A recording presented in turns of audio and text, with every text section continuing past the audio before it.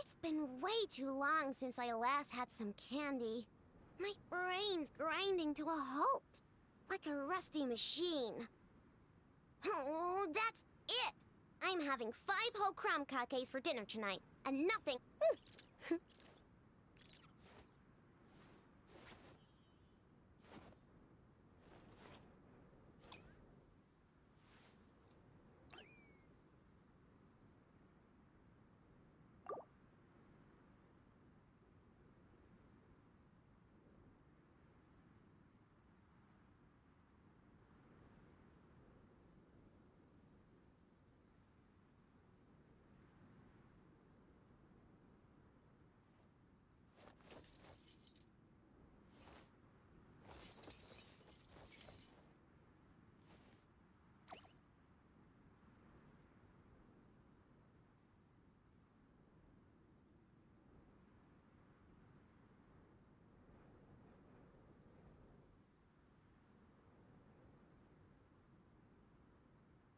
Oh, I just got a really bad toothache.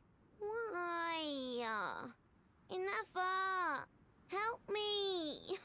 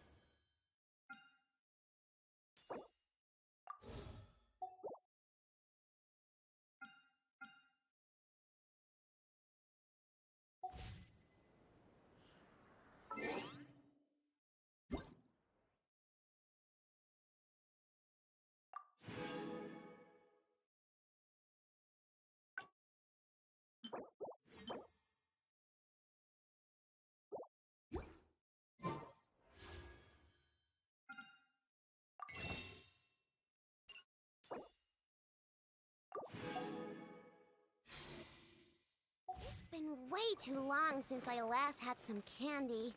My brain's grinding to a...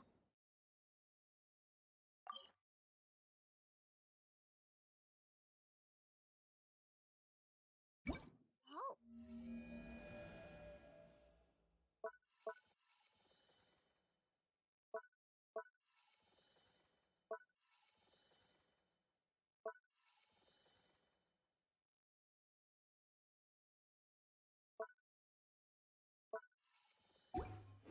Like a rusty machine.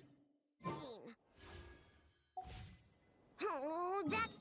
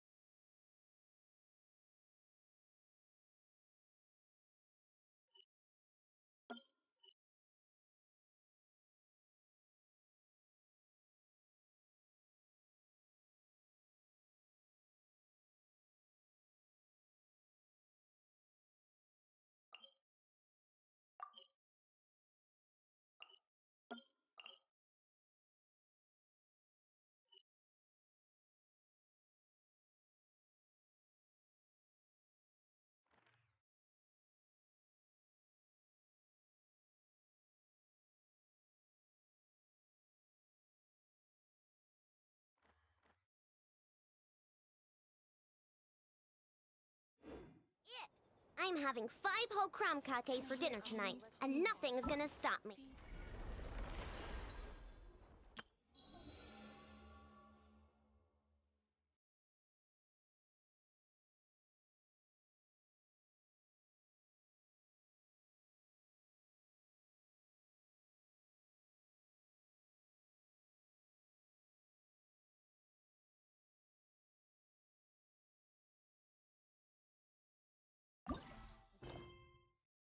Not even. F is super angry mode.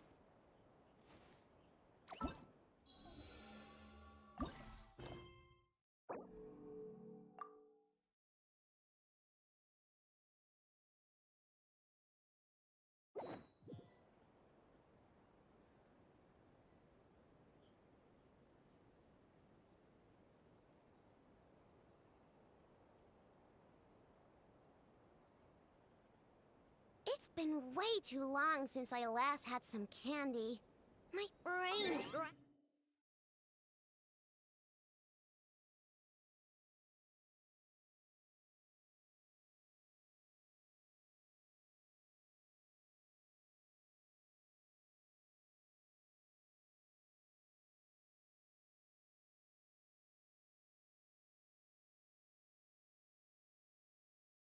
grinding to a halt. Like a rusty machine. Oh, that's it.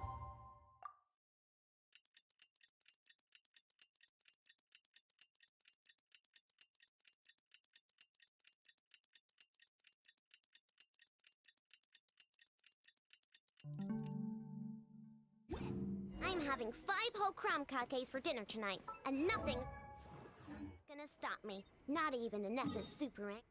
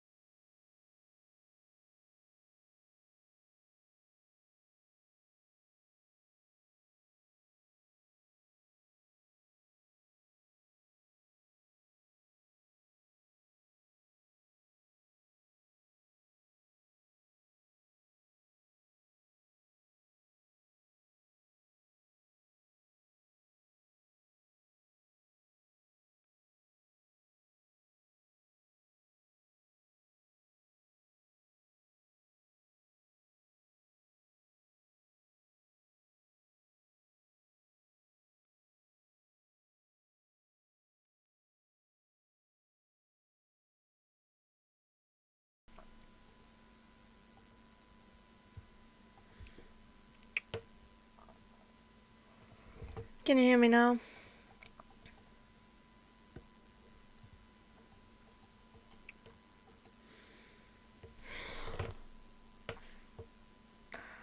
Let me guess, you couldn't hear me. Yeah, great. Thanks for that again, PC. I was explained 2 or 3 times why it was working. Basically, my PNG tuber is bugging whenever I tap into the game. It's basically lying to me. Whenever I go out, see it on OBS or on the program itself, it's working just fine. But whenever I go into the game, suddenly it's bugging. And I didn't even know that until I watched one of my streams back. So there you have the reason why it's that.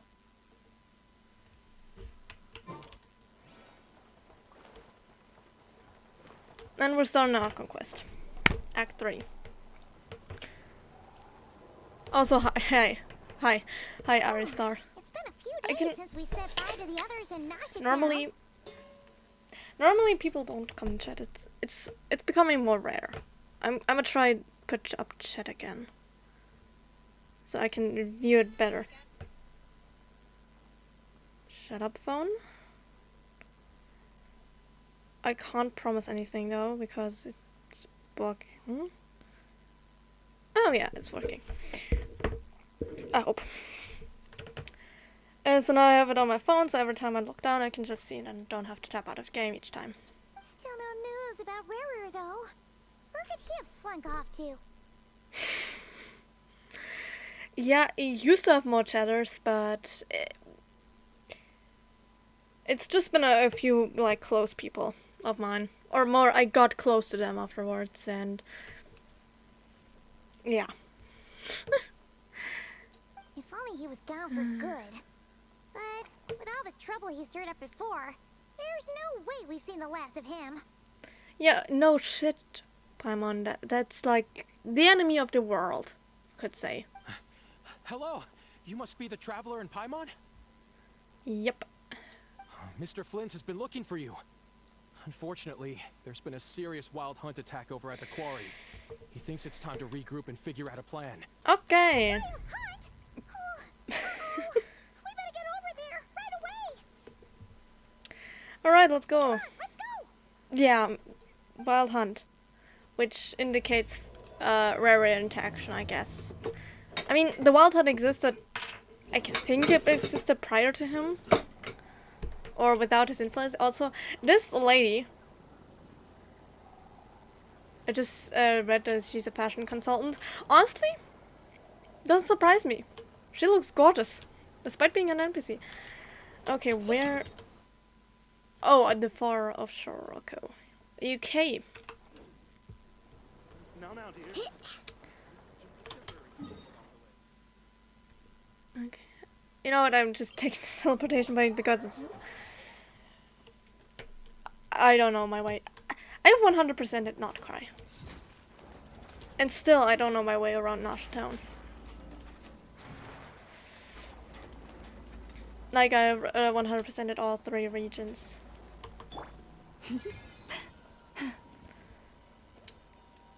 Oh! Oh shit! It's getting worse. Like, you saw the cracks on the thing. I'm gonna steal all the cool clothes she has. Yeah. You can literally see the abyss like, oh hi! There's others too. Is Llama praying? I can barely sense any Kuvaki at all. This whole area feels like a soulless husk. Looks like his appetite truly is insatiable. As if the power of that energy cannon wasn't enough. Yeah, right. He's feeding off Kawaki. He's not seriously By the way, still getting stronger. What's his endgame here? by the way, Arisa, are you also a Genshin player? Back to the game. I think his endgame is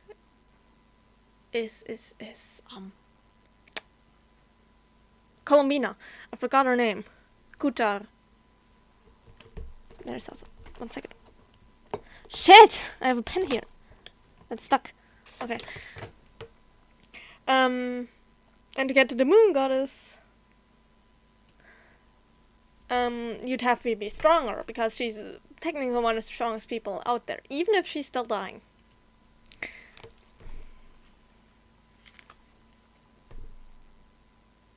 Yeah, I yap a lot about it. I'm a lore player. Although, I hate reading. I mean, like, quests is fine, but whenever there's a long book, I'm just like, oh no. If it's required during a quest, I will read it, but otherwise, no. Yeah, his endgame is probably getting to, Colombino. I guess. He's obsessed with the moons. Ah, everyone's here already. Hey, we made it. So, what's going on? We've all Wild been on hunt. high alert since we split up a few days back, expecting Rerir to strike again. So, let me check something. Okay.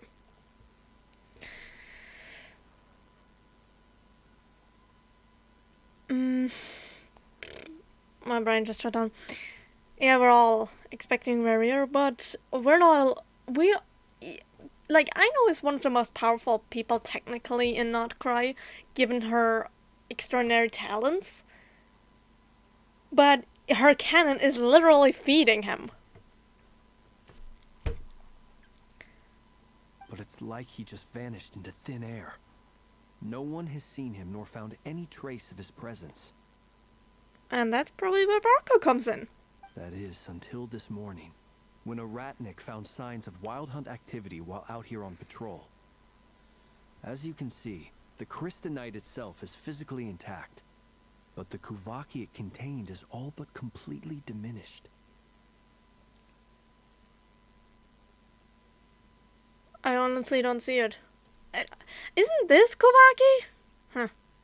And we're sure that Rerir did this. I mean, who else would have the power to do that? Who else? He's the only one who could pull off a stunt like this. Yeah, that's what I'm saying. Like, the wild hunt doesn't affect Kuvaki. Megan, I have no idea where I got it. I do also have a scar on my neck. I do know where I got it, and it's like literally tiny. I can't even see it anymore. That's a childhood story of mine.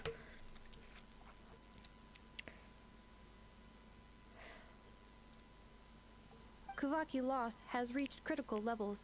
Reikir of Solnari set to maximum threat level. It wasn't previously?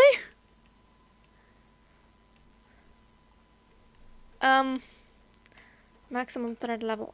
I hope you don't mean that he's finally reached all of his power, because then we're fucked. Because I'm just like saying, Serdologia has definitely 100% of his power. He's not in Tibet right now. Reindaughter has 100% of her power, probably even stronger now. But she's also now playing by the rules, because, well, she's among the shades. Vetrofolio is seemingly stuck in a crystal, and the fifth one, whose name I cannot remember, who knows where he is. Or they. I don't think there's a gender confirmed. Who knows where they are. But Rerir specifically, he's the danger. He can just do what he wants. And he's in Tibet right now. And looking to attack. And if he regains all of his power, we're fucked. Warning, unless de-escalation measures are taken soon, he will pose a threat beyond our ability to contain. The consequences could be catastrophic. He has the power to destroy the world if he wants to. What do you mean what happened? The story of my scar or in-game?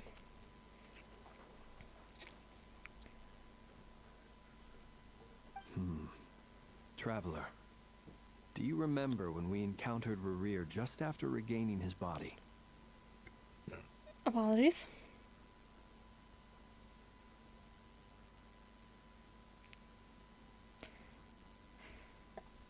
The scar. We were at the confirmation. I think it's also confirmation. I don't know. Basically, when you go to, like, Christian school or something. I'm not even sure. I'm not Christian. My sister is. But it was my sister's confirmation. And I was, like, I don't know, 6 or something. And my father had me on his shoulders, and I was wearing a dress. But he decided to let go of me to open the door, and I fell backwards on the floor, and there was a button on the back of the dress, and it basically just buried itself fully into my body. My mother had to pull me aside into the restroom and pull out the thing out of my body. I don't even remember that.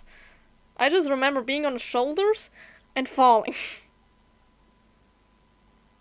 But yeah.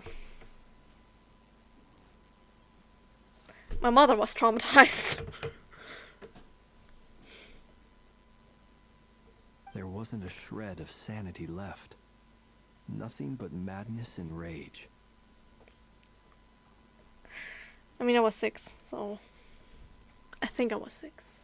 Maybe even younger. 5. Yeah. He was extremely dangerous even then. Yeah. Yeah, didn't he shout out a bunch of names? Then he started raving about how nothing in this world mattered to him. Yeah, he named the other sinners and then another name. I was thinking that it was another sinner, that the one I cannot remember the name of, but it wasn't. It was someone else. Someone we had no idea existed prematurely before that. Yeah, imagine pulling that out yourself too. Like, I understand my mother. Like, ooh. But yeah, it happened years ago. Oh, Paimon gets chills just thinking about it. Oh, but the thought that he's still out there, lurking somewhere in Not Krai, waiting for his chance to strike? Oh, even chillier.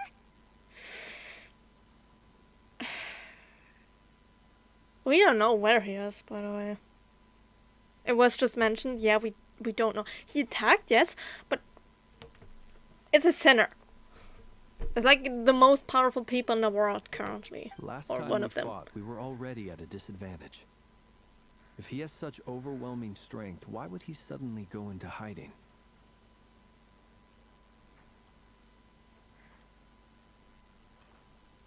Because of Kolomina, maybe? Yeah, if I were him and I wanted more Kuvaki, I'd just take it by force. No point staying in the shadows. I'm thinking it might be something to do with Kolomina. Or maybe Sandrona was right and she somehow is at a level, but it's doubtful. I mean, she's number 7 of the 2 Harbingers. And he's presumably stronger than Capitano, so no. Unless something went wrong. His whole resurrection thing didn't exactly go smoothly. Yeah, he's still missing his heart, and he has no way to regain that. The other thing is, how does someone who's completely lost their mind still have the wherewithal to cover their tracks so perfectly? That's also a good point. Beats me. I mean, you're also a child, I know, so... According to certain medical studies, insanity does not always entail a complete loss of rationality. It may be that he is simply living in a world of his own. Maybe. That actually sounds about right. He was ranting away to himself the whole time, like he had zero interest in talking to us. Until he attacked us. There are many unanswered questions here. He could be right under our noses, and we'd still be in the dark. Besides his name and title, we know little about him. Certainly nothing about his past, or what he might be hoping to achieve. We only know that he's obsessed with the moon. But there is someone who might help us. Someone who was in the teaser, in the trailer, for this version. A certain someone who's looking to kill him. Dainsliff. He's been sharing about the sinners from years ago already. Hey, Exactly. And we wouldn't even know where to begin looking. Even Boss hadn't heard of the Rahir of Solnari before all this. Damn. That's I'd be surprising, willing actually. to bet that even if we gathered together every scrap of intel in Nodcry, we still wouldn't find more than, like, 3 useful facts about him. That's 3 more than we have currently. So, if we do nothing, he'll just keep getting stronger. And if we want to investigate him, we have no idea where to look. Last time we had Marionette and her big robo-buddy to help us, and we still barely held our ground. If we had to face him alone... Yeah, this group alone, we die. Awesome. I'll be right back. It's really chilly here.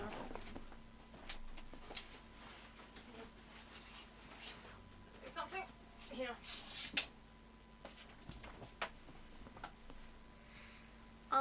Yeah. Often seen out also on the internet how many people actually underestimate the sinners by far.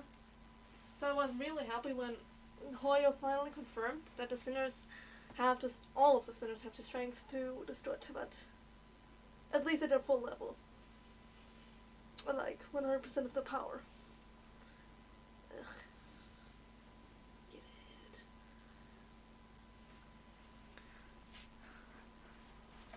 Okay, back. So, let's continue. Paimon's head hurts just thinking about it. What are we supposed to do against a threat this big? I have absolutely no idea. Even the group we saw in the trail, even then, I'm like, that's actually difficult. I actually do have a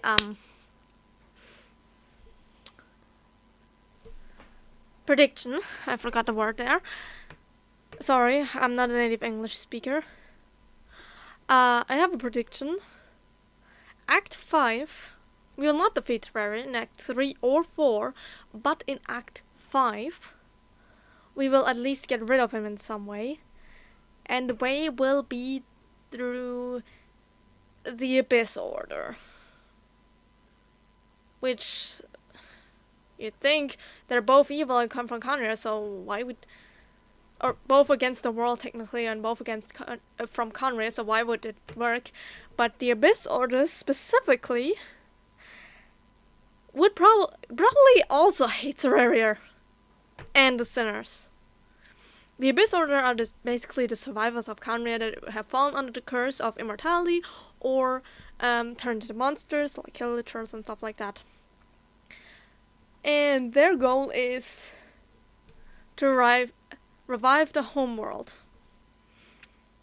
which the plan is already pretty strong going forward.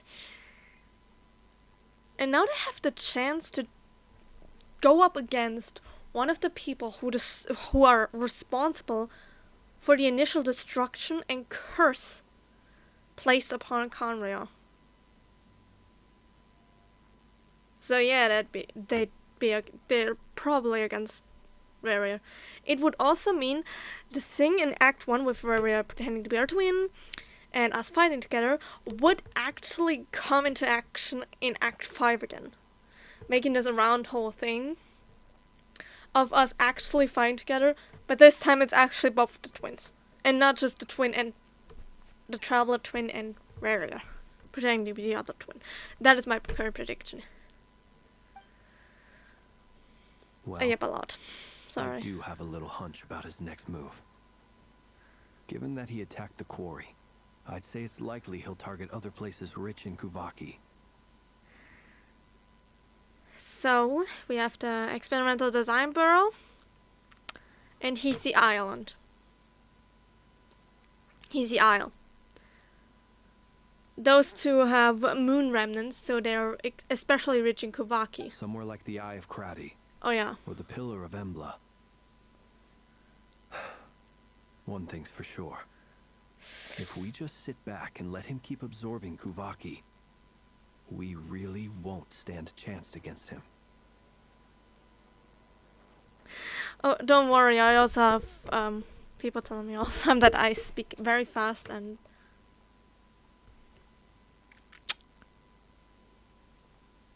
I don't know what it's called. 1 second.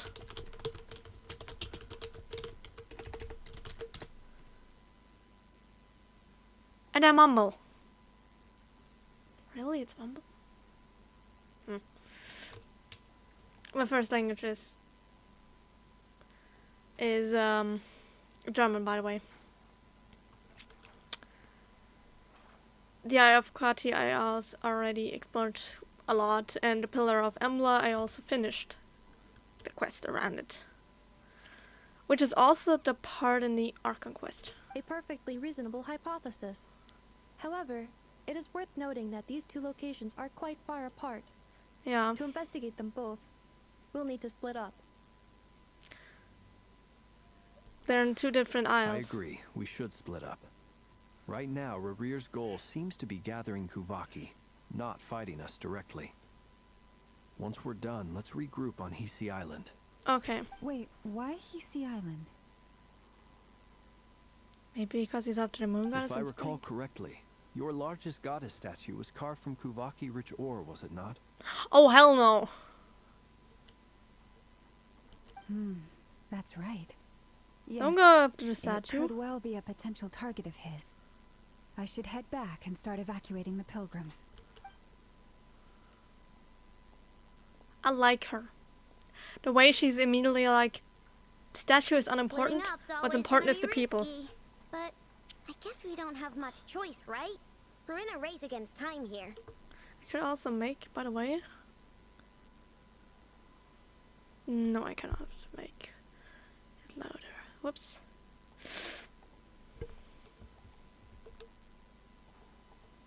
And if we do run into Rear, what then? Just keep distance for now, I guess. That's when you follow the third rule of treasure hunting. Run like the wind. Okay. Didn't you say the third rule was go with the flow? I don't know. Did I? Anyway, whatever. In this situation, go with the flow means go find backup. Agreed. If anyone finds so much as a trace of Rarir, do not pursue him. Get out of the area and alert the rest of us as soon as possible. We need to put safety first. All That's right, true. we better get moving. Come on, Anefa, let's go. Where are you two going? Oh. Makes sense. We're just talking. Yehuda's running. And Loma is getting the people to evacuate.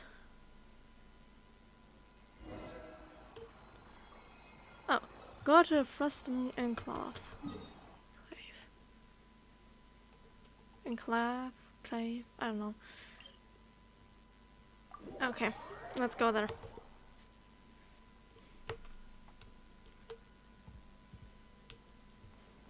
Hisi Isle is also so beautiful. And something I noticed, you do not, I mean there's the moon, the false moon, but one thing you cannot see is, for some reason, Celestia. I was looking for it a while back.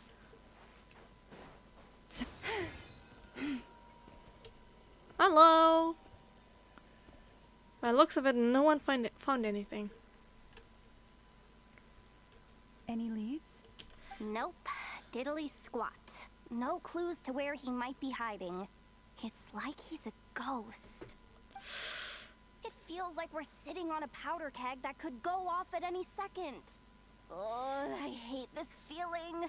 I'd rather face him head on than be left hanging like this.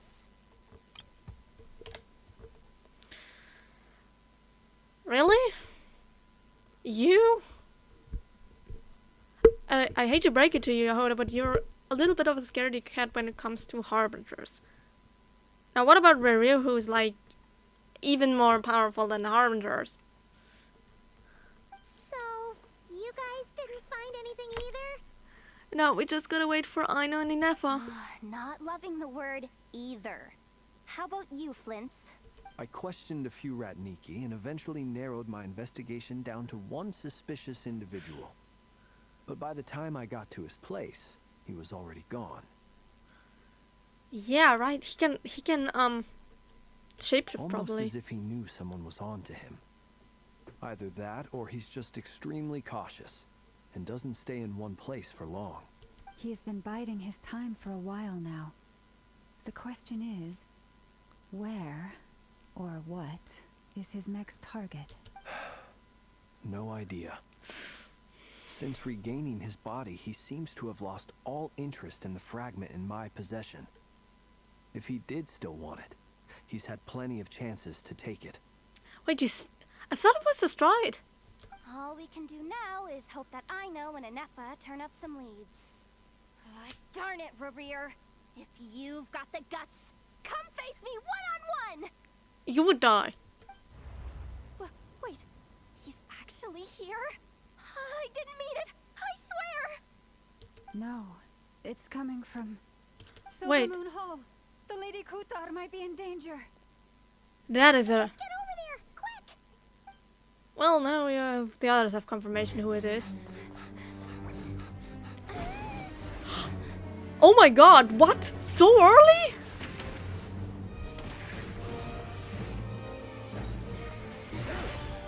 Shit!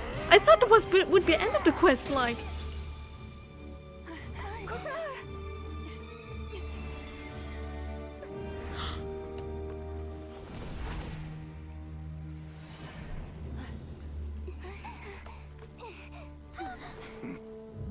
Shit. Why do you think? Stop him!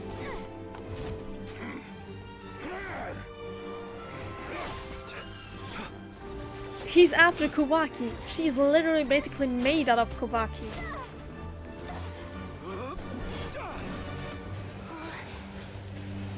Yeah, hold this. Insane. Yehuda, get Kutar out of here. On it.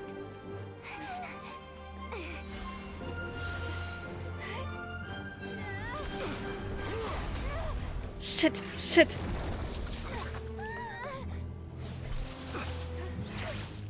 Look where your feeble light has gotten you. Now, Paimon, I love you. shall plunge into darkness. Thalindis, Lindis. I will find a way. Watch out. No!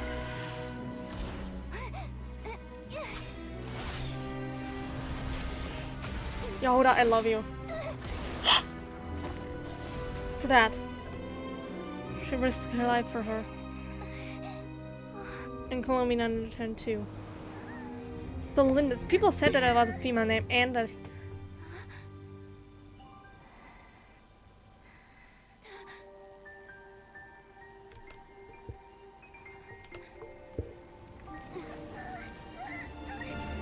What? What?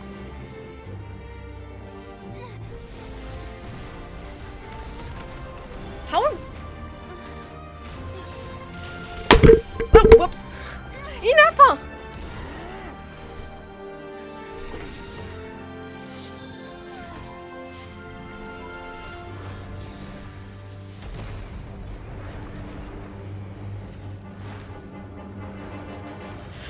Oh shit. The wild hunt. Find them. Even if it means turning this place to ashes. Okay, people were saying.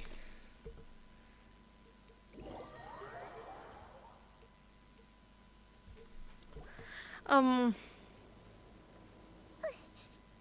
was too close. Oh god, I cannot. I'm sorry, I do not have money. I do not.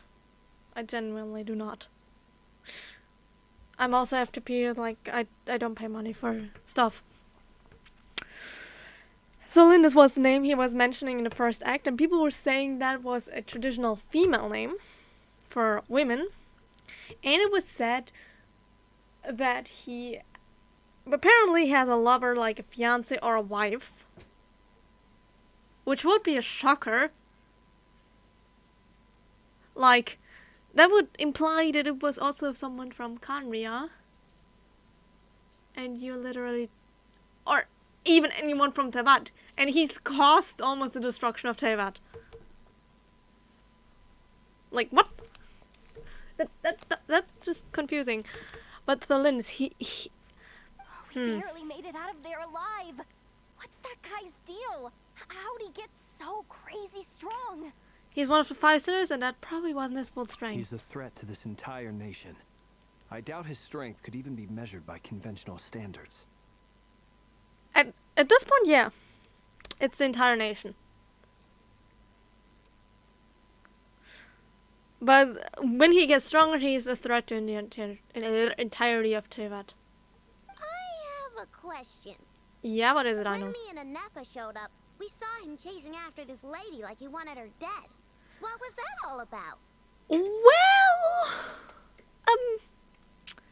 I don't know. I don't know whether he wanted her dead or wanted something else to do with her. But it's probably because she's the moon goddess. We And weren't she's... here for the whole thing either. They were already duking it out by the time we arrived. Yeah, we didn't see how it all started. It all escalated so quickly. We had no choice but to step in. Kutar, can you shed any light on the situation? Kutar. Cross-checking database. I see. So you're the one that the Frost Moon Scions refer to as the Moon Goddess? Yes. Wait, she's the moon goddess? Oh, no wonder she looks just like all those statues. There are many reasons why people might worship the moon. And just as many why they might despise it. I've never met that person before. But there was no mistaking his deep-seated hostility towards me. But Why why? he holds me in such contempt, I cannot say. But since he hunts the power of the moon, it's no surprise that I am a target. I really like her voice. Kutar, There are many potential motives. For instance, you help the traveler escape his grasp. This could be his way of taking revenge. I doubt it. I don't think he views it as big of a threat. It is also possible that he covets the Kuvaki inside you, and seeks to take it for his own. The list goes on. That could be a potential reason. But, right now, devising a counter-strategy should be our #1 priority. The likelihood of this location being discovered is close to 100%. A counter strategy? But we don't stand a chance against an enemy like this. That's why we won't be alone. Surely our only option is to run. He's not gonna chase us to the end of the world, right? So as long as we can sneak out of Nodcry undetected. Yehoda, I feel like you're forgetting that's a sinner. One of the 5 sinners. The one who basically made the Abyss active again, causing for almost the entirety of the Tevat being almost destroyed. I mean, all of them contributed in their own parts. But and I have to skip through that again. That was too close. We barely made it out of there alive.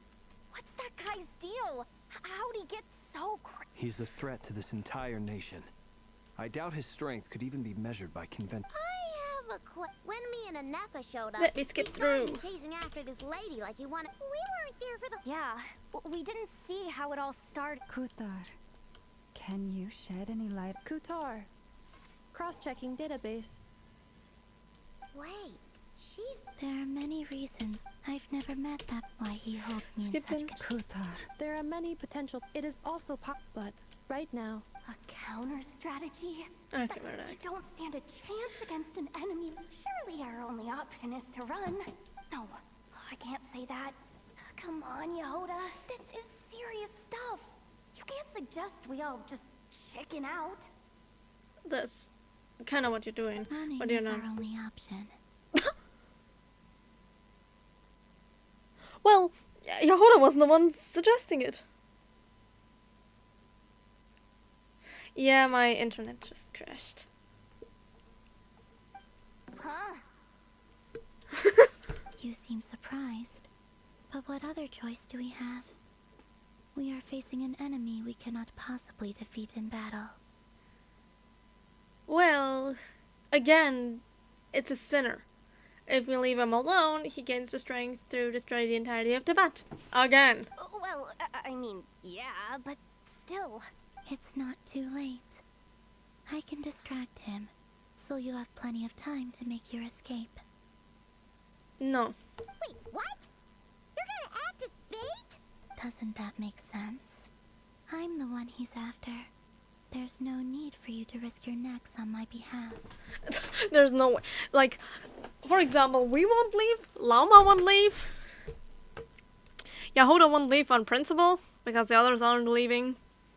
It feels fucking wrong. A coyote doesn't stop for bypassers while it's howling at the moon. What is it, Lama? The Frost Moon Scions have already grown accustomed to life without their goddess. My presence here is no longer essential, and this is not my home, so you needn't ask me to stay. 1 second. Someone wrote me.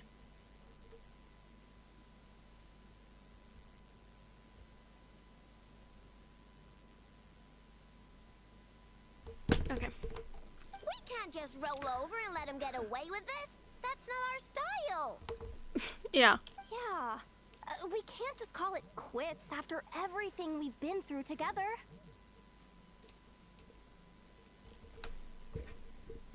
Another person.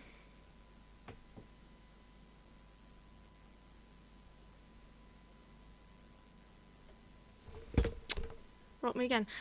Yeah. Besides, she pretty much saved my life back there. If I just ditched her Yeah, now, she did. I'd never forgive myself. Oh. We can't overlook that you have saved our lives multiple times now. To talk of did. returning the favor would be a little crass for my liking. But suffice to say that we are friends, and friends look out for one another. Aww. River's true objective remains unclear. Even if we were to sacrifice Muskutar, there's no Apologies. guarantee he would stop. We stand and fight no matter what. But No buts! Kutar, I know why you left the Frost Moon Scions so long ago.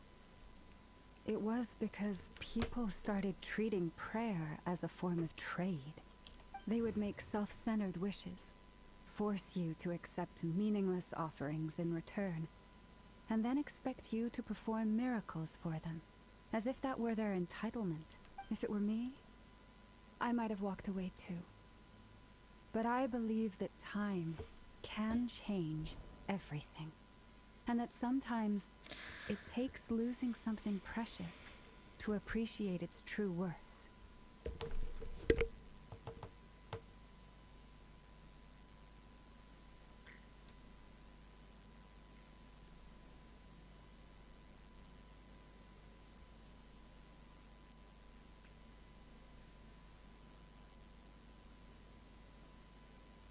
Okay.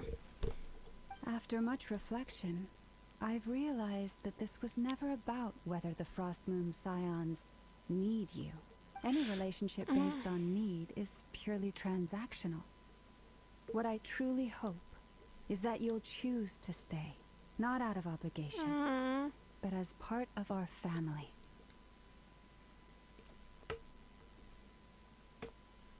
That's really sweet. You were born here, and now you've returned.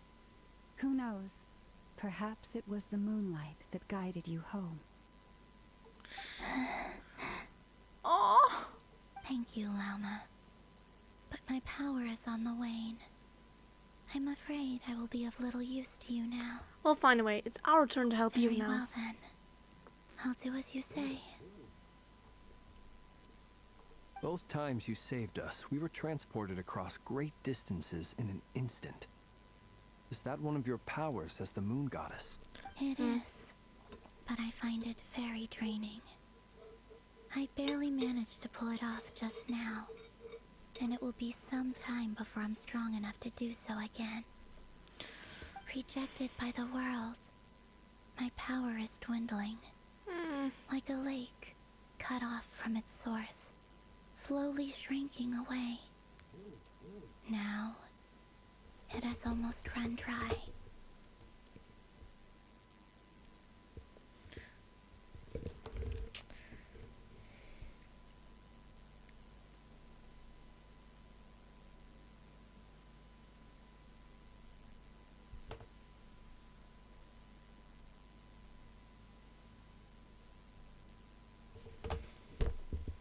Okay.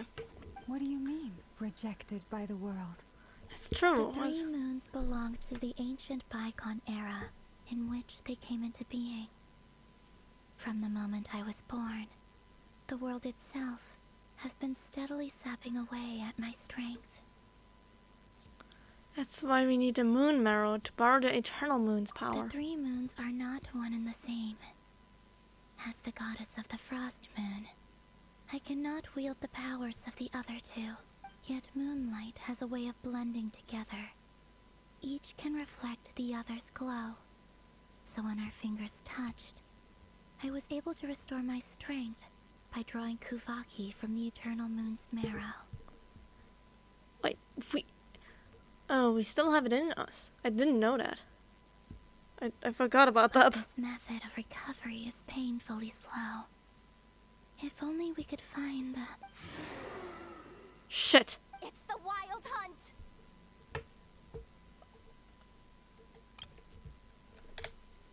That Yehuda was the first to recognize that. It's actually... Even faster than we expected. We'll have to finish this conversation later. See how those Wild Hunt creatures are running away from us. They're likely just a scouting party. Which means Rerir won't be far behind. Then what are we waiting for? Let's get the heck out of here! Yeah, let's go.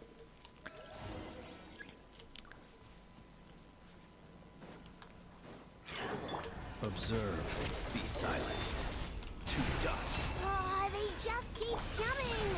This is driving me nuts! Rerir's closing in on us. We need to pick up the pace.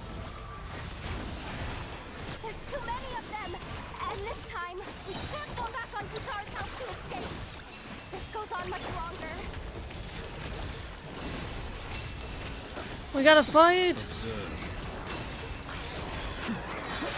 The long sleep Oops. beckons.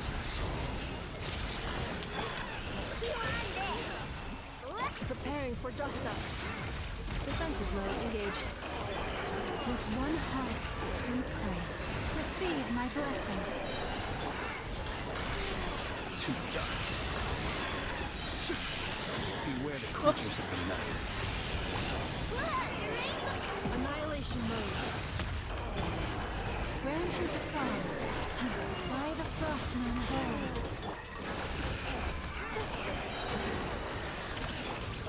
Be silent. Close your eyes. Feel the dark.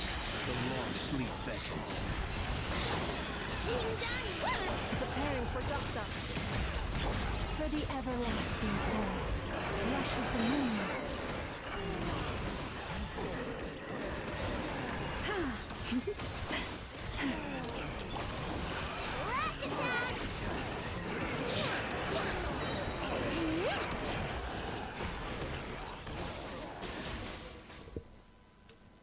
Through.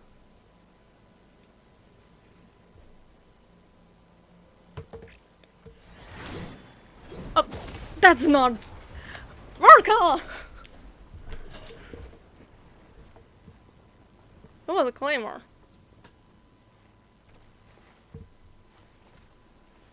You do look weird.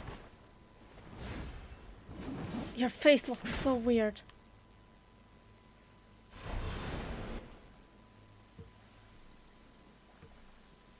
What's the matter? Bit off more than you could chew?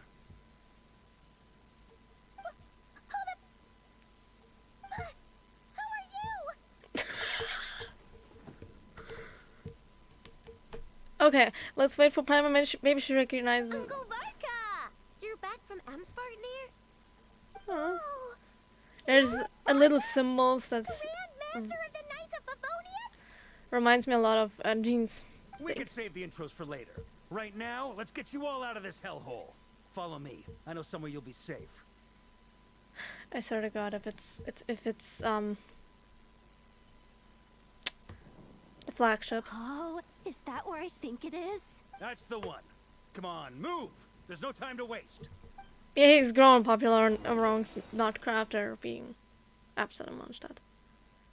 Is it a flagship? Either that or it's never thing. It's neither. Okay. Wow! Where are we? This is so well hidden. Well, that goes without saying. This is the Knights of Favonius' meeting place in Krai, and a contact hub for the Northern Intelligence Network. The Northern Intelligence Network. AKA the black market of intel. No matter what faction you're with, it's the place to buy and sell information. Their headquarters are in Krai, but they've got contacts in every nation. As an expeditionary force on foreign soil, working with them has offered us the most effective way of getting our hands on reliable local intel. This is where we meet, so naturally, it's secure. Anyway, where were we? Folks from Krai should be pretty familiar with me by now. But I believe this is the first time we've met. Yeah. Allow me to introduce myself. I am Varka, Knight of Boreas, and Grand Master of the Knights of Favonius. We've heard all about you. This meeting's been a long time coming. It is. You look way younger than Paimon expected. But you definitely have that Grand Master vibe. Well, I'm no spring chicken. Just not showing my age yet. The weirdest part about his face is literally just that he has a 3D nose. It looks off-putting. Definitely feeling some of that back pain today, though. Rushed back from Amsvartnir without a wink of sleep, only to get right into another fight with that freshly revived maniac. Wait, you know him? Another? You mean you fought him before? Yep. He wasn't nearly as strong back then, but he was still a formidable foe. Yeah, I brought okay. some of the knights along to give him a little surprise, but he saw us coming from a mile off. Dang. Oh no, Chad. What the hell is Chad doing? Don't crash on me. My squad took heavy injuries, and I barely made it out alive myself.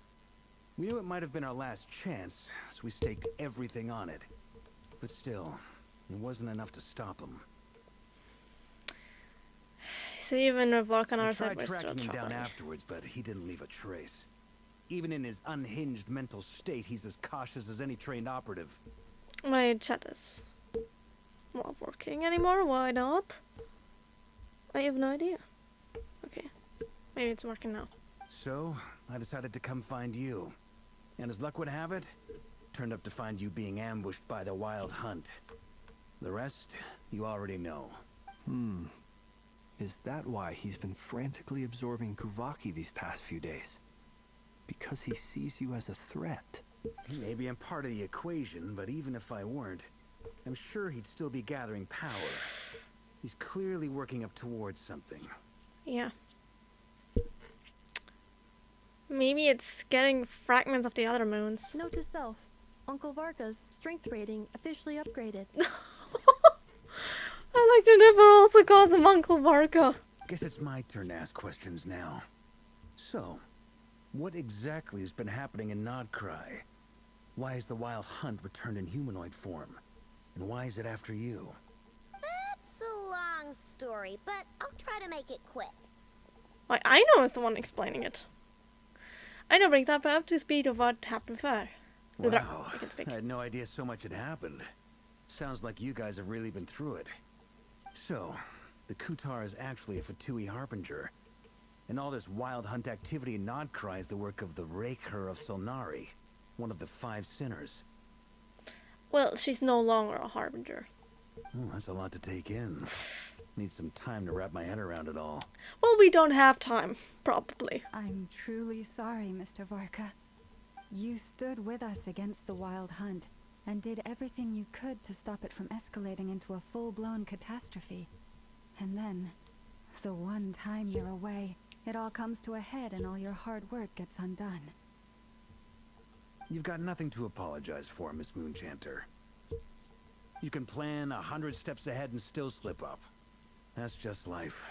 No one knows what tomorrow holds. You can't predict which way the wind will blow next. And, to be perfectly honest, I can't say I'm surprised. For all the times we've defeated the Wild Hunt in the past, we've never been able to completely wipe it out. Turns out, we were just delaying the inevitable. But now that a new variable has come into play, fate may well take a different course. A new variable? You mean us? Who else? And in a strange way, I think his resurgence might not be an entirely bad thing.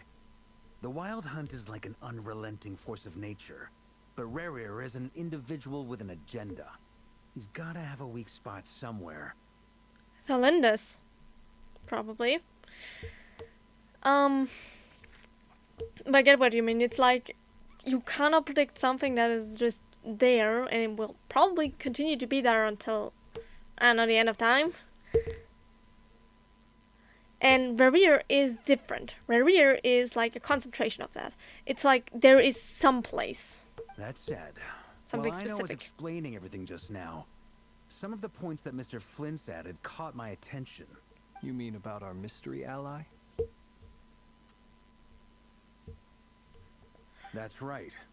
From what you said, not only did they lead you straight to some key files, they also shielded Hisi Island from a lethal Kuvaki blast. The iridescent moon. That's my prediction now. I don't know who or what could pull something like that off. Heck, even Miss Columbina doesn't have a clue. I hadn't heard the story about those files. Would you mind repeating their titles for me? Wild Hunt Phenomena Log, a Krai and Ratnik's Field Journal, and Kuvaki Survey Log. Oh. No. Still doesn't ring a bell. Another dead end. Guess all we can do now is hope that our mystery ally keeps showing up when we most need them. Still, it's safest to assume they won't be intervening again. From here on out, we'll have to resolve this crisis by ourselves. Your intel also explains something else I've been wondering about. The reason I led my team to Amsfartnir was because we'd had reports about a possible source of the Wild Hunt showing up there. But once we looked into it, it turned out to be a red herring. I don't know who was behind it, but clearly, it served its purpose. I doubt it's by chance that he happened to make his comeback while my attention was diverted. And from everything you told me, it sounds like his scheming began well before his return. So maybe luring me away was all a part of his plan. Possibly. But is it even possible that he orchestrated all of this by himself? This is the second time we heard that it's difficult for him to do all that on his own. But who? This iridescent moon is like the entire time in the back of my mind. We saw the iridescent moon, which is the smallest moon, and it's tiny. Literally in comparison, it's still big, but like for a moon, that's tiny. The Moon Maiden and the Raker of Solnari. Krai of all places. The way everything is unfolding, it can't be a coincidence. You look weird. So, I'm just what do focusing we on do his now? eyes because those Got look any normal. ideas?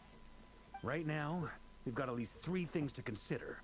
Let's go through them one by one. Alright. First, we need to figure out how to take down Rerir. If we can't beat him in a straight-up fight, the rest won't even matter. We might not be able to get him in a straight head-on fight, but there are other ways. To my knowledge, the bulk of Krai's fighting force is already gathered here. But even with everyone united, we're still no match for Rerir in his current state, let alone with his power still growing. What if there was a way to tap into a new power of our own? How so?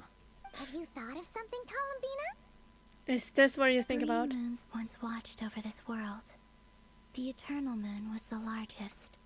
The Frost Moon was the brightest. And the Iridescent Moon was the most mysterious. We do have the power of the Eternal Moon, or a part of its power, which is on us. They say that back then, the 3 moon goddesses wielded immense power. Enough to shape the workings of the world itself. I now bear the Frost Moon's power. and the eternal moon's marrow resides within the traveler. Hold on. Are you suggesting? The iridescent moon. The last piece in the puzzle. And that looks like a little bit like the Crimson Moon. And we know Arlecchino... Oh my god. Arlecchino, you're getting the power of the iridescent moon. That's right. If we can find the iridescent moon's marrow, I will be able to regain my strength much more quickly. Also, I like how tiny she looks in comparison to Lamo. It looks really funny. Lama is just huge. She is technically the tallest woman, even if her hitbox is smaller than some others. But her like head, based on her head and shoulders and all that, she is the tallest woman in game. The three moons are said to stir the tides and illuminate all things. Perhaps they hold further secrets beyond our understanding.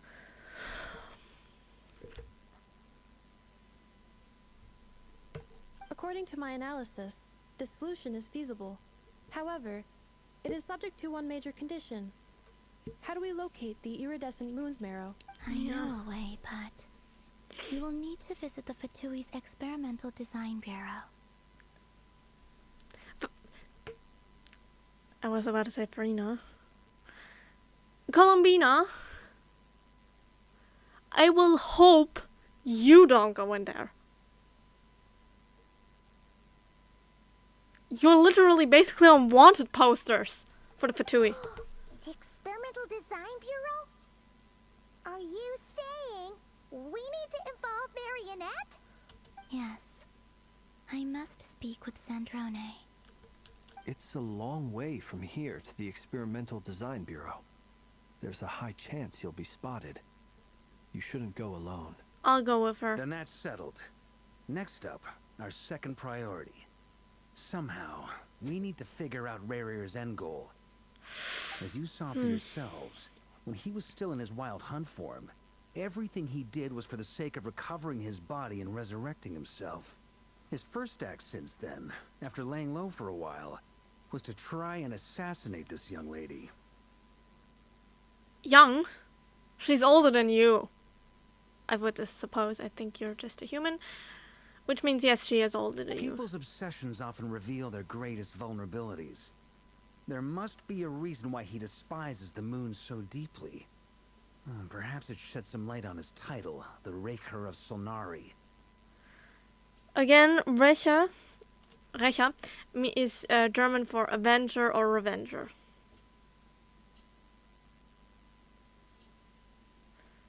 Like someone taking revenge. And I heard that Solnari means moon.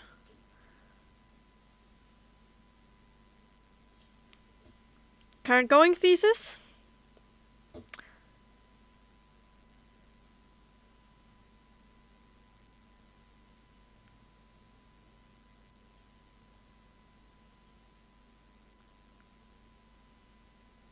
My brain just shut down. My current going thesis? Thalindus died and Colombina was born from her. Which may be incredibly wrong and very stupidly wrong and so on, but that's what I'm...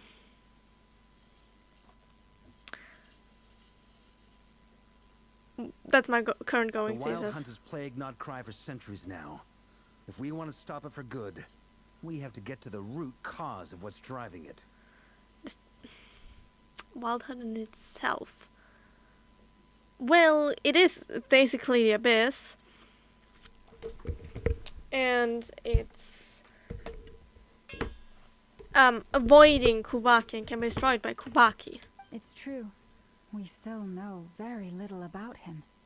If Kuthar hadn't given us that lead, we wouldn't even know his name. Again, the person who might know more is Dainsleif. But where would we even start? I doubt even the Intel Queen of Nokrai has a clue. And she has info coming out of her ears. Yeah, she's talking about Nefer. Oh? That's a rather hasty conclusion for someone who's so painstakingly meticulous when it comes to dealing with machines. Hi! Didn't expect you to show up here. She heard me. Uh-oh. Boss! What are you doing here? I'm now asking myself the same question. I received a letter from a humble knight of Favonius, requesting a meeting to discuss a major business deal. But it looks like this humble knight had something else in mind. Details, details. Miss Neffer, the important thing is that you've arrived at the perfect time. Yeah, we're kinda... Since his failed ambush, I've been racking my brains trying to come up with a plan to fight Rarier. Given the severity of the situation, I think it's fair to say that our only chance lies in uniting as one. And I'm talking all the factions in Not Krai. We can't do this without the Curatorium. But I knew it'd be a tough job to win you over. So, I took the liberty of reaching out for a little chat. Wait a sec. How did you even hear about this place, Neffer? Didn't you say this is meant to be the Knights of Favonius' meeting spot? And a contact hub for the Northern Intelligence Network? And isn't it supposed to be super hidden? You really think he could have gotten settled in Nodcry without my help? Besides, I'm the one running this gig.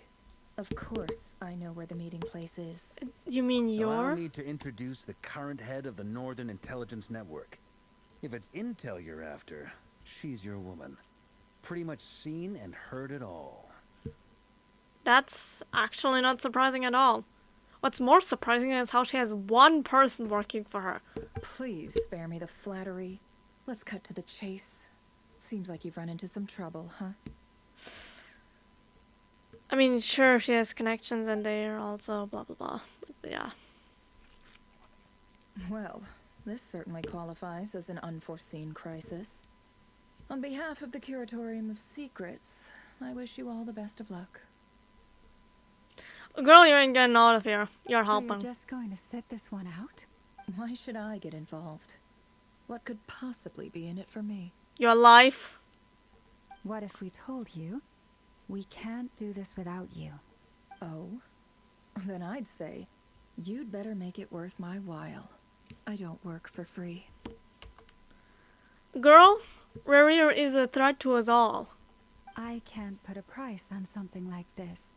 It's just not in my nature. But then again, you and I have always been polar opposites in this regard. So I can't exactly say I didn't see this coming. If you insist on compensation, I will pay you.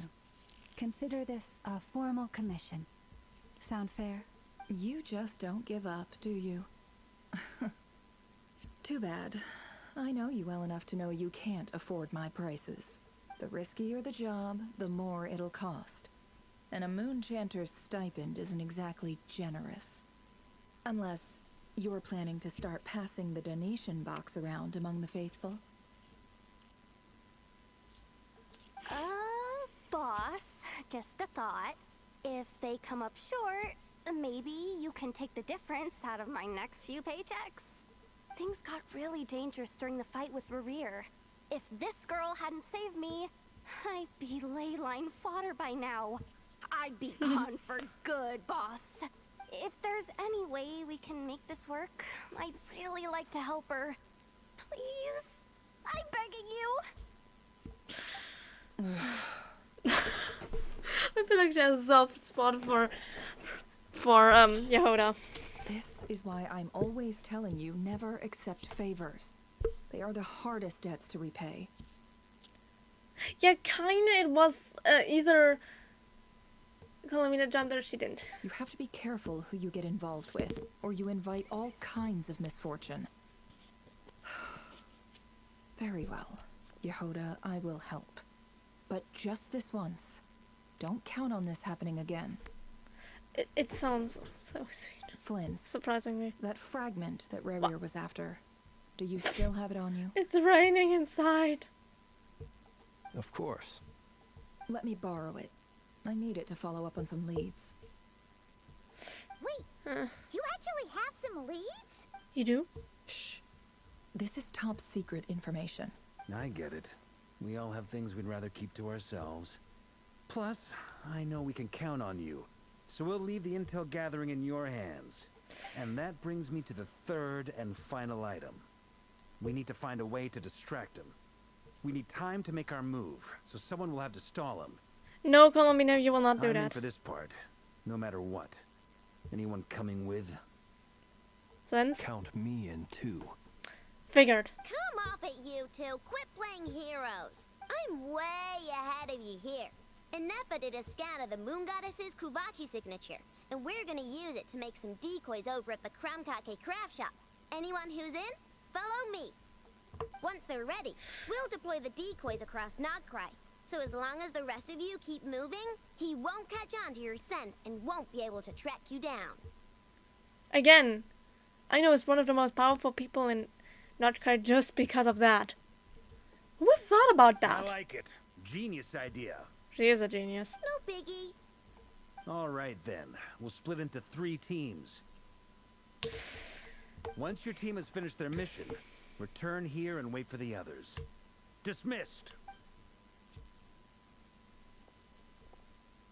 No, we're leaving. The map. Where? Ooh. Ooh. Oh my god! That's so adorable! Who made that?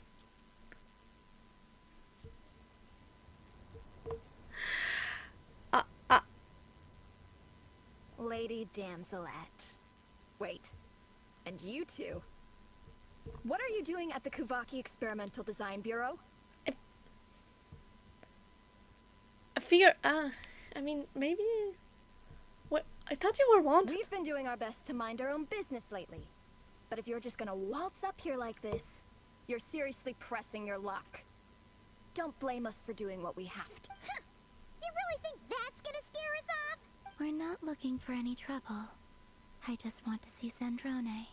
Do I need to remind you that you're still a wanted fugitive for deserting us? Out of consideration for our former ties and the crisis we're all up against, we'll let you leave in one piece. But don't even think about trying to get inside. Let them in. Yeah, I figured. Oh, that music. I figured she would come in.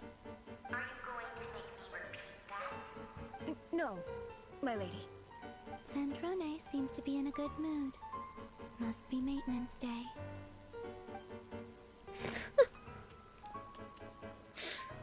Okay.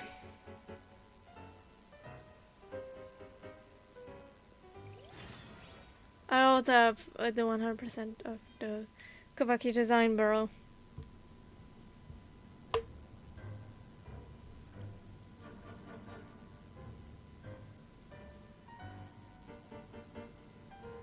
So tell me, to what do I owe the honor this time?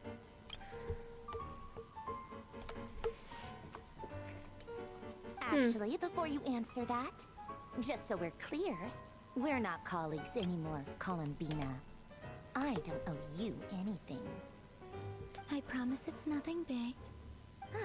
It seems like you've gotten the wrong idea here. The only reason I let you in was because I was bored. It seemed like a way to kill some time and satisfy my own curiosity. She's actually really pretty. Whatever miscalculations I may or may not have made in the past, I haven't lost the plot enough to even consider sticking my neck out for your sakes. I'd like to speak with Arlecchino. What? What? I'm very confused here.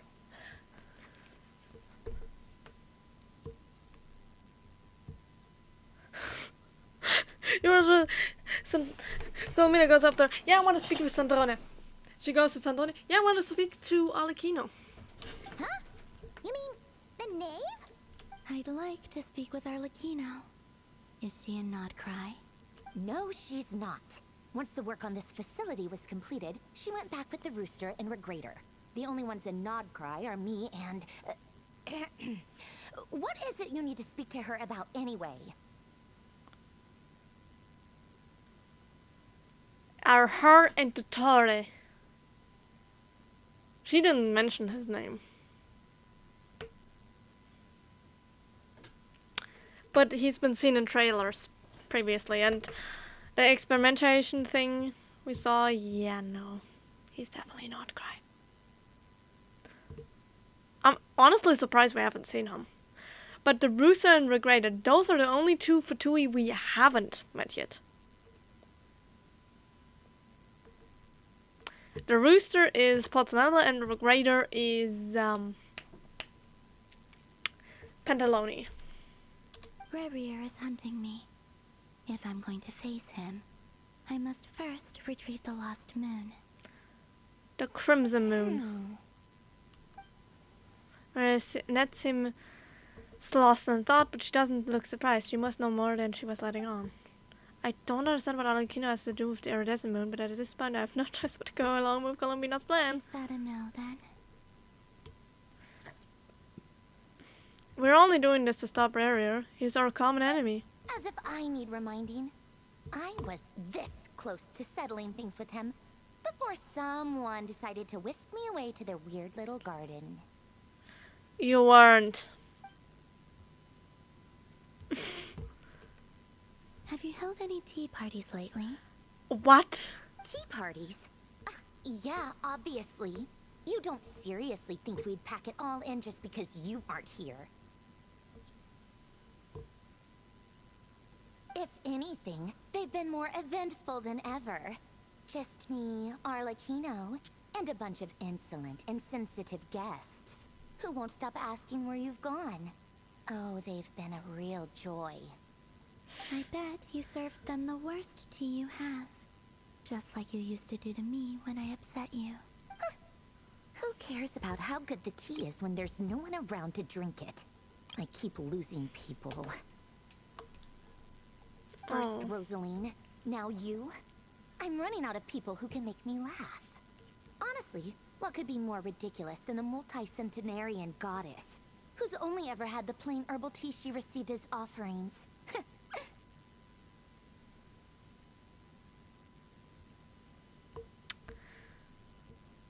I like that she also calls her Rosaline. It's interesting. It sounds to me the closer they are, the more personal the name gets. And it's specifically shown to me during Columbina. When she's talking about the Tory, she only calls him by his title, the Doctor. When she's talking about Sandrona and Alakino, she calls them by those names, which are their Fatui names. But she calls Senora Rosalind, which is her real name.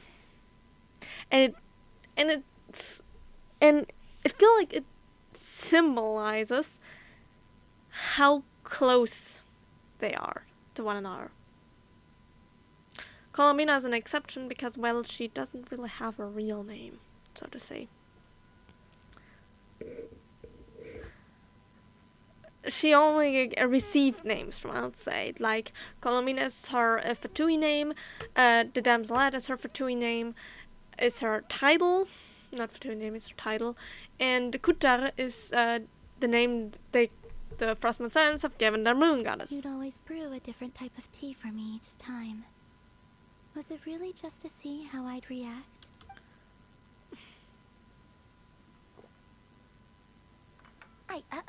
Well, duh. Why else? Watching you squirm was practically my only form of entertainment. You care.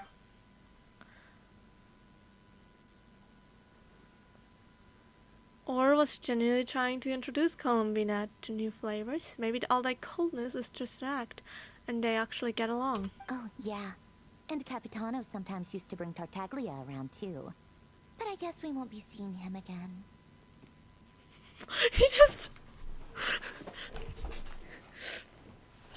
So, this sounds as if Child is just like,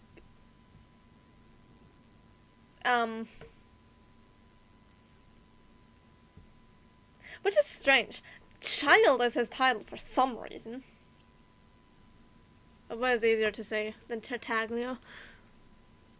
A child seemingly just was dragged along by a Capitano. Which is funny. I thought they would be more distanced, but it sounds like they weren't. And, well, yeah, if it was through Capitano, then yeah, it's not happening again, because, well, he's dead. Well, I guess we are overdue for a get-together. Polonia! Have Favronia pass a message to Arlecchino for me. It's time for tea. Will suffice. Pass along a message for me, too, if you would. My body cannot contain the marrow of 2 moons, so I'll be leaving one of them in her care. Excuse me? Who said you were on the guest list? If my tea meant that much to you, maybe quitting the Fatui wasn't your brightest move. I feel like this has nothing to do with her leaving the Fatui as being like, you left, you're an asshole. I feel like she genuinely hurt Centrone. Back when you were under the Tsaritsa's protection, no one would have dared come at you so openly. But that protection didn't come for free. In fact, I paid dearly for it. At the end of the day, it was just another transaction. Yeah. I just got tired, that's all. I never wanted any part in their grand ambitions, and I've had enough of being treated like a bottomless supply of power. This is probably power through Kobaki, which is why it's zoomed out to this. It brings back memories from the old days, when I was still worshipped as the moon goddess. Centuries on, it may be a different group of people, but I see the same greed in their eyes.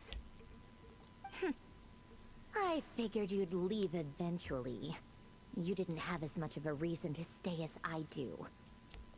What's your reason to The stay? Tsaritsa gave you shelter and protection, but that was it. Nothing more, nothing less. Meanwhile, the Fatui demanded everything from you in return, until it was more than you could bear. She understands. I get why you left.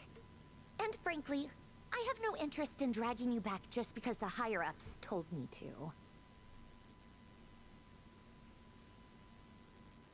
Even if her voice sounds like it, it genuinely feels like she cares. But if you keep hanging around with this riffraff, the next time we cross paths, we might be enemies for real. What did we what did we do?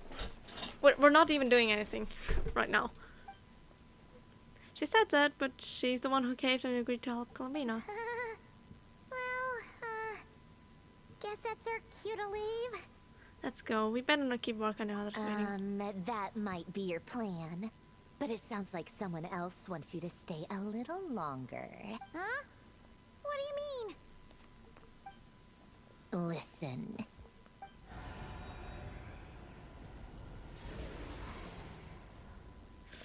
Oh! Hello. Also, music. I forgot the music. Hello, Rarier. I'm guessing. My lady, it's the Wild Hunt. A horde of monsters is headed straight for the facility. Or he's looking for the moon fragment hidden underneath. I mean, it's not hidden anymore. Another uninvited guest trying to crash my tea party. Clear the area. I'll handle this. Wait, what? You want us to leave you here by yourself? Huh, you'll be lucky to make it out of this alive. You really think you can afford to worry about me? Go on, get out of here. You may have stopped Polonia from crushing him last time, but I've made sure that won't happen again. The entire Experimental Design Bureau is rigged for war.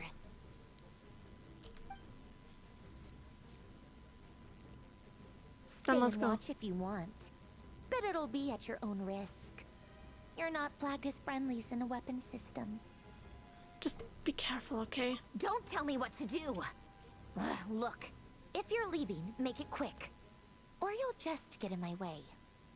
There's a secret passage on the 2nd floor. It'll take you right to the plains out back. She did. It's so interesting to see how she cares. Despite not showing it.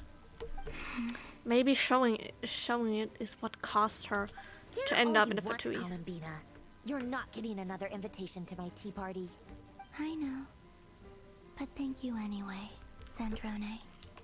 This is exactly why you shouldn't hang around with those people.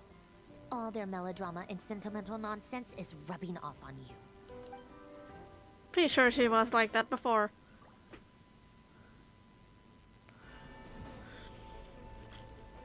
Come on then, Mr. Ray here. Let's pick up where we left off. Take that out of screenshot. Because I can. It's your wild hunt monstrosities versus my beautiful creations. Let's see who comes out on top.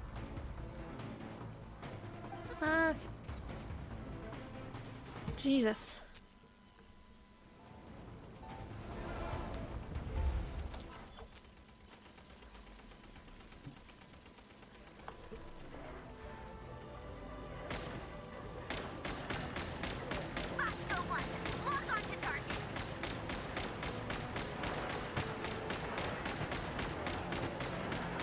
Shit, I'm dying.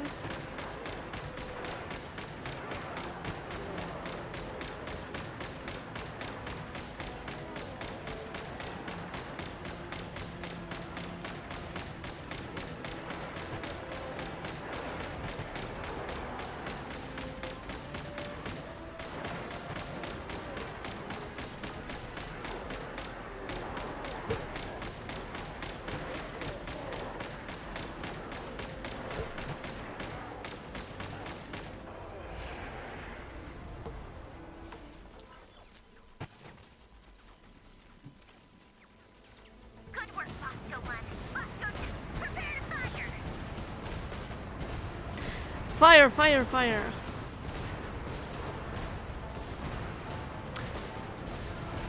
I'm really concentrating.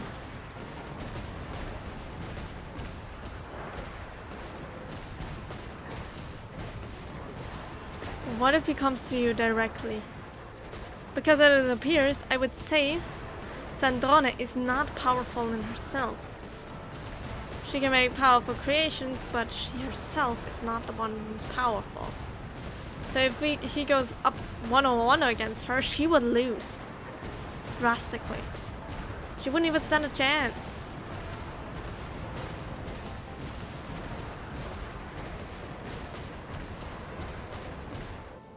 Okay.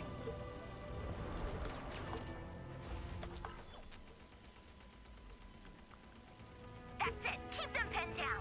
Don't let them get near.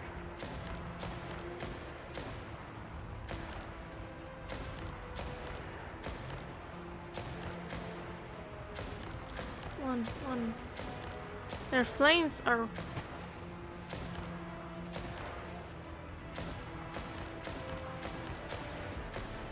really good for.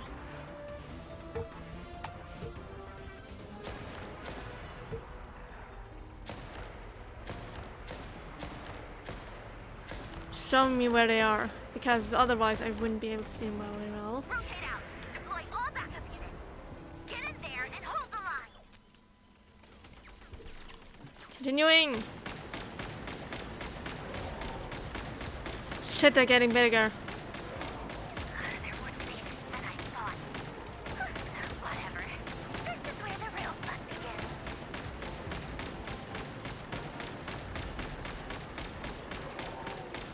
Shit.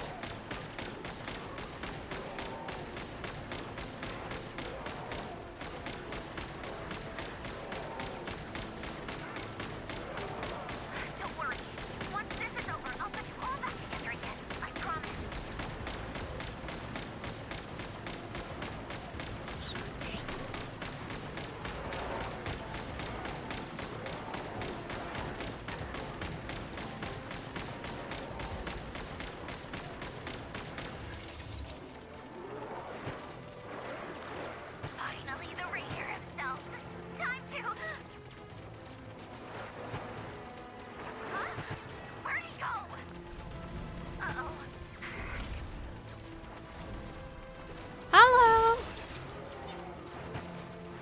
That was a nice shot, actually.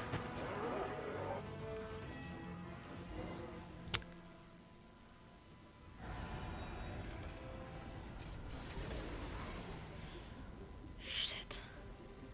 I told you. If it goes up to a 1-on-1, you're not strong enough to even go near Royce against him. Polonia, get him! I've upgraded Polonia again since our last encounter, and uploaded every last scrap of your data. So let's finish this, once and for all. She's not here.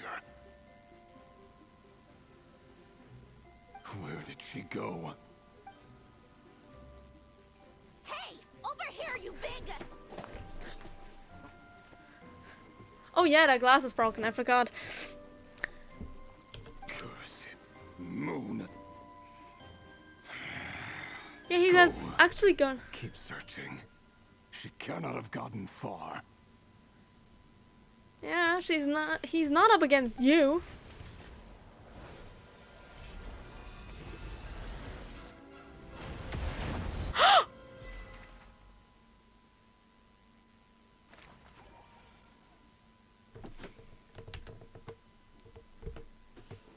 I think Polonia has just been destroyed.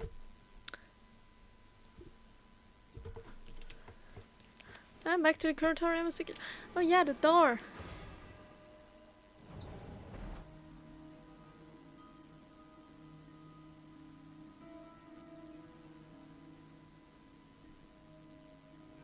So this is your method for investigating Rarir's past. It almost looks like some kind of ceremony. Oh my god, people are right, getting right. The theories are right. The things I've heard are right. Fuck. Good deduction. But it's quite a different affair from what you're used to with the Frostmoon Scions. Whoa! First time I've ever been in here. Boss always said it was off limits, so I pictured some kind of creepy dungeon. But it's actually kinda nice. I like Yoda. Oh, I guess this must be Sumero decor? That's where Boss is from. And that nice shopkeeper who sold me my treasure compass.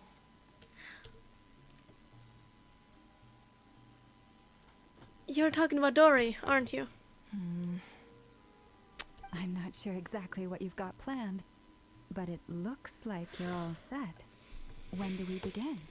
Whenever we wish. But for some reason, I've got a feeling this isn't going to end well.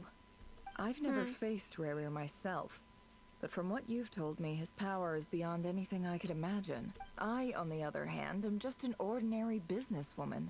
Our paths should never have crossed, yet here I am, forced to make an enemy of him. If you ask me, you're about as far from ordinary as it gets. So what are you saying? You're getting cold feet? Once I take a job, there's no backing out. Still, I have to ask myself if the power I'm relying on will even work on an opponent of this caliber. There's only one way to find And out. also how to make sure I come out of this alive if things spiral out of control. Death is the one thing we can take for granted. It is the great equalizer, however fortunate or unfortunate we may otherwise be. So it's important to consider how to spend what lifespan we have left. Come on, boss. Lighten up. Quit talking about death. It's bad luck. Well, that reliable is poof. We've got Immortal. She has a drawing of her own cat. Oh my god. Of Ashro, I think. Sorry. We have the Curse of Immortality. We have, the something of Resurrection. Song of Resurrection, no. From Nadlan. Which is for reviving people. Death isn't regardless. Oh, I cannot speak. For once, I agree with you. When you're up against a foe like Rarir, there's no such thing as being too prepared. Is there anything I can do to help? That won't be necessary. I've already made up my mind. Time to cash in a precious favor I've been saving for a rainy day. Yehoda, I need you to find someone for me. The sooner the better. Eh? Find who? That shady merchant who sold you an overpriced treasure compass the other day. Dory!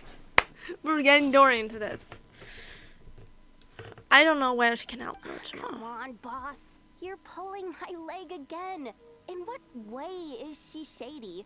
She showed up when I was completely lost and sold me a neat little gadget that was exactly what I needed. Trust me, she's a good person. Depends on what you mean for good.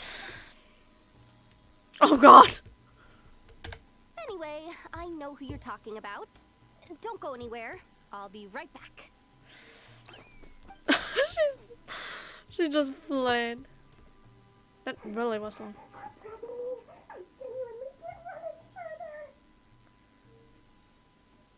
She's really scared of Nepper.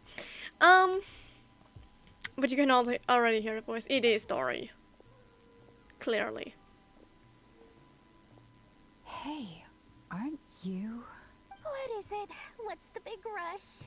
You dragged me out of a dream where I was literally swimming in Mora. I'm charging double my usual attendance fee. You don't have an attendance Look fee. how easygoing she is. After that rude awakening, she could have completely snapped at us. But instead, she kept it together and just asked for an extra fee. Yehoda, I think you're just... That's not good. Dory Sangama Bay? I never would have pictured you two doing business together. If you want to make it big in Nodcry, it's all about connections. Lady Nefer just so happens to have a lot of intel that interests me. And she also did me a big favor in the past. Also, I like that we have currently Samara music. After all, Dory and Nefer are both from Samara. It was back when I first arrived in Nodcry. My trusty assistant, the genie in my lamp, had an adverse reaction to the Kuvaki and fainted. Oh. And when you know it, that's when I suddenly find myself in a life-or-death situation. Good thing my compatriot was there to swoop in and save the day. I've been giving her a 30% discount off all of my goods ever since. Now, so that no one here feels left out, I'm willing to eat, and the more you buy, the more you'll save. You're now part of the team. You didn't help much. You didn't help much with saving the archon of your nation. Now you're here to protect another god. You guessed correctly. What have you got in the way of survival gear? The one type of gear I've never been short on. What are you looking for? A jetpack fresh from the Academia's labs? An ancient suit of armor, dredged up from the bottom of the sea? At the very least, I need to know what kind of opponent you're dealing with here. If even you're worried about staying alive, it must be pretty serious. We're talking about a threat to the world. What if I told you it's someone with the power to bring a nation to its knees? Is that so? Then we really are talking top-shelf treasures. I don't have... Your supplier? A powerful woman, make no mistake. I can't reveal her identity, but luckily for you, I hear she's planning to visit Nodcry in the near future. Yep. Act 5. Or I think. Maybe she'll just appear in Act 4 and we just haven't heard of her. But it's very clear of who she is. Actually, no, it's not, unless you played... it's implied here, but if you played, I played her... Bleh. Basically, there was a meetup with her and Skirk, and she revealed who it was.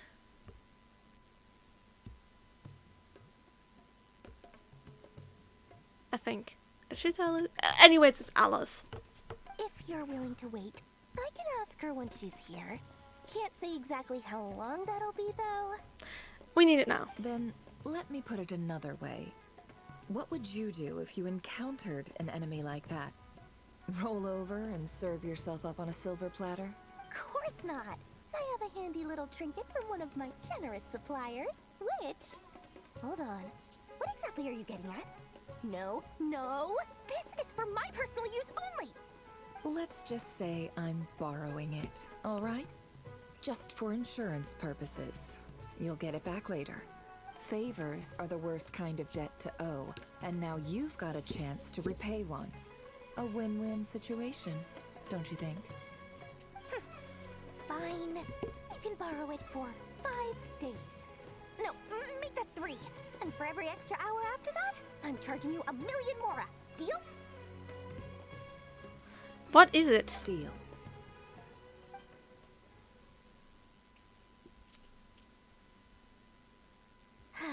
What a way to start the day. Now, was there anything else you wanted? Or can I go back to bed now?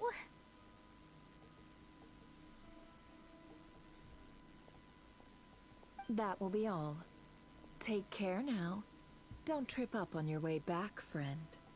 See you later! You're my favorite shopkeeper. 3 days should be plenty. But what is it? Excellent. Everything is well and truly ready. The ceremony can now begin. After initiating the ceremony, your minds will follow me wherever I go. You will see many strange things in your mind's eye. So remember, don't be frightened, and don't make a sound. We're laying down the ground of everything. Now then, let us peer into the Raker of Solnari's past.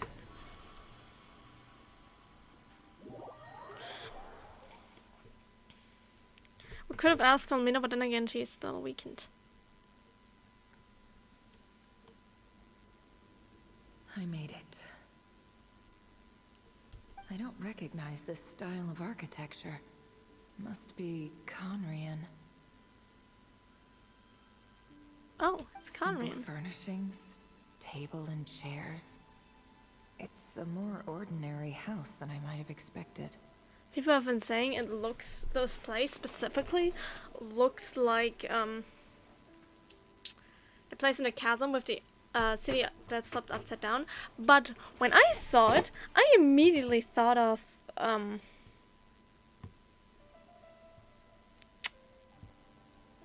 what is it called? Shit.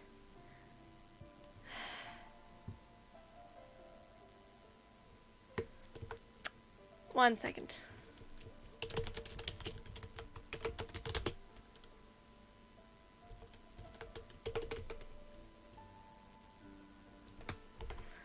Which one second.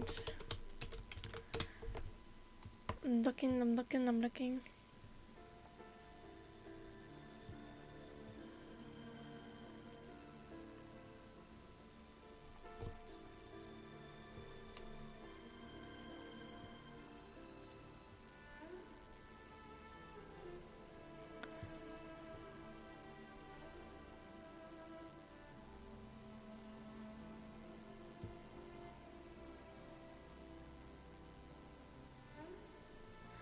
There.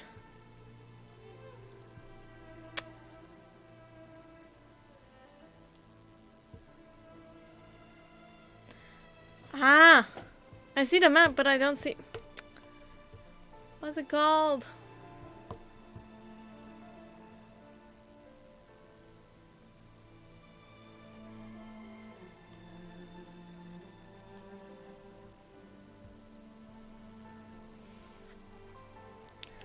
I'm just looking at Inazuma. I'm not pissed that I don't remember what it's called.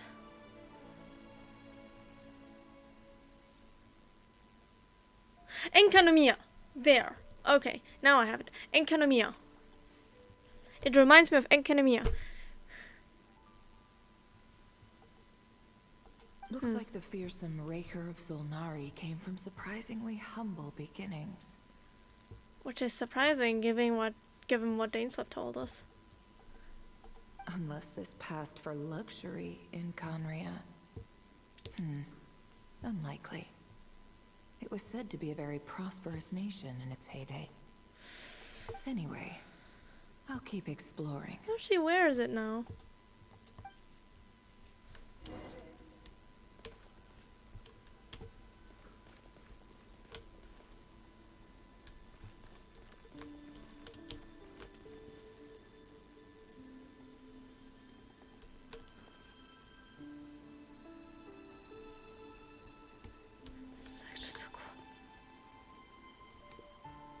We can look at Conria a little bit. This is so cool. Like oh. It's neatly and organized. Where Alicia seems to be enjoying a pretty comfortable life. Like a pretty, what is it called? Like before the calamity. This is so cool.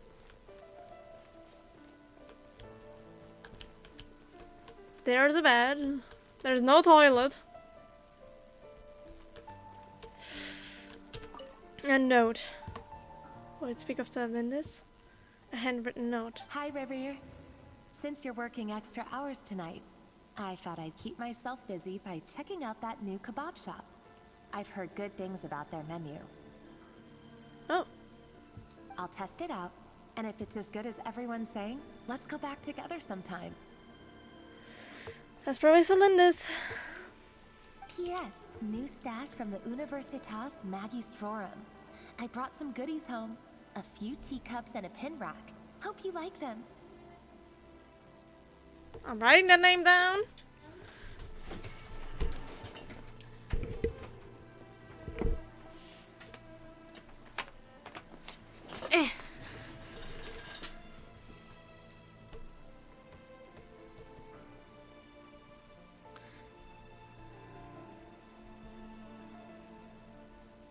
Universitas Magistrorum.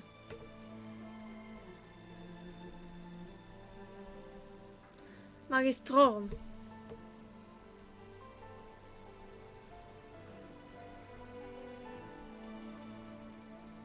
Oh, what's wrong? They didn't sign their name. But they must have been close. Sounds like they were living together.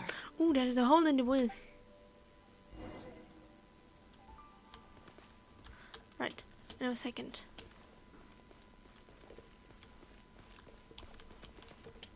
Ah. Okay.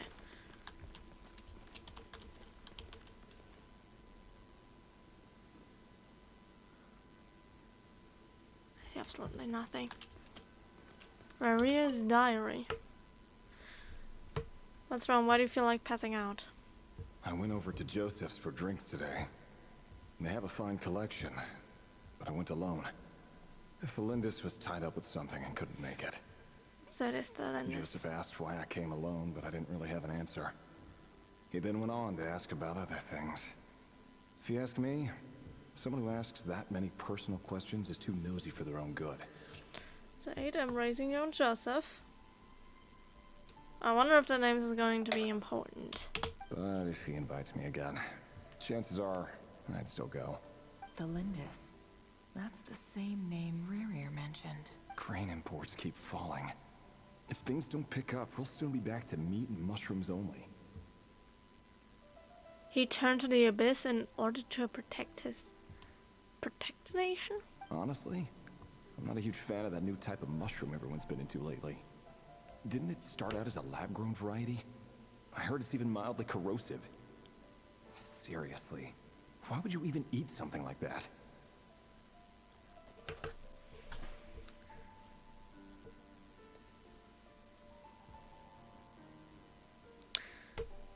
Go to the hospital.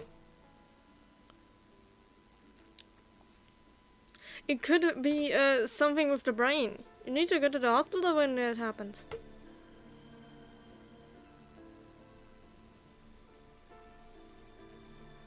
You don't know if you're fine unless you're going to the hospital. Even if you're not in pain, it can still be bad. You can still die of that, by the way. Inner bleedings and all that.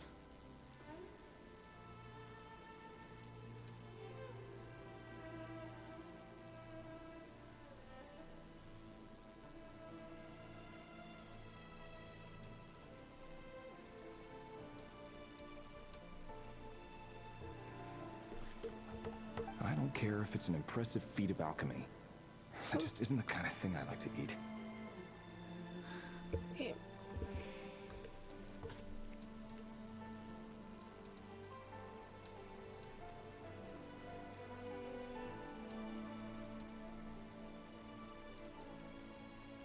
I'm writing my note down because alchemy. Yeah, I should go to the doctor just to check it out. Maybe it's nothing, but maybe it's something dangerous. Grain has to be imported, and they're eating a diet of mostly meat and mushrooms. Could it be because Conria is underground, so it doesn't get much sunlight? That would explain why they use so much stone in their buildings. They even use alchemically modified strains for food. Seems like the people of Conria don't have many options when it comes to dining. I've just about saved up enough now. Time to buy it and keep it somewhere safe. Time to buy what? Making a big purchase. I wonder what it is. Then I've considered it as an ordinary Conrian, or at least that they were passing themselves off as one. Yes, his handwriting doesn't reveal anything. It's neither showy nor stiff. In fact, it doesn't really have any particular impression. He really is a professional. No wonder he's so good at covering his tracks. Despite what he's become, it seems like he's retained certain habits, at least in this regard. Near the end of the diary, notice a page with shallow indentation along at the bottom. The previous page has been torn out. For now, its contents remain a mystery. Did Rary rip it out himself? Pen marks like these leave a trace. Something like charcoal to add some color. You just need to find the right angle. I never looks around to see a fine charcoal pencil at the desk. Before too long, she has started missing words. For the lines where it been scrawled or buffer more have a as if the person who wrote it was in an emotional state. Before I met you, I was convinced that my heart was nothing more than a stagnant pool. The burial place of a fallen moon. A withered, windless grove where the waters rested forever unrippled. Huh? Okay, I'm writing it down.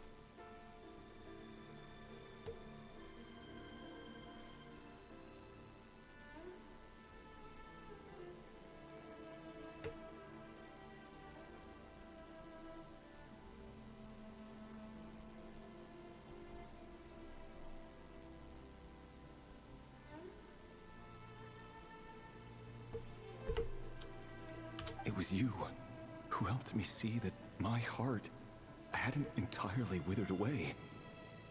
That it could still beat to the rhythm of love. This is just trivial sentimentality from the looks of it. Why would he go to the trouble of hiding that? The burial place of a fallen moon. That is the part.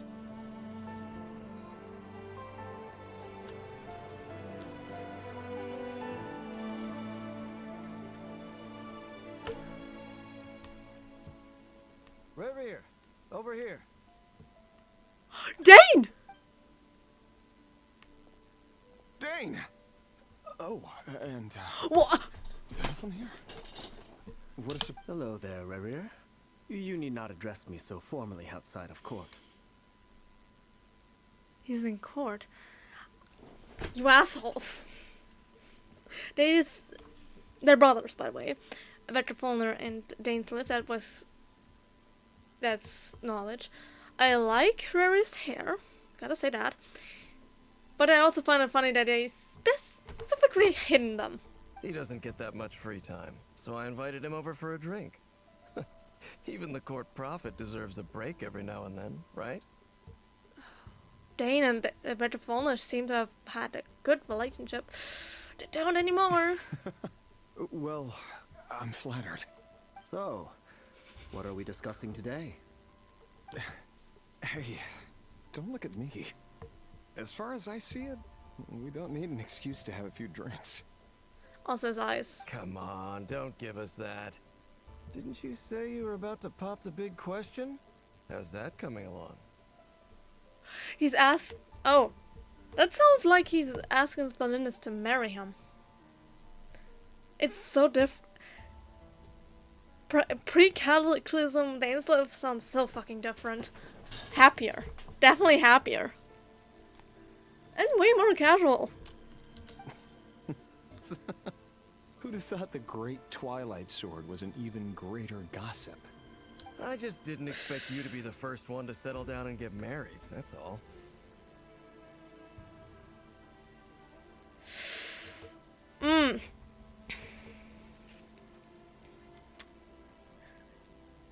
I also feel like they didn't do it so that I don't have to animate new people. Oh, looking through him through the Yeah. glass. If you told me that a few years ago, I wouldn't have believed you either.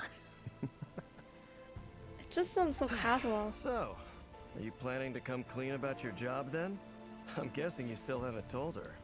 What is your job? Sure, I'll have to tell her at some point. But I'll need to pick the right time and place. To be honest, I have no idea how she'll take it. Come on, stop being such a pessimist. For all you know, she could be thrilled. I bet she'll be much more impressed by your actual job than the one she thinks you're doing now. What a are member you? of the King's Guard. Quite the cover story. Does the king himself even know? Of course he does. Anyway, enough about me. How have you been? Me? Same old, same old. Nothing much to... Huh? What's up, Fed? It's nothing. Wonderful, what is? Vedifulnir, Dainsleif's elder brother. Renowned throughout the court of Conria as the Visionary. And said to possess a wisdom far beyond the reach of any ordinary man.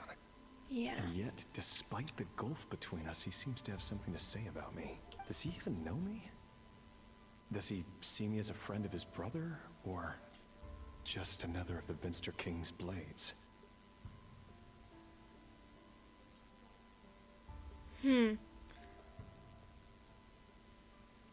This will be interesting. Seemingly, Rerir and Dane were friends. Why did he react so strongly? Was it really to do with what we were talking about? Brown, curly hair and brooding blue eyes. So this is what Rerir looked like back in the day. Perfectly normal. No different from anyone else. Actually, that is a little bit different from an As NPC look. frightening as this monster is in the present, there's something even more unsettling about seeing the human he used to be. It's denoted what path he's gone down. At some point, we will probably see Dane and Vedifulnir, what they used to look like in the past.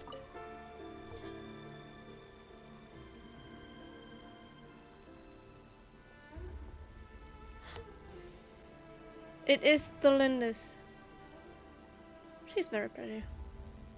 Thalindis? You're back early? Our equipment's being serviced today, so I got off earlier than usual. How's your day been? She's really gorgeous. That's those eyes. The first thing I did was look at their eyes. She looks... I'm not sure whether she looks like an NPC or a playable character because she looks like both. I don't know how that's possible, but she looks like both.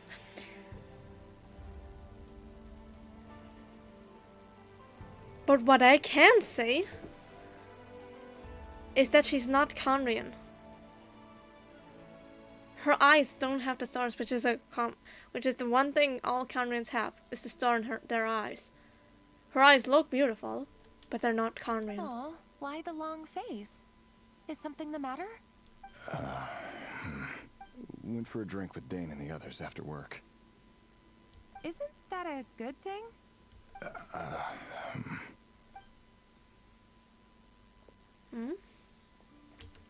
Vedifulnir showed up today too.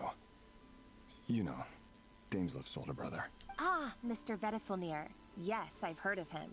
They say that everything he says ends up coming true. He overheard Dainsleif mention that I'd recently proposed, and seemed to have an issue with it. But when I asked what it was, he kept it to himself. So, you're worried? You could be such a child sometimes, Rebrier. Shit. Just clothes in general, they don't seem They don't seem... I've never seen them before. You wanna know what's funny? The closest they look, in my opinion, is to Lumine's. Which is very strange, because she's not from this world. But this doesn't look like anywhere of all the nations we have been to. Unless it's specifically Snezhnaya outside of Krai. We're nobodies. Why would the Visionary be concerned about us? Because he's one of the 5 sinners. I'm sure someone in his position has much bigger fish to fry. Maybe you're right.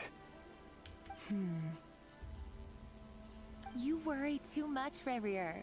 We've been together for ages now, and everything's been going so well, has it not? You've even proposed to me. So, you do remember. Tell me then. What's your answer?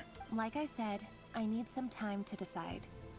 You can't just rush into things like this. We may be nobodies in the grand scheme of things, but if we want things to work out, we've still got to plan ahead. All right. Take your time. Just don't keep me waiting forever. Nobodies. Sounds about right.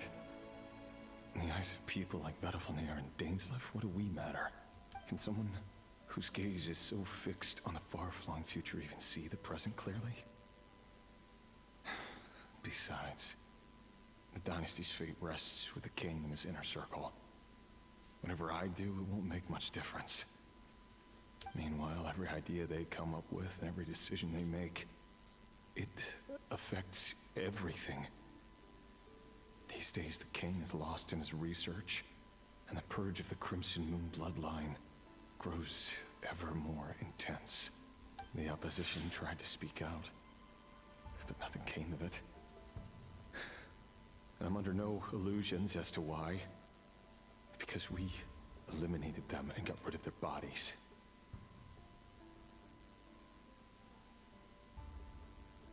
Huh? Oh my god.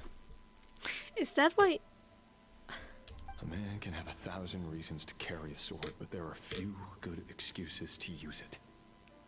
Yet the king has never even considered a gentler approach, and he never will.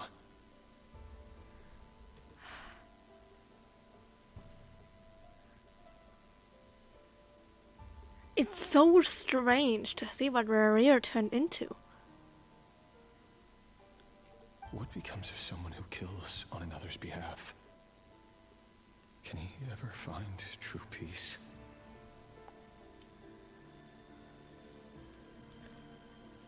No. Because you kill on another's behalf right now. So interesting. I'm so enthralled. Thelindis,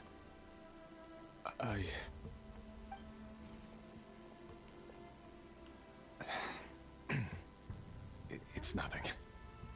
You were right. Fate has never smiled upon nobodies like us. But by the same token, it's unlikely to bear a grudge against us either. There's no reason we can't keep living happily together, cherishing the simple joys of each day as they come. See? You just need to stay positive, Rebrier.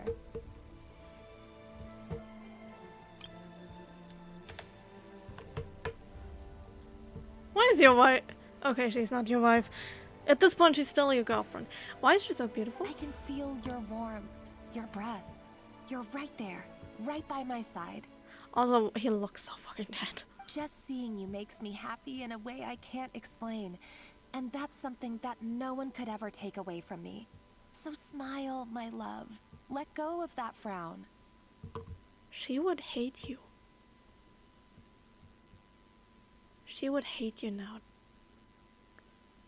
She's probably not. She's either dead or she's now a monster. Because she's not Conrian, which means she wasn't placed. She didn't get the curse of immortality if she had survived, but turned into a monster, a hilly troll. You're right, Thelindis. I've just been overthinking things. That's better.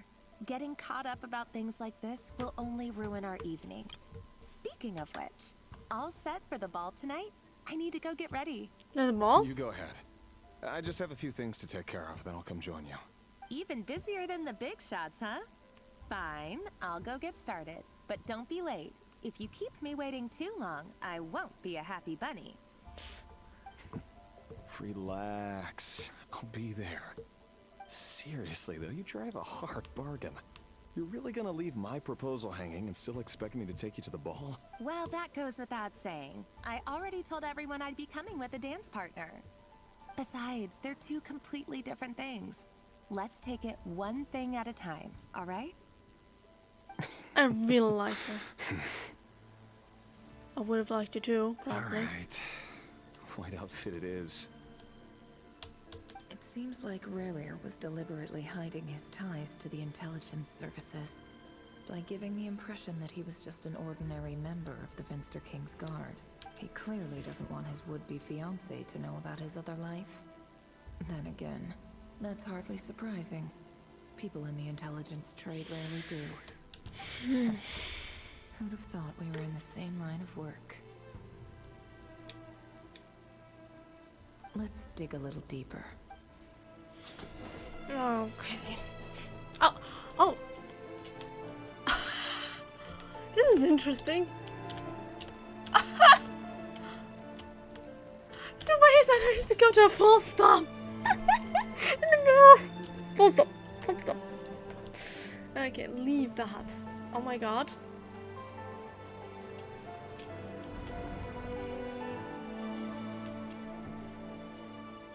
Our last operation was a resounding success, and all thanks to you, Rehir of Solnari. In total, we apprehended 32 dregs of the Crimson Moon, and 67 accomplices. Let me just Google something.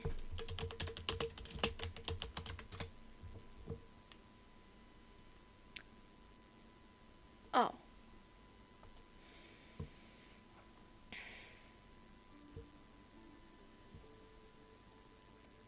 He was called that because he was killing. Because they were arresting and killing Ascendants of the Crimson Moon. After all these years since the dynasty's fall, so many of them still linger on. Indeed, it cannot be denied. Yet it was destiny that the Crimson Moon should be overcome by the eclipse, and that His Majesty, the all-seeing Venster King, now guides our nation on the path to prosperity. I really need to play Arlecchino's request to understand it better. Conria has no further need for a dead moon. But alas, there will always be those who refuse to see the truth, choosing instead to romanticize the past. You're just like them. From the Frost Moon Scions who think they need a moon. Instead of viewing them as family. But their dead moon, is that the iridescent moon? That's not entirely true. Much about the Crimson Moon era was worthy of remembrance. And that's exactly why they keep trying to see it restored. Many of its secrets remain unsolved to this day. As it happens, that's precisely the field of study my partner is devoted to. You still haven't told her what you really do for a living. Where would I even start? How do you tell someone that you're one of the king's hand-picked executioners? That your hands are steeped in blood? You murdered. You didn't choose this life, any more than I did. Orphans like us don't get a say. But I'll sure as heck be the one to pay for it. Speaking of which, we need to be more rigorous in the way we identify direct descendants of the Crimson Moon. You're going to get really mad. Because even now, we still have a descendant. Someone, it seems, has strong opinions about my future plans. Most likely my marriage in particular. I have a feeling that we may soon become targets of the Crimson Moon's retribution. Your concerns are not unfounded. They've taken out many of our colleagues these past few years, and for that very reason. These are no helpless lambs we're leading to the slaughter. They're wolves in sheep's clothing.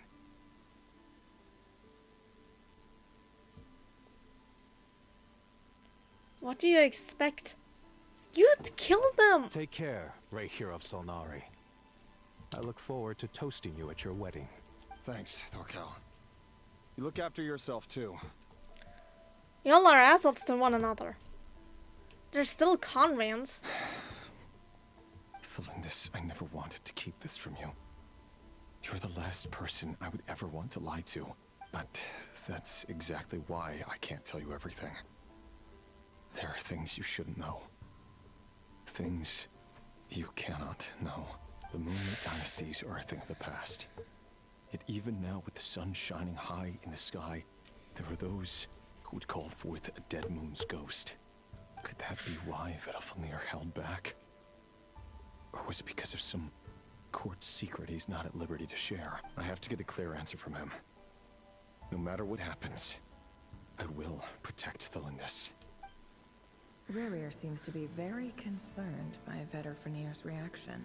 Vedalfnir and Dainsleif, the Visionary and Twilight Sword. So that's what they were really like. I've investigated this whole area now. There doesn't seem to be any other memories here. Should I try somewhere else? Wait a second. What's this black smoke? That's really interesting.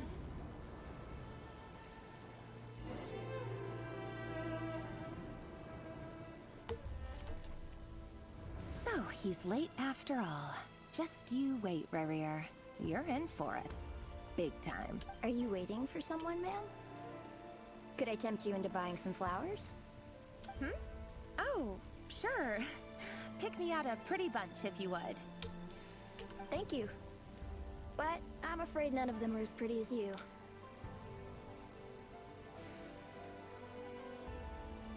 I want you to kill him. They won't see it coming. But thank you for it's.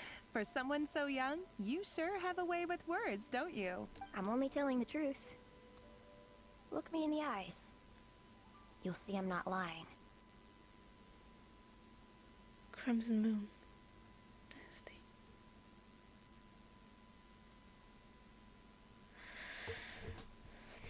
That's why you want him dead.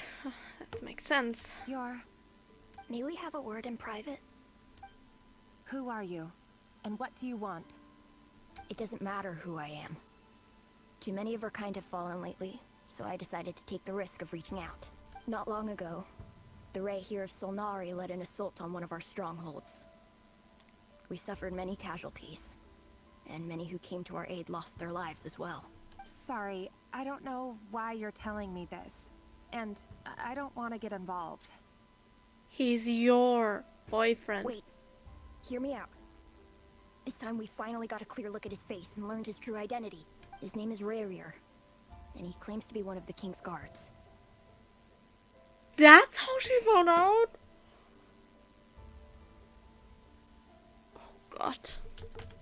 What did you say? A cruel irony, isn't it? The man you're set to marry leads a double life as a brutal executioner. But surely, you must have caught a whiff of the blood on his hands. Why are you telling me all of this now? Simple. It's because I want you to kill him. How strange. Rerir was nowhere to be seen in that memory. It clearly belonged to Thelindis. Rerir couldn't possibly know what happened if he wasn't even there. Why would her memories appear in his fragment? The ceremony won't last much longer. I think it's time to call it a day. I want you to kill him. He won't see it coming. That's what he said.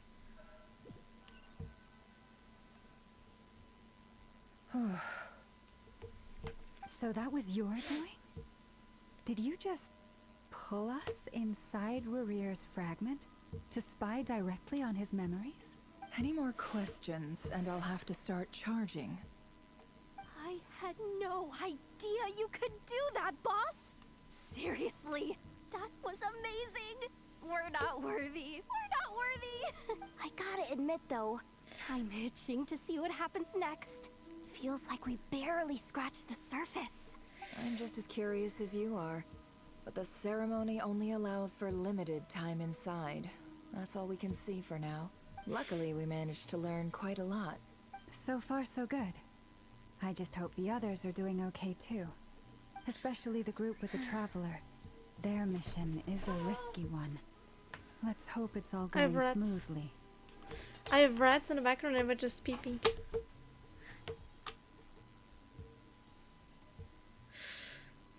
They're very cute. If you're worried about them, go see how they're doing. If I know boss, she's gonna need some time to write up all the details and make sure it's all coherent. I'll stay behind to lend a hand, but feel free to head back and meet up with the others. Okay.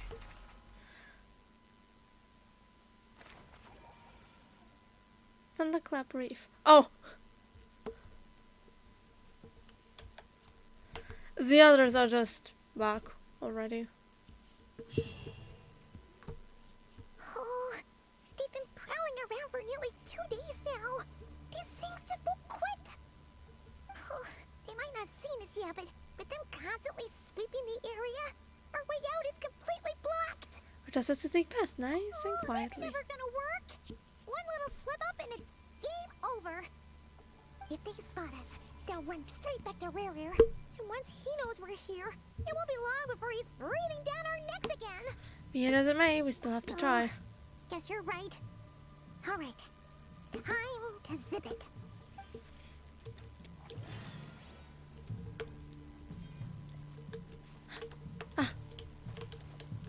No!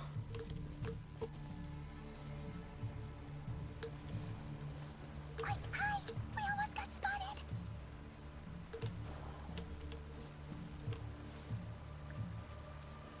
Phew.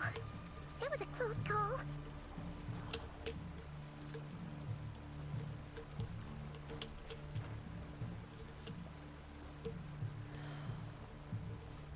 Watch out! He's coming this way! Can't go there.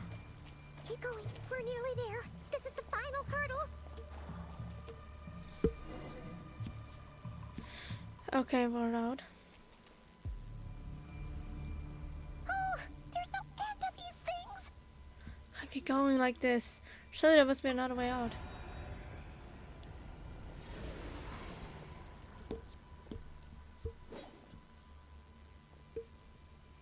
What about your hair just done that?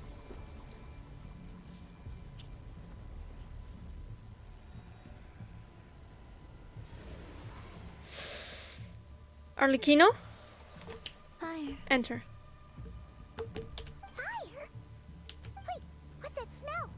Oh no, there's a fire!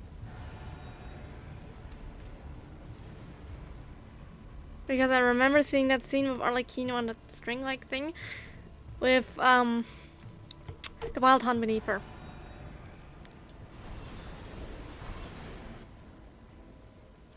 That was quick. Knew it!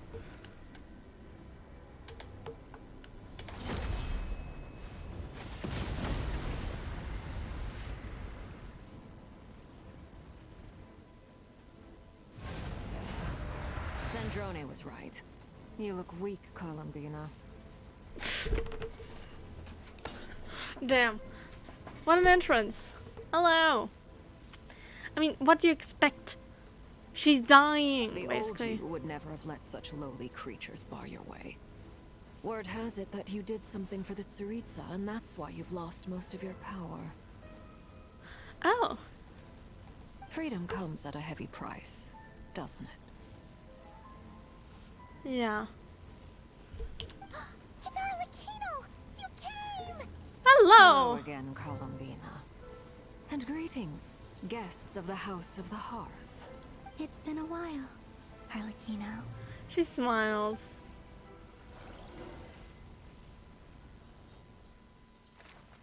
And we're going back to... Oh my god! Oh, we're doing a callback because of the tea. Like, seeing the tea party. She's pretty. Yeah, Alekino is pretty. Oh. Polonia, you're good? I'm not. Stupid right here of stupid Solnari. Ugh, whatever. I've got all the data I need. Next time we meet, you're finished. He sure doesn't pull his punches. Excuse me, From a do nay? you need a hand? I thought people were joking when they said that he was here. You can do me a favor by staying out of my way. Can't you see I'm busy? He can do well with... Wait a minute. I recognize that voice. Yeah, you can't do anything to him. Otherwise, you have another harbinger on your neck. Hello, Miss Sandrone. Oh! Father sent us over to help. Linny and Lynette are also here. How considerate of her. Hey, Fremine, get over here and help me fix this. Linny, you do your thing. Just keep your sister away from my machines. She knows exactly that that's not... Fremine is good at fixing machines and Lynette is good at breaking them. For some reason.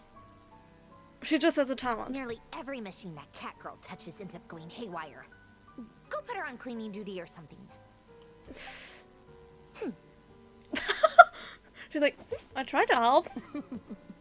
Then let's start downstairs. Fremine, we'll leave this place to you. It makes sense that they're there. I mean, they're connected to Arlecchino. You've got it. Wait a second. Pretty sure there's still some tea in the cupboard. If you want some, you'll have to make it yourselves. You're getting invited to the tea party.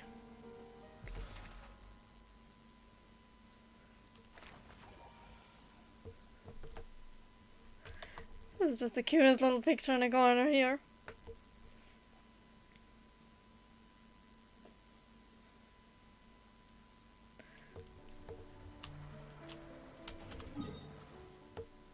Ah, it's over there. Let me teleport here.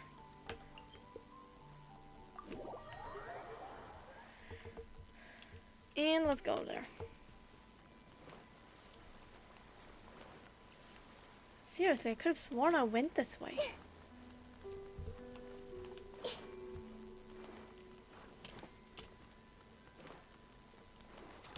Whee!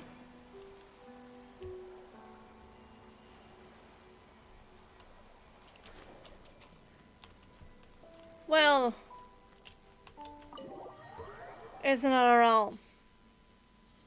So even if I was here before, I wouldn't have known.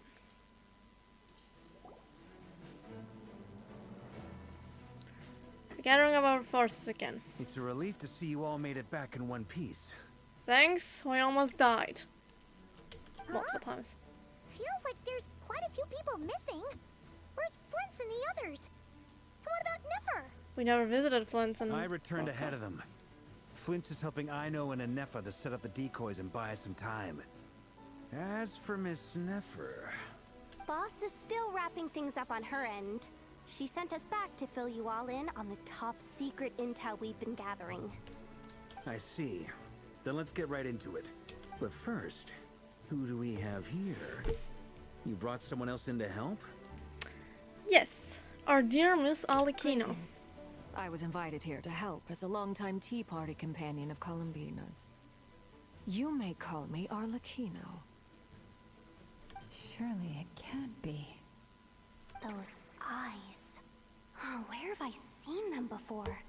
Wait, of course. In those memories we just saw. The only Arlecchino I know is the fourth of the Fatui Harbingers. So either you share a pretty uncommon name, or you're more than just a tea party buddy. You are well informed, Grandmaster. A man from Mondstadt living all the way out here in Krai, and yet the people and affairs of Snezhnaya seem to hold a special place in your heart. Oh, the feeling's mutual. Sounds like you know all about who I am, too. Oh. Damn.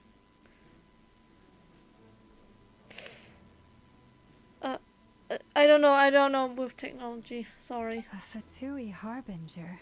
Oh, come on. Lama. Columbina was also a Harbinger.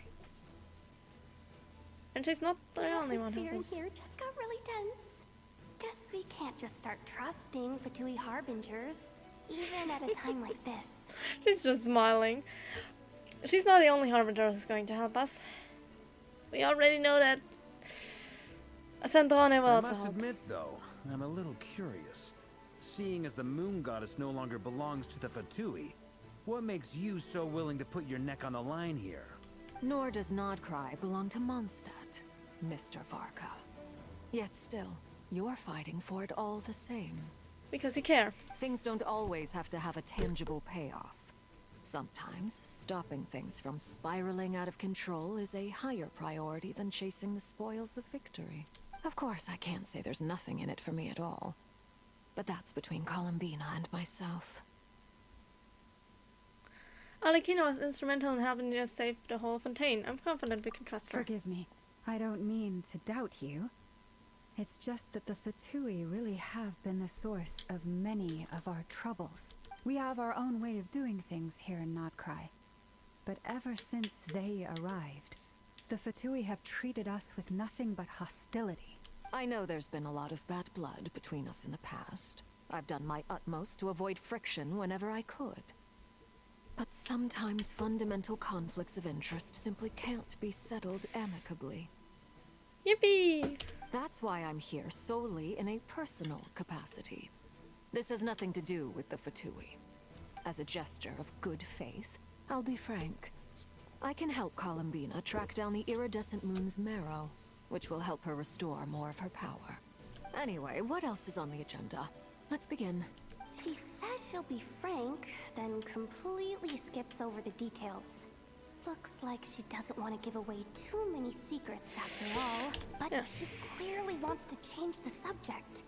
It'd be awkward if I tried to bring it up again now. I guess we'll just have to go along with it. She's the fourth of the Fatui Harbingers after all. One look and you can tell she's not someone you'd want to mess with. Huh? Jesus! I love her. Well, since Miss Arlecchino sounds confident in her ability to handle that, we'll proceed to the next topic. Yehoda, time to share that top secret intel. Alright, listen up everyone. First, we now know that Rerir was originally a Conrian secret agent whose primary mission was to hunt down and assassinate the so-called Dregs of the Crimson Moon. One of which you're standing across from. The Dregs of the Crimson Moon? Mm-hmm. In the memories, there was a lot of talk about the Crimson Moon and Eclipse, and a whole bunch of other stuff from the time of Conria. The dynasties. To my knowledge, those were the names of two different Conrian dynasties. Long, long ago, it is said that the people of Conria worshipped the Crimson Moon, drawing a mysterious power from its reflection. But one day, a coup saw the Crimson Moon eclipsed, hence the name of the new dynasty that replaced it, and how it became the new emblem of Conria. Still, long after the Crimson Moon dynasty had fallen, the last ruler of the Eclipse dynasty, the Vinster King, still coveted the secrets it left behind. So, he sent the Rehir of Solnari to secretly hunt down the Crimson Moon's few remaining followers. In those days, Rerir showed no signs of madness. In fact, he was as normal as any other person. Oh, and he had a fiancé, or at least a would-be fiancé, called Tholindis. Tholindis. What's the matter? Just after Rerir regained his body, he held out that name. Pitifully, granddaughter. Flinders.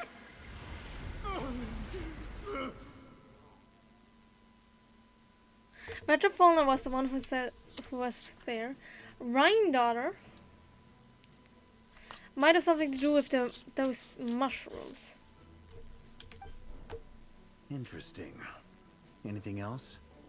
What about this would-be fiancé of his? Do we know anything about her?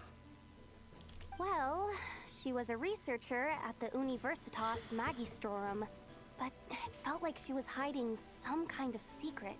Oh, and one more thing. For some reason, Rerear's fragment also contains some of Thelindis' memories, though only a very small portion. Well, no shortage of potential leads, I'll give you that.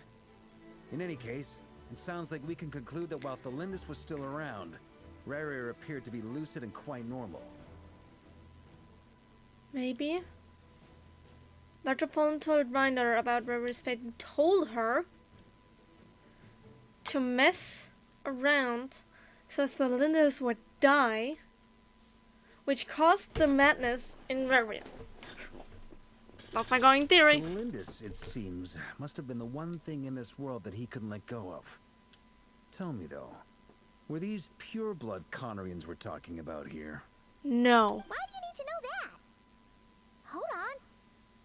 If she was a pure-blood Conrian... The curse of immortality, she might still be alive, but she didn't have the eyes. Oh yeah, just like how it was with the captain. She is not. If we could somehow find her, do you think there's any chance Rerear might regain some of his sanity? She's not alive.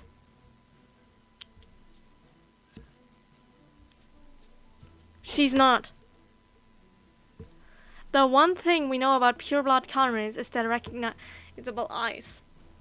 Which is what I mentioned. Star-shaped eyes. She didn't have Okay, I'm not talking about these star shapes. I'm talking about the ones with, like, 4 corners. Which, like, bend in the middle. Like, so.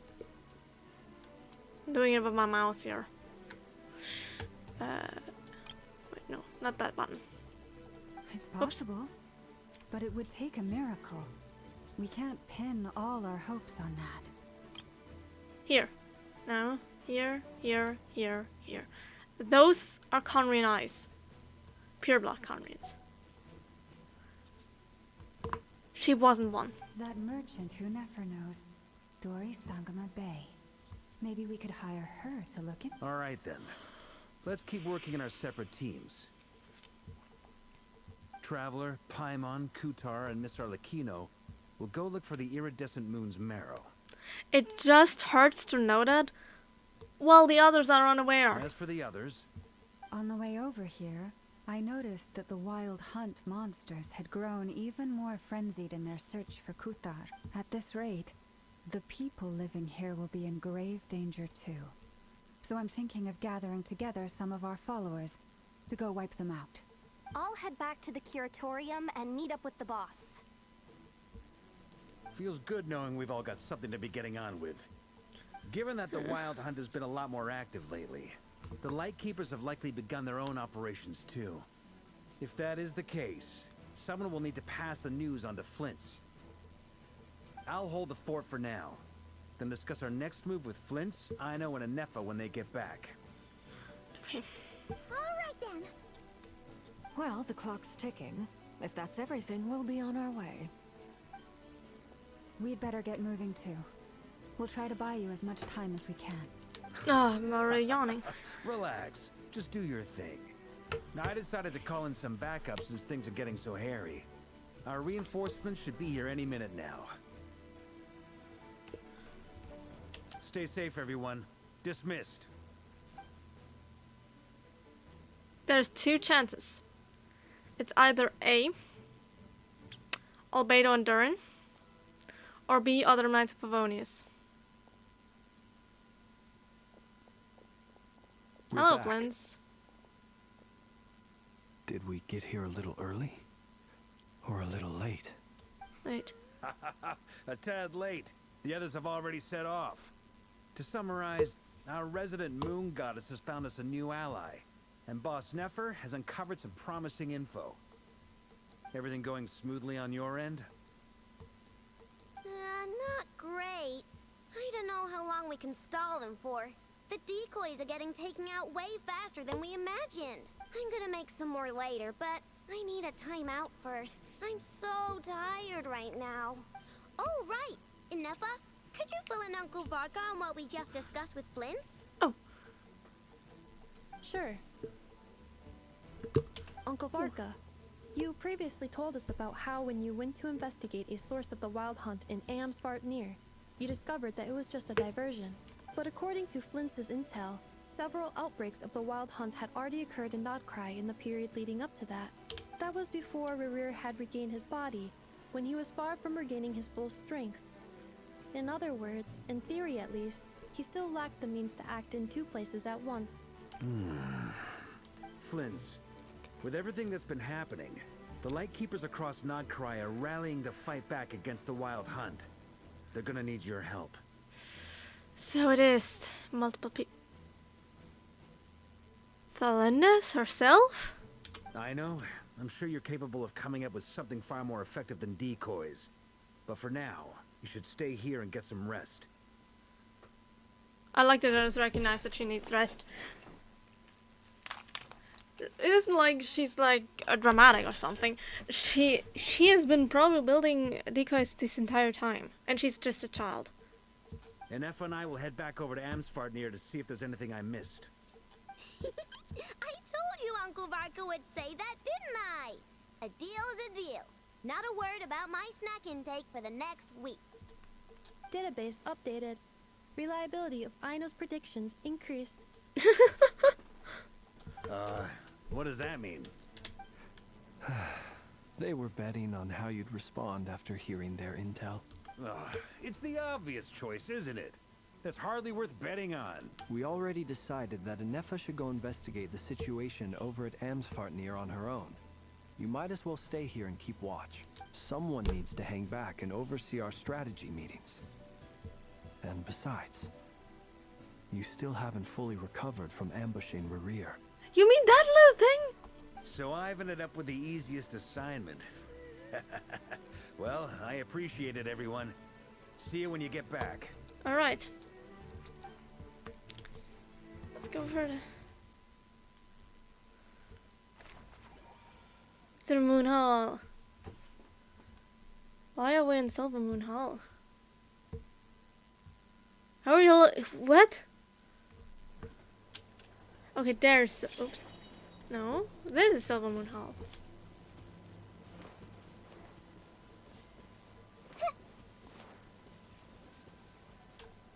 Hello. Here, this will serve as a good spot to cross over. Cross over to where? Arlecchino, hold up a second. Since you brought us all this way, would you mind telling us what you've got planned? We still haven't got the slightest idea what's going on here.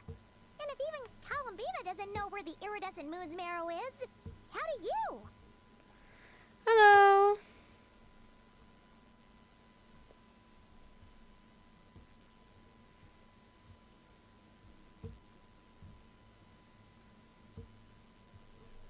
Simple.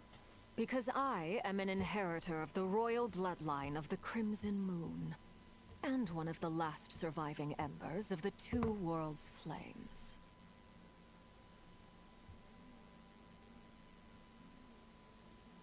Okay, I have no idea what the last part meant. Huh? Are you serious? Isn't you're a descendant of that Crimson Moon dynasty we were just talking about? The one from ancient Conria? Your surprise is understandable. I was also taken aback when I first learned of it. But the more I thought about it, the more I realized the signs had been there all along. When I was young, I discovered I could wield a very special kind of fire. It coursed like blood through my veins and smoldered away inside my nerves. What's more, whenever I experienced strong bursts of emotion or drew too deeply on this power, It was like some kind of presence within the fire would begin to gnaw away at me, consuming me from the inside out. Your hands. Exactly. That is why my hands are like this too. At first, I saw it only as a curse, but once I became a harbinger, the jester apprised me of the truth. Together with my own investigations, over the past few years, there are several things that I have gradually come to understand. For instance, take the so-called Crimson Moon. In truth, it is nothing more than the shattered remnants of the iridescent moon, fused with the abyss to prolong its lifespan. Yeah, I figured so much. Since this blood flame was bestowed upon me by the Crimson Moon, it is a fusion of the iridescent moon's former power and the corruption of the abyss. Which is why it probably burns you. Because the iridescent moon would probably just give you power, but the corruption of the abyss is what's hurting you at the same time. You all understand the nature of the abyss well enough. I draw upon its power, and in return, it hungers for my soul. This strange blackness is the mark of corruption it has left behind. If I recall correctly, you once told me that if the corruption ever made it to your heart, you'd become a completely different person. Yes, and that's the reason I'm always careful not to push my power too far. It's essentially a never-ending tug of war.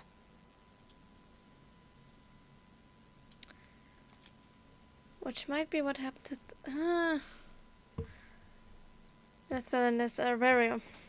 He might not have something to do with the Crimson Moon, but it was... Maybe it was all the sinners. They were well-respected members of society. High-standing members of society. And then they tampered with the abyss. Oh, sounds intense. Anyway, the rest of my story can wait.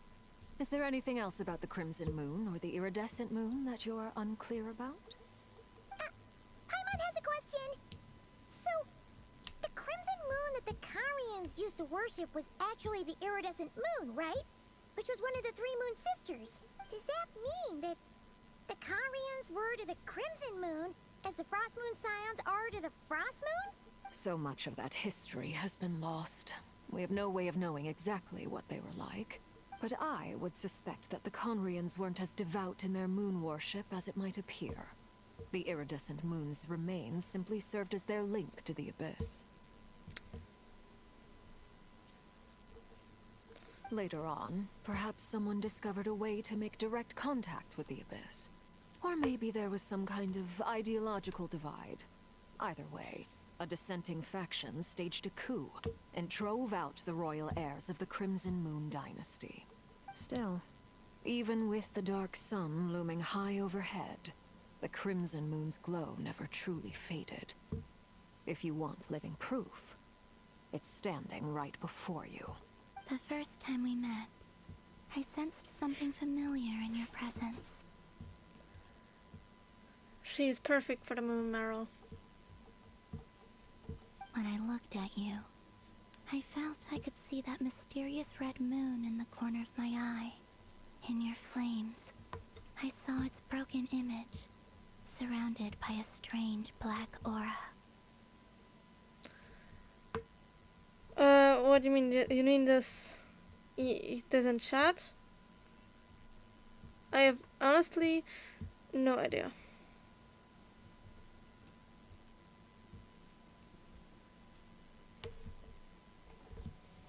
Well, I appreciate that you kept it to yourself. Much about the Crimson Moon is still a mystery, and I'd prefer not to end up as the object of an insane research project. You mean like Calvin ended up being? Anyway, time is against us here, so if there's any other questions, they'll have to wait. I just want to make sure I've got one thing straight. In her letter, Sandrone mentioned that since you are unable to contain the iridescent moon's marrow yourself, you intend to leave it in my custody. correct? That's right. For now. It's the only way I can pay you back for your help. The iridescent moon is already part of who you are. So with its marrow in your possession, you'll be even more powerful than before. You're one of the people who can draw power upon it. As yeah, center of the Crimson Moon Dynasty. And your Deal. curse, you could say. Then let's get started. Deal. Get what started? Ow. What does this place have to do with the Crimson Moon? There's 3 gates in this area, so I'm thinking... When I first became a harbinger, the jester gave me a book called Harry, also known as Leobranto Innamorato. What? I understand so much of that. That is nothing. You should be able to buy a copy next time you're in Fontaine. It's a love story set in the Crimson Moon era. But setting aside the tangled romances of its characters, it also records a few interesting details. In the Crimson Moon era, or so the story goes, there was an orphanage that received children from beyond the bounds of this world, and subjected them to a peculiar induction ceremony. Beyond the bounds of this world? For real? And what kind of induction ceremony? The Crimson Moon sages looked beyond this world for beings with powers that surpassed the gods. But fearing they might lose control, they subjected these children to a process of refinement. It reminds me of that Hexen Circle place in Fontaine.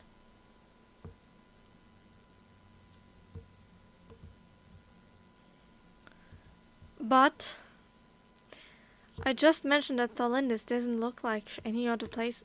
Her clothes don't match any of the places that we have been to.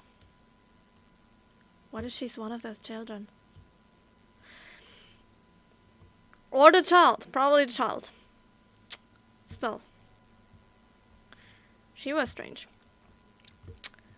It is around... Yeah, it's almost 11 p.m. for me.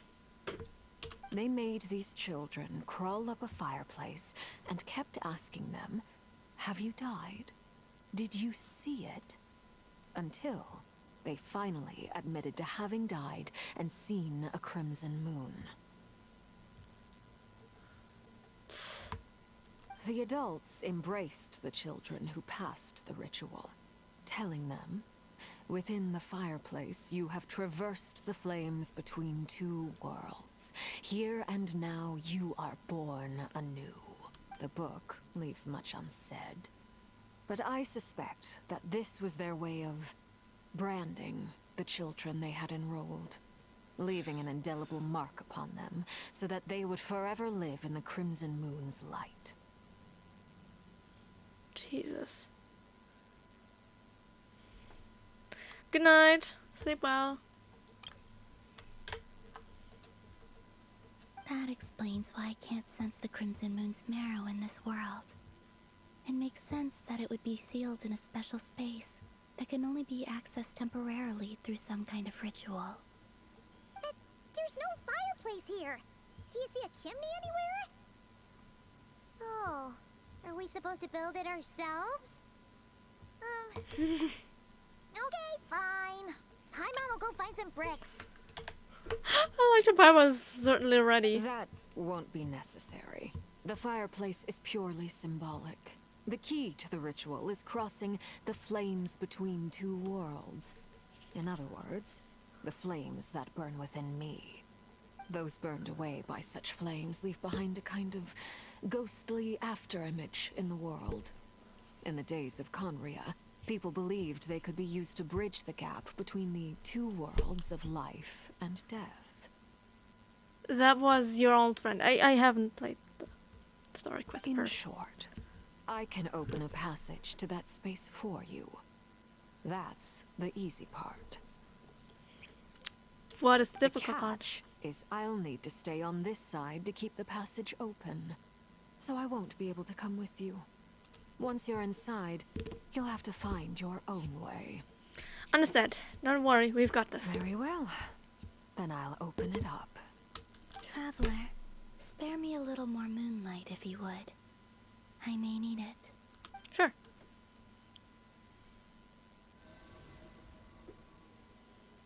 Thank you. I feel like I've recovered some of my strength now. It should be enough to move us across short distances and confront whatever dangers might await. Let's go meet the Crimson Moon.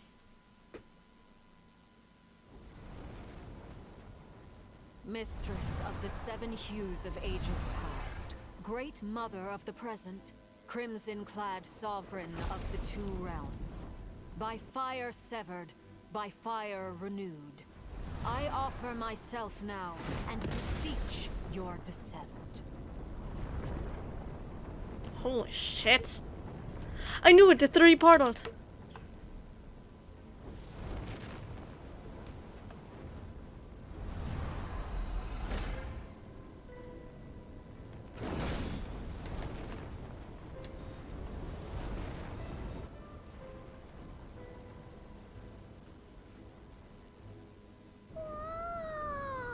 We have to go now. We don't want her to die. One word of advice. As you're crossing over, no matter what voices you hear, do not answer. Got it. I sense a sinister gloom inside, but also the familiar light of the moon. Which makes sense. It's the Abyss and the I feel that Iridescent I'm Moon. about to meet an old friend who has changed beyond all recognition. All right, let's go.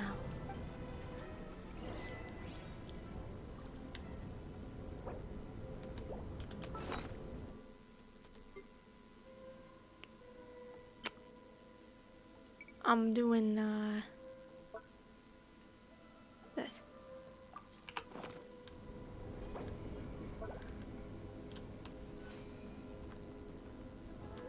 Dang it!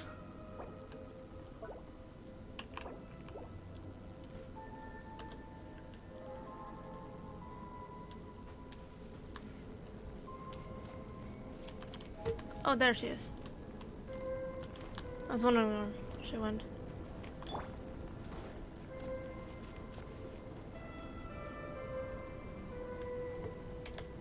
So taking a screenshot. Oh my god! This looks so cool. Yeah. Oh.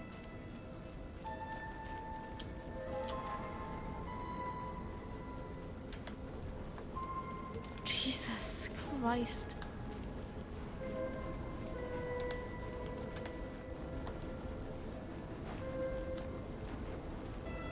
Hello, Crimson Moon.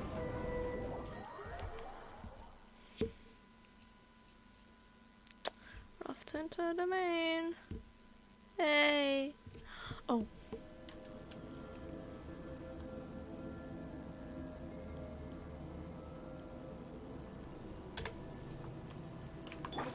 Your presence and craving death and rebirth. Is that the Linus voice? Why are you?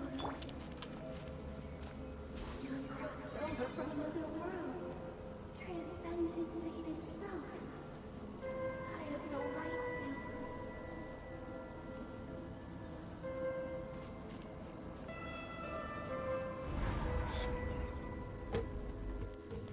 Hey! Look up at the sky! A red moon! This must be the spot, right? Is that the Abyss? It's practically filled the entire place! What now? What a tragic sight. Fragments of your broken body, seized by the Abyss, and hung up aloft like mummified remains. Iridescent moon. Was this truly what you wished for? Looks like there's only one way through here. Let's keep going and see what's ahead. Careful! There's something spooky about this place. Haimon's right behind you. Whatever you do, don't run up without her. Of course. By the way, Kalambina, didn't you tell us that the iridescent moon had shattered into pieces? The moon up there looks pretty whole to Paimon. How is that possible? Maybe the pieces were connected. Or the remains. Okay. Party setup. I have a feeling this will be dangerous, so we're going with my usual party. These can be good, but like I said, it's better.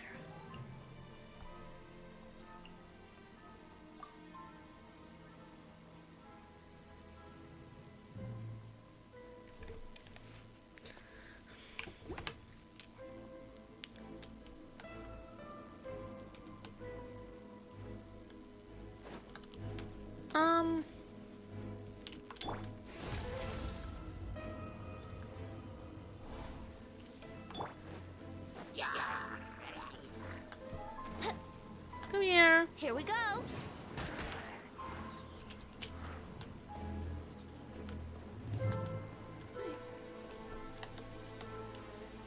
Wouldn't gliding be faster?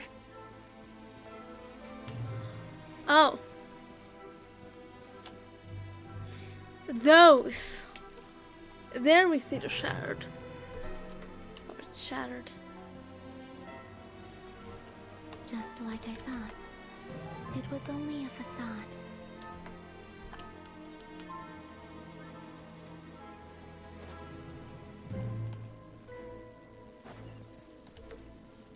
Come here. Brace yourselves. It makes sense that there's little turtles here. Yeah. No, my sword.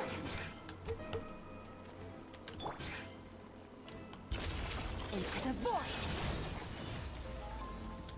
Merciless.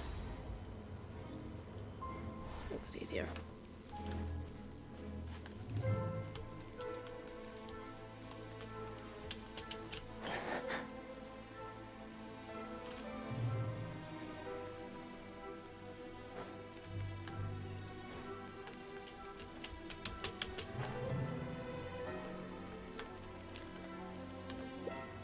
Oops, I want to take this.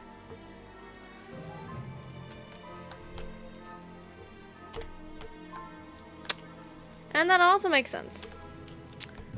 Things from Conrail. Fearless.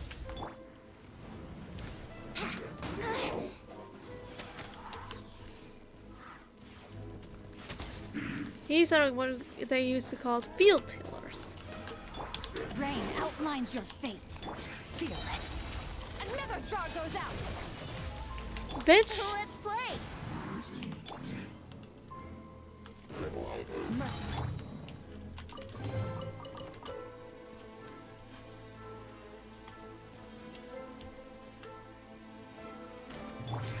Fearless.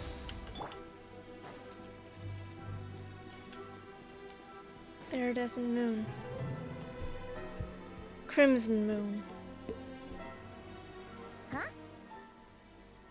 So there's a iridescent moon marrow is up there in the sky? Huh?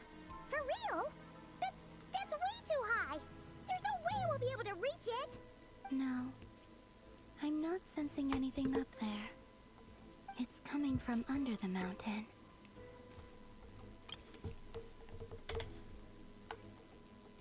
Let's see. Ah! There's some kind of weird shadow over the water. Didn't they say to draw power upon the moon's reflection? Wait, see that? Looks like a mechanism of some sort. Check it out. Ah! Don't die on me, Bennett.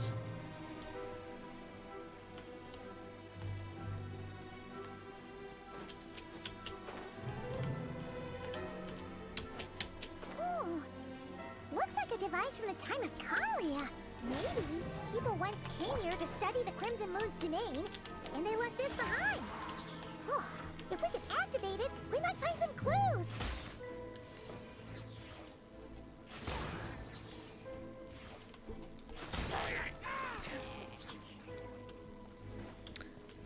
Activate.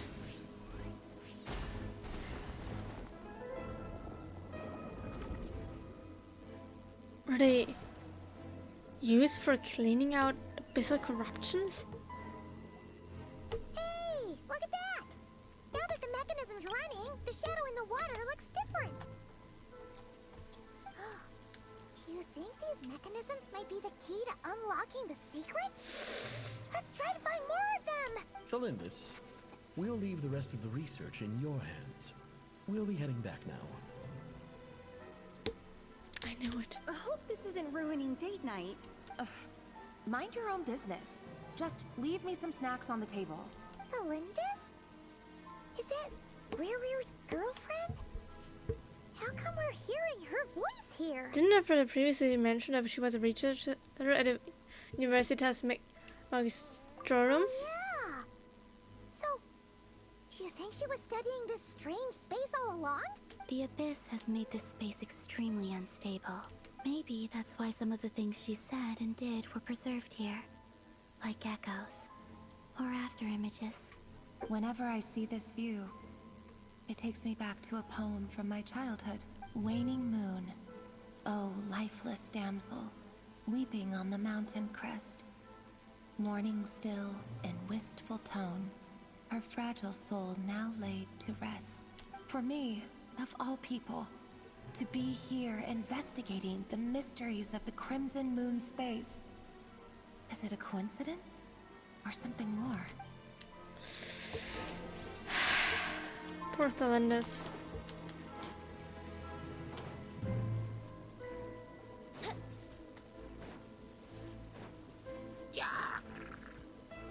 Let's play!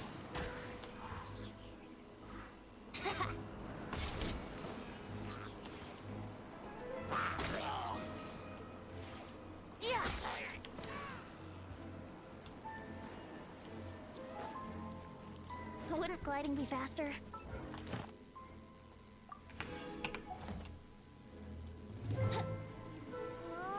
Looks like the Abyss has messed up this mechanism. We need to find a way to get it working again. Let's see if there are any other devices nearby. Hello. Here we go.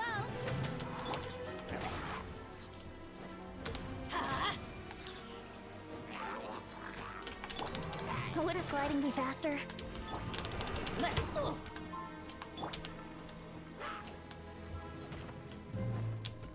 play!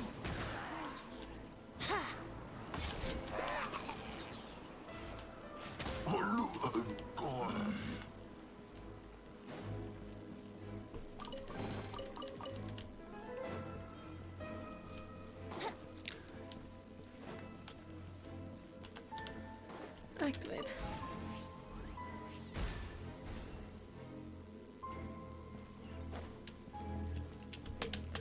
And we'll see more of Thalindis' secret. They both had secrets for each other. Oh, I see the third one.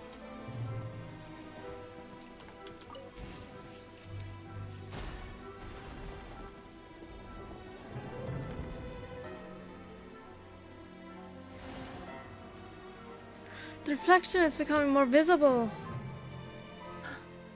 I see. So the moon marrow, or rather the power of the three moons, is the key to unlocking. If it really does exist, then maybe this madness can finally be put to an end. What is the redacted part?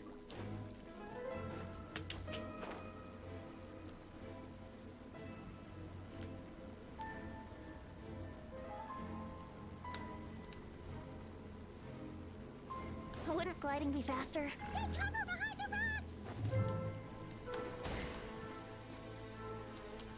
Wait.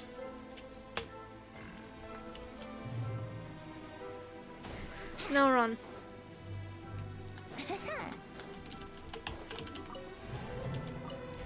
Activate.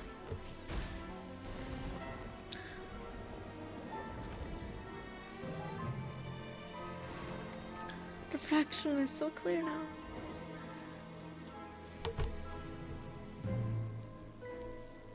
With the Abyss inhibitors in place, I should be able to access the chamber with the moon marrow. Oh, Revier, with every step you take, you're drifting further from what you truly desire. But you're not the root of the problem. Ever since that outsider set foot in Conria, the Vinster King has sunken deeper into madness. If only I could get my hands on that outsider.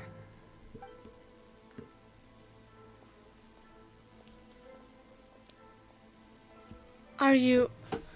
You're talking about Ether, aren't you? Belinda's voice mentioned a chamber with the moon marrow. Do you think maybe it's hidden in the moon's reflection? It must be. For within it, I sense the fragile aura of a dying soul. Then there's no time to lose! Let's go! Let's go. Let's go with another outsider. Yippee.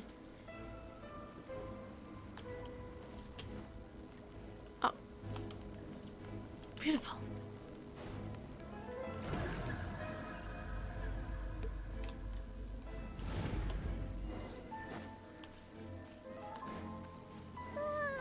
These things are so creepy! Looks like we'll have to destroy them if we want to get to the iridescent moon's marrow.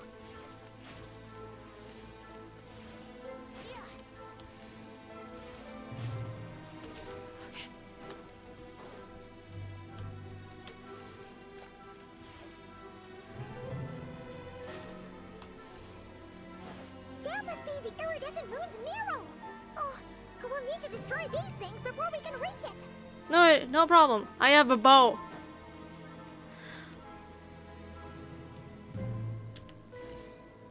This isn't just stream.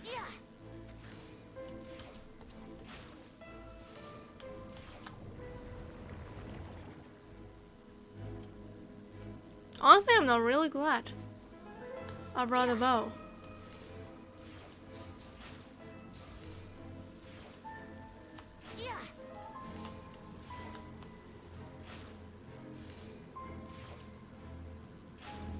Okay, I feel like I have to go up. We're so close! Damn, I'm good.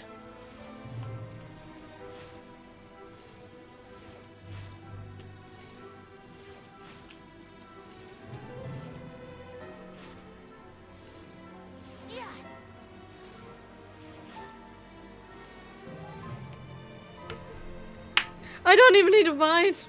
That was great.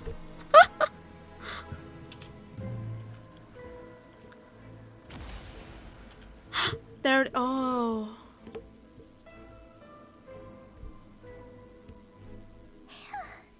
We finally did it! The iridescent moon's marrow, still burning away like an undying flame, yet now contaminated by the abyss.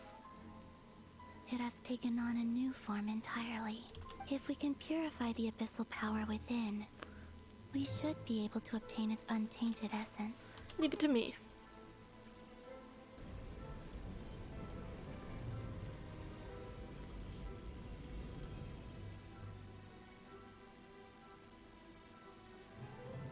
That looks like so cold. Valindus. Is it you? Are you here? Or is it? At long last, I can see you once more. Our fates have crossed, and I am finally free.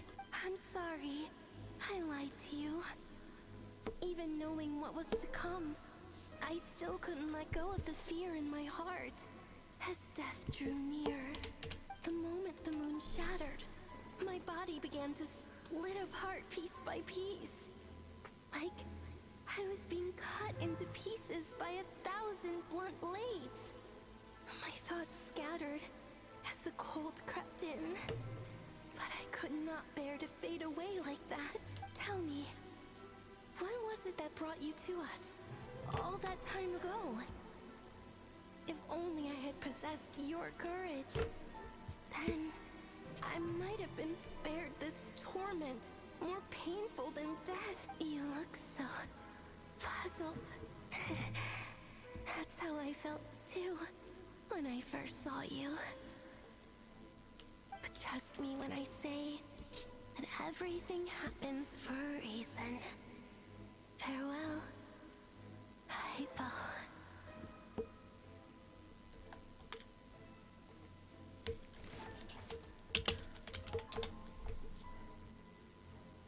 Okay, no. I had to look up.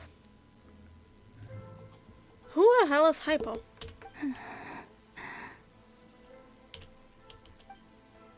What was that all about?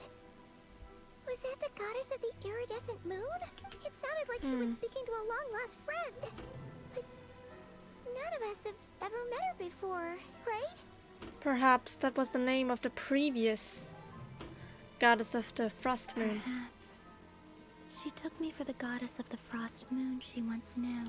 For a fading soul like hers, our auras must be too similar to tell apart. But anyway, we've got the iridescent moon's marrow now. That should help you regain your strength, right? Alright. Time to leave this place and meet back up with Arlecchino. Let's go!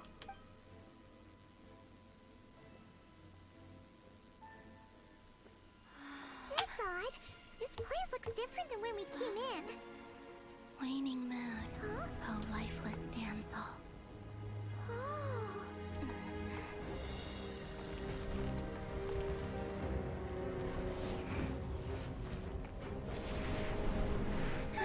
Hurry! The place is collapsing!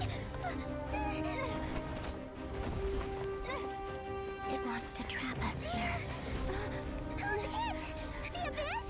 Now we've taken the moon marrow. All that's left here is a dark will. It will show us no mercy.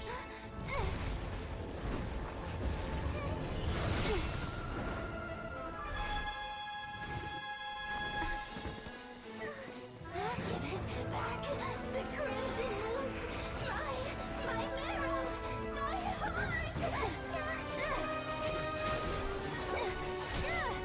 My heart.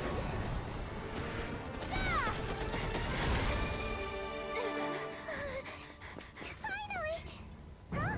Oh no! The exit's blocked! They're back! Now what do we do? This is where you fall. Witness my rise. Hey, it's... What are you waiting for?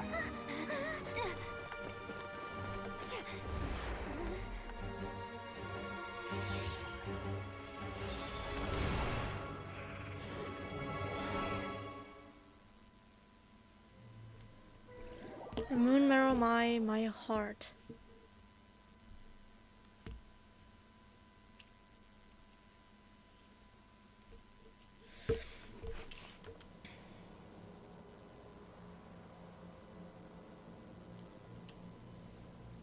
Oh, we made it! Was that you, Arlecchino? Did you save us? Yes. Your hands! They're... Oh, this? Don't worry. It's a small price to pay. The Abyss wanted to trap you inside, and I defied its will by bringing you out. No wonder it's a little angry. Is there anything I can do to return? I can purify Abyss of Hologram, maybe. No. I have paid the price, albeit a small one, and it cannot be undone. My hands have already fused with the Abyss. Purification would simply destroy whatever's left of them. But surely... Oh... We're so sorry, Arlecchino. Paimon can't believe you'd make a sacrifice like this for us. As much as I'd like to call it a favor, the truth is I was simply holding up my end of the deal. Well, Columbina. Yes, you did your part. And as promised, I will leave the iridescent moon's marrow in your care. From this day forth, may the two worlds' flames burn ever more brightly.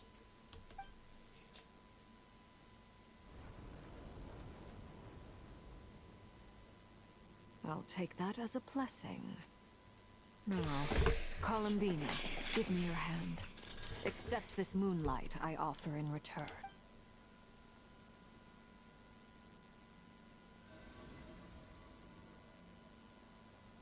Oh, that's a lot.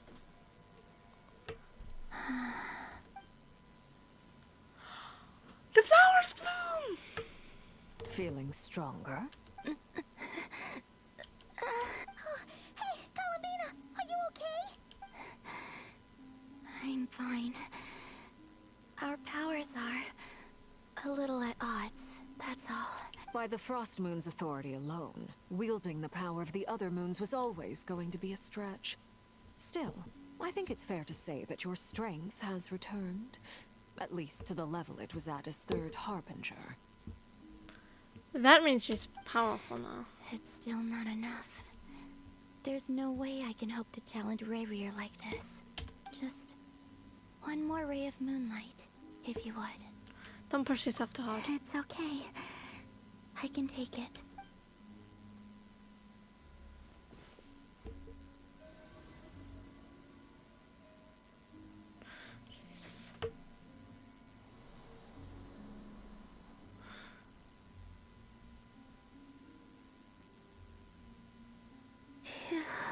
How about now? Fighting fit? At the very least, I won't have to stay hidden like before. I want to see him gone from Not Krai. The Ray here of Solnari and his wild hunt must be sent back where they belong. Well, it's good to have something to aim for. You certainly seem more alive now than you did earlier. When I first met you, you didn't strike me as a ray of moonlight. More like a wisp of fog drifting in from who knows where, ready to scatter at the first sign of a breeze. But now, you're full of vitality. Just like the Frost Moon, once the brightest of them all. May you keep shining, Columbina. This is who you are. Thank you. Look after yourself too, Arlecchino. I know you have plans of your own, and that's why you're always seeking to grow stronger. But whatever you're after, don't let the Abyss take a hold of you. I do not wish to see you go down the same path as Rayrier. I appreciate the concern, Columbina. Although perhaps it's time you took a new name. That's true. A new name? Kutar, the Moon Maiden, Columbina. They're nothing more than code names. They describe who she is and the roles she's played, but they're not her real name. We often use code names in the House of the Hearth, too. But it's knowing your real name that keeps you grounded. Up till now, you've been living a wandering life, so you've probably never really cared. All I'll say is this. Once you've defeated Rayrier, give it some thought. Will we be able to name Columbina after this? Alright, that's it from me. I'll get you back safely first, then go meet up with Sandrone. You're the best! Let us know next time you need a hand. We'll be sure to return I your favor. appreciate the gesture. It speaks to your good character. Anyway, let's get going. There are more urgent things to do right now than trade compliments.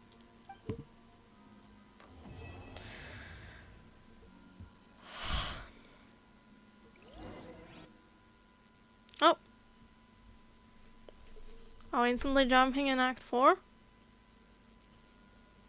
Or seeming on any It was a close call, but we got the iridescent moon's marrow and restored Columbina's strength. And that's all that matters.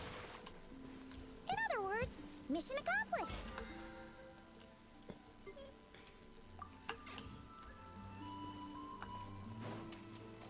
Time to act. Now we see the mirror again as it is.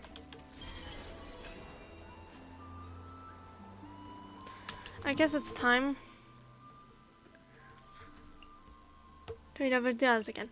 I will continue because I'm very enthralled with the story.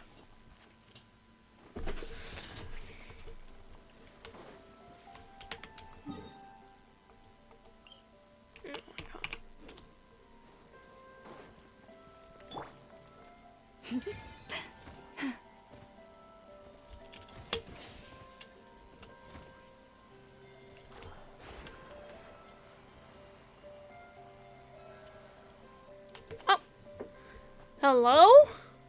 Oh, do you think the others are making good progress? Hope it's all going smoothly. Oh, hey look! They made it back as well! Hello, Llama and Flint. Llama! How did it all go? All is well, thank you. Nefer and Yehoda had to stay at the Curatorium to wrap things up, so they won't be joining us for now. I ran into Miss Anefa and Miss Aino on the way back.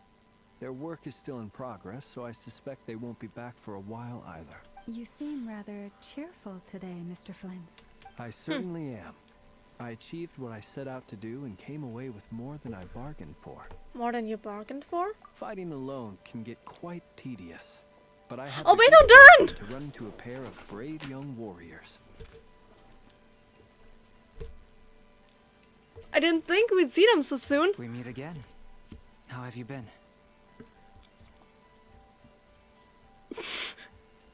He's so tiny in comparison to the other two. What are you doing here? It's been so long. I'm guessing you're just a That would Varka. be a natural assumption to make. It's also the correct one. I like that Darren's just hiding behind him at the moment. These two courageously lent me a hand while I was fighting the wild hunt. When they told me they were Servarka's colleagues, it all made sense. And given how people of outstanding talent tend to cross paths, it's no wonder you're already acquainted. There's this thing in the background. So, who's your travel buddy, Albedo? Right behind him. Why don't you come and introduce yourself? Darren! A gentleman of few words, I see. And a rather stern countenance. I presumed you were acquainted with him. Is that not the case? Like those horns, you must be. Nice to meet you. Again. We've technically met before. Wait a sec. You're Minnie Durin. That's right. It's me. I'm glad to see you again. Somehow the voice is similar, but also so different. I can't even explain why. It's definitely different. Hi! By the way, he says it's okay if you drop the mini. He's not tiny anymore. Yeah, I'm not as mini as I used to be. Interesting, isn't it? The first step towards blending into human society appears to be reflecting on whether one's name really reflects who they are. You can also see the wings. Hello. And the player vision. You look so different. In a good way, of course. It's great to see you looking so healthy. Thank you, Paimon. And although you're as mini as ever, I understand that diminutives don't always convey endearment. I'll be sure to simply call you Paimon as a sign of my great respect for you. We're starting calling him Mini Paimon. The Mini was also called not just because he was tiny, but also because to differentiate him from the Darren from Dragonspine, but now they're in the same body. Wow, you're such a smooth talker now. Paimon could get used to this. From now on, you may refer to her as your esteemed guide. Why is EA popping up? What the fuck?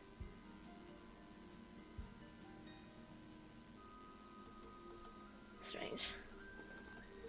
Little Paimon's pretty tiny after all. Personally, I think our little Paimon is the perfect size. When people call her Little Paimon, it's just because she's so adorable that they can't help themselves. If that's not a sign of endearment, what is? That's true. We all love Paimon. You're absolutely right, Miss Lauma.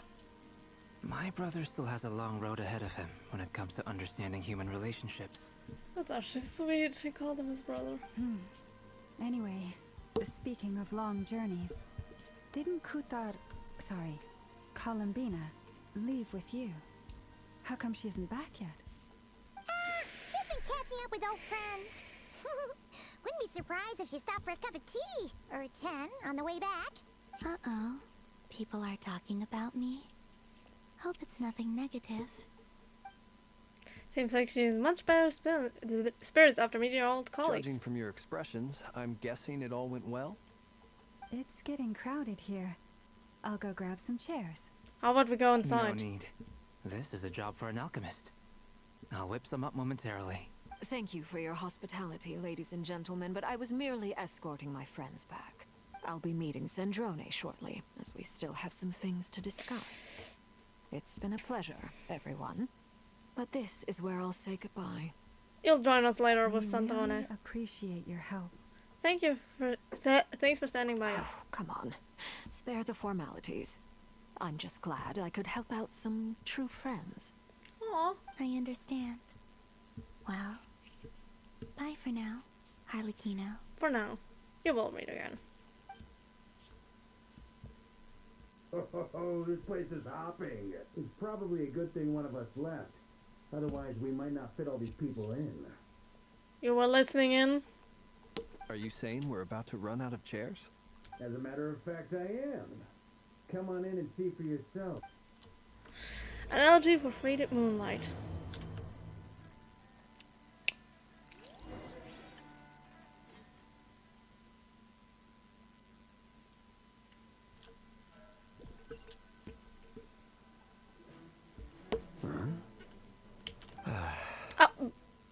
Hi!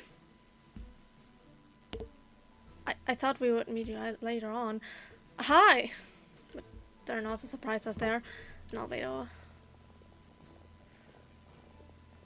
Honestly, we have a lot of people. I overheard your little chit-chat outside, by the way.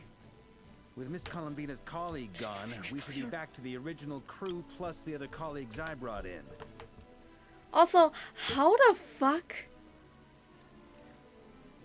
Did you two know each other?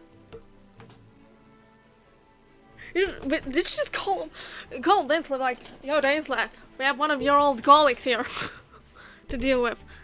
Like, also, what the fuck are those boots? I just realized they're fucking huge. Huh? Though, it looks like we have another new face. Someone else managed to rope in a colleague too? Oh no. He's probably here for us. Frankly, you and Paimon are the only people I know here. Okay. This here is Dainsleif, colleague of Tibet's greatest guide, Paimon, and greatest adventurer, the Traveler. Well, not exactly colleagues, more sort of friends. Yep, you just revealed to Lama When something. someone else jumps in to do the announcing, you know you're speaking to someone important. Yeah. Let's hear what he has to say. You know him already. Note to self. Once Paimon knows me known, the rest of the world will soon follow. Oh, great. When he comes looking for us, it's usually something important. Paimon's guessing you've heard about the Wild Hunt then. Specifically Rare, From probably. the looks of it, you're about to hold a meeting. If I were to say that the Wild Hunt is our mutual enemy, would that earn me a seat at the table? As the saying goes, the enemy of my enemy is my friend. Mr. Dainsleif, there's a seat with your name on it. Though, I can't promise the same for everyone else. Hey, Albedo, think you can rustle up a couple more chairs? After all this time apart, Grandmaster Varka's first order is to rustle up a couple more chairs. I've missed this. Yeah, it's been a few years, I think, since Volcat has been. Is he being sarcastic? Who knows? Hey, he's your brother. Why are you asking us? I've still got a lot to learn about the nuances of human conversation. Trying to decipher Albedo's way of speaking has been like jumping in at the deep end. You might need to have a conversation with Nahida. She's been studying that for 500 years. Oh, good point. Paimon gets you now. Don't sweat it. There are people who go their whole lives without getting the hang of it. You're ahead of the game already. Look at you, Paimon, expert in art of encouragement. I wonder what's taking Nefer so long. It was one of the best faces Lovina's ever had. Perhaps you should go and check in with her. If anyone can hurry her along, it's you. That's I true. just got back from the curatorium. Besides, aren't you curious to see what's taking her so long? Miss Nefer doesn't strike me as the type to share secrets. And since gathering intel is her specialty, I'm guessing she'd prefer to keep her methods confidential. Under such circumstances, would it not be tactless for me to impose? Or you just so lazy to get shot there. But it's fine for me to impose. You've already seen her tactics? What can I say? You have an unrivaled ability to garner people's affection, Miss Moonchanter. Besides, you have far more in common with her than I do. All right then. One last chair, I'll wait. Impressive. She barely fought back at all. I admire your powers of persuasion, my friend. I think. As I'm sure Miss Lauma will realize soon enough, the trick in life is to always pitch in with other people's responsibilities so that you can be selective with your own. Another trick is to simply hide in the background. Spoken like a true sage. Anyway, looks like we've got some time to kill before the meeting. Let's take a little breather, folks. And feel free to chat amongst yourselves. We'll get down to business once the other two arrive. Alright. Let's talk. Right, let's go first. Oh, you three. You're both awfully quiet. Why don't I start us off with an icebreaker? Much obliged. Have either of you ever had your portrait painted? If not, I'd be glad to help. Colomina has, actually. That sounds like a lovely idea. You know how to paint, then? I dabble occasionally. Dabble. You're the only playable artist we have. He's an excellent painter. Tables, chairs, people, dragons, you name it. He'll paint it for you. I'm flattered. If I ever get the chance, I'd like to give it a try myself. You have a few Kavaki would like to draw, I'll don't bear you? that in mind. Anyway, how about you, Durin? What sort of portrait would you prefer? Oh, I'd be fine with anything. Whatever style feels best to you. Very well. Then I'll play it by ear. Huh? You can replicate any style I want? I can try. If you show me a sample, I'll do my best to match it. Thank you. In that case, I'll dig up some reference material for you. Hello, Dainslev. Is there something you'd like to say to me? You're standing here so alone. For starters, why'd you just show up here without even giving us a heads up? Rarier did so do. If you think back to our previous interactions, you may recall that that's hardly out of character for me. That's true. You do have a point there. Sorted out your accommodation yet? Oh yeah, you'll need to find somewhere to stay the night too, right? Want to tag along with us? You never know. We might get a group discount. Sure, let's do that. Okay. Paimon will handle it. And in return, we can get Dainslev to be our very own personal bodyguard. Paimon, you're thinking a lot again. If that's what you had in mind, you should have said so sooner. I'd be happy to help. Oh, okay then. Paimon was only kidding, but good to know. He was part of the guards, I think. Since we're all here together, That's Twilight's fault. we might as well watch each other's backs. That's just what friends do, right? Indeed. Thank you. I mean, I was mentioning earlier that we don't know. Oh, wait. That's just the exit, I think. I mean, we do sort of. I don't think his eyes and hair have changed in color or anything, like Reverie. So I think we already know sort of what he looked like. I think, or we can decipher it. And oh, wait. Some handwritten messages on a whiteboard. I took time to do a few sketches that represent a thing of for different units. It's pretty good, huh? But you'll like, I'll like it. Mika always used to say I had the talent to make it.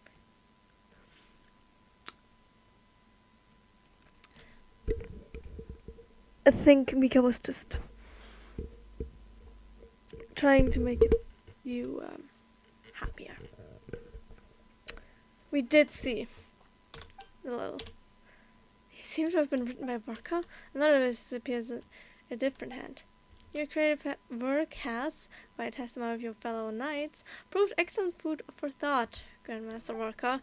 I have looked through it carefully, and I suspect it's because your work is novel, yet your techniques remain slightly unpolished. It's only natural, after all. We have never received any formal education in art. In accordance to the request I have received, I shall complete a few new paintings to serve as mementos for everyone. Yes, please understand that the Grandmaster always has his hands full defending others. It is a as this is a testament to time he has spent alongside Sir Knight Coroner as Albedo. Yeah, I figured it would be Albedo.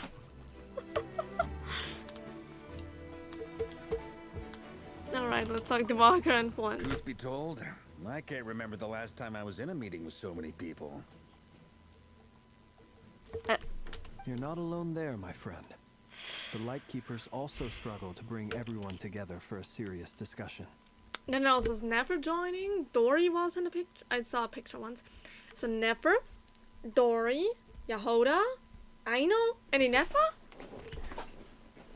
This is full house. I don't doubt that. I've only ever met 2 Ratniki, one being you, and the other being that young guy, Itlua. Itlua is a good apple. I'll give him that. He's kind, honest, and regularly delivers supplies to my lighthouse. A true Ratnik to the core. In that sense, he puts me to shame. Damn. So you're what? A fake Ratnik? That's what it sounds like you're saying. But I get the feeling that's not quite what you meant. Come on, why the awkward silence? I was just saying that was awkward. Sorry. I'm not even gonna bother trying to hide it. You've known all along, haven't you, my friend? Now that was an awkward silence. What did you were face? Let's just keep this between ourselves. Probably best if Itlua doesn't know, huh? That goes without saying. Gotta be careful what you share with youngsters, after all. Anyone else in the know? Let me guess. The Traveler and Paimon? It's dangerous being too sharp for one's own good, you know. Then, in the name of the Animo Archon Barbados himself, I swear, your secret's safe with me. I heard you were talking shit about me. When we went for drinks, you said that you and Barbados were practically best buds. In the light of that claim, do you really expect me to take your oath seriously? Of course. Just as long as you don't go spreading around the fact that I'm close with Barbados, all right? Fair enough, then. Nothing like a bit of mutual leverage to seal the bonds of friendship. Thinking about it, everyone who is currently not Krai, who has a monster division, knows about Venti's identity. So yeah, it's close to them. Like, Varka and Alice are close friends to Venti. Albedo knows his identity. Durham, I'm pretty sure, also knows his identity.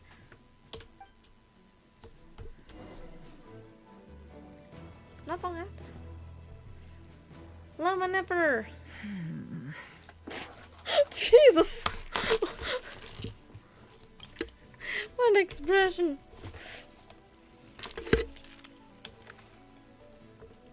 That's a choke, by the way. I was handling. This is a choke of mine. One of the many. Ah, Miss Nefer. You made it after all. Hello. But what about Yehoda? I'm here to give you an update on how things are going on our end. Once this is over, I'll be heading straight back to continue my work. I left Yehoda back at the curatorium to watch over things while I'm gone. Huh. So much for just this once. Not so loud! We're on a roll here. Did you say something, Mr. Varka? Huh? I didn't say anything. Right, Flints? Must have been a frog. They get so noisy around here at nighttime. It's like they're putting on a concert in the background. Jesus. Anyway, before we begin, there's a few introductions to make. Let me start by saying that it's an honor to be speaking before so many distinguished colleagues and collaborators. Yeah, considering everyone in this room is of somewhat importance, is actually really interesting. Like, we have the Moon Goddess, we have Dainsleif, brother of Red Volner, and Twilight Sword, the one guy whose plans to kill all the sinners, a Descender, a fairy type thingy we don't even know, the Grandmaster of the Knights of Favonius, the Moonshifter of Frostmoon Sands, basically the leader of the Northern Information Hub, something, or the Curatorium of Secrets, one of the last remaining Fae, and two synthetic humans, which are products of another sinner. which isn't involved in this. Hello! So yes, this is really a lot. First up, we have Miss Lauma. As Moon Chanter, she's the leader of the Frost Moon Scions, a local religious community in Nodkrai. Okay. Then there's Miss Nefer, boss of the Curatorium of Secrets, an intel gatherer extraordinaire. Well, I was just going through that, and now he's going through it Nefer again. is leading the investigation into Rarer's background, assisted by Yehoda and Lauma. From the little I've heard, they're making some great progress. Over here, we have Mr. Flintz, a ratnik and guardian of the abandoned lighthouse. In our last operation, he courageously distracted the Wild Hunt to buy time for the rest of us. For those of you who've never met, this is Mr. Albedo, a renowned alchemist and captain of the Knights of Favonius investigation team.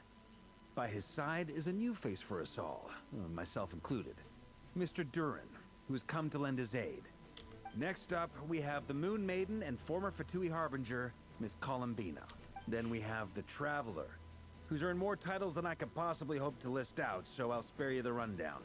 And Paimon, the ultimate travel companion and quite possibly the best guide in all of Tevat. Oh. Whoa! That's a lot of people. Great turnout. Miss Nefer, it looks like you might have another job coming your way. So, congratulations on the booming business. You think I haven't got enough on my hands as it is? Who's looking for me now? That would be me, Miss Nefer. I have a commission for you. And Another you are? one. Who I am doesn't matter right now. What does matter is that I'd like you to gather more intelligence about the Recher of Solnari. Well, it's not as if we never take on anonymous commissions.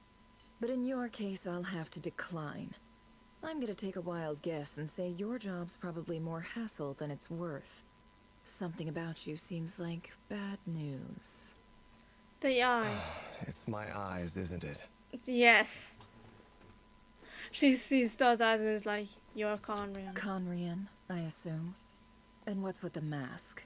Are you trying to hide your identity? In any case, the fact that you're even still alive raises an awful lot of questions for me. My name is Dainsleif. And yes, I am from Conria. As I'm sure you're aware, the Recher of Solnari's real name is Rerir. He was once an acquaintance of mine. Really? Then you must have been quite an influential figure yourself. You flatter me, but none of that matters anymore. My point was simply to clarify why I have asked Miss Nefer to investigate Rerir's background. So you're both from Conria, and it sounds like you used to be friends? What am I missing here? Surely you already know how he became one of the Five Sinners. I'll tell you everything I know. The history of Conria, the names and identities of the Five Sinners. I remember it all like it was yesterday. I have never spoken openly of this before. But the truth was exactly as people say. The Five Sinners were each driven by their own desires, and it was by playing upon these that the Abyss tempted them to their fall, tearing Conria apart in the process. And in turn, almost the entirety of Tevat. The visionary, Vedafanir, who wished to foretell the future. The wise, Haroptatir, who sought limitless knowledge. Gold, Rhindaughter, who desired to create life. The foul, Sertologi, who pursued supreme strength. And last, but not least, Recher of Solnari, Rerir, Ravager of the Moon. Of the five, Rerir is the only one who remains a mystery to me. He never harbored grand ambitions. So what changed in the space of a single night? How did he come to fall like the others? He's the only one who... I mean, okay, the other one, the wise, we don't know much about him. But all others have obviously managed to do that. Sertologi is currently traveling the universe,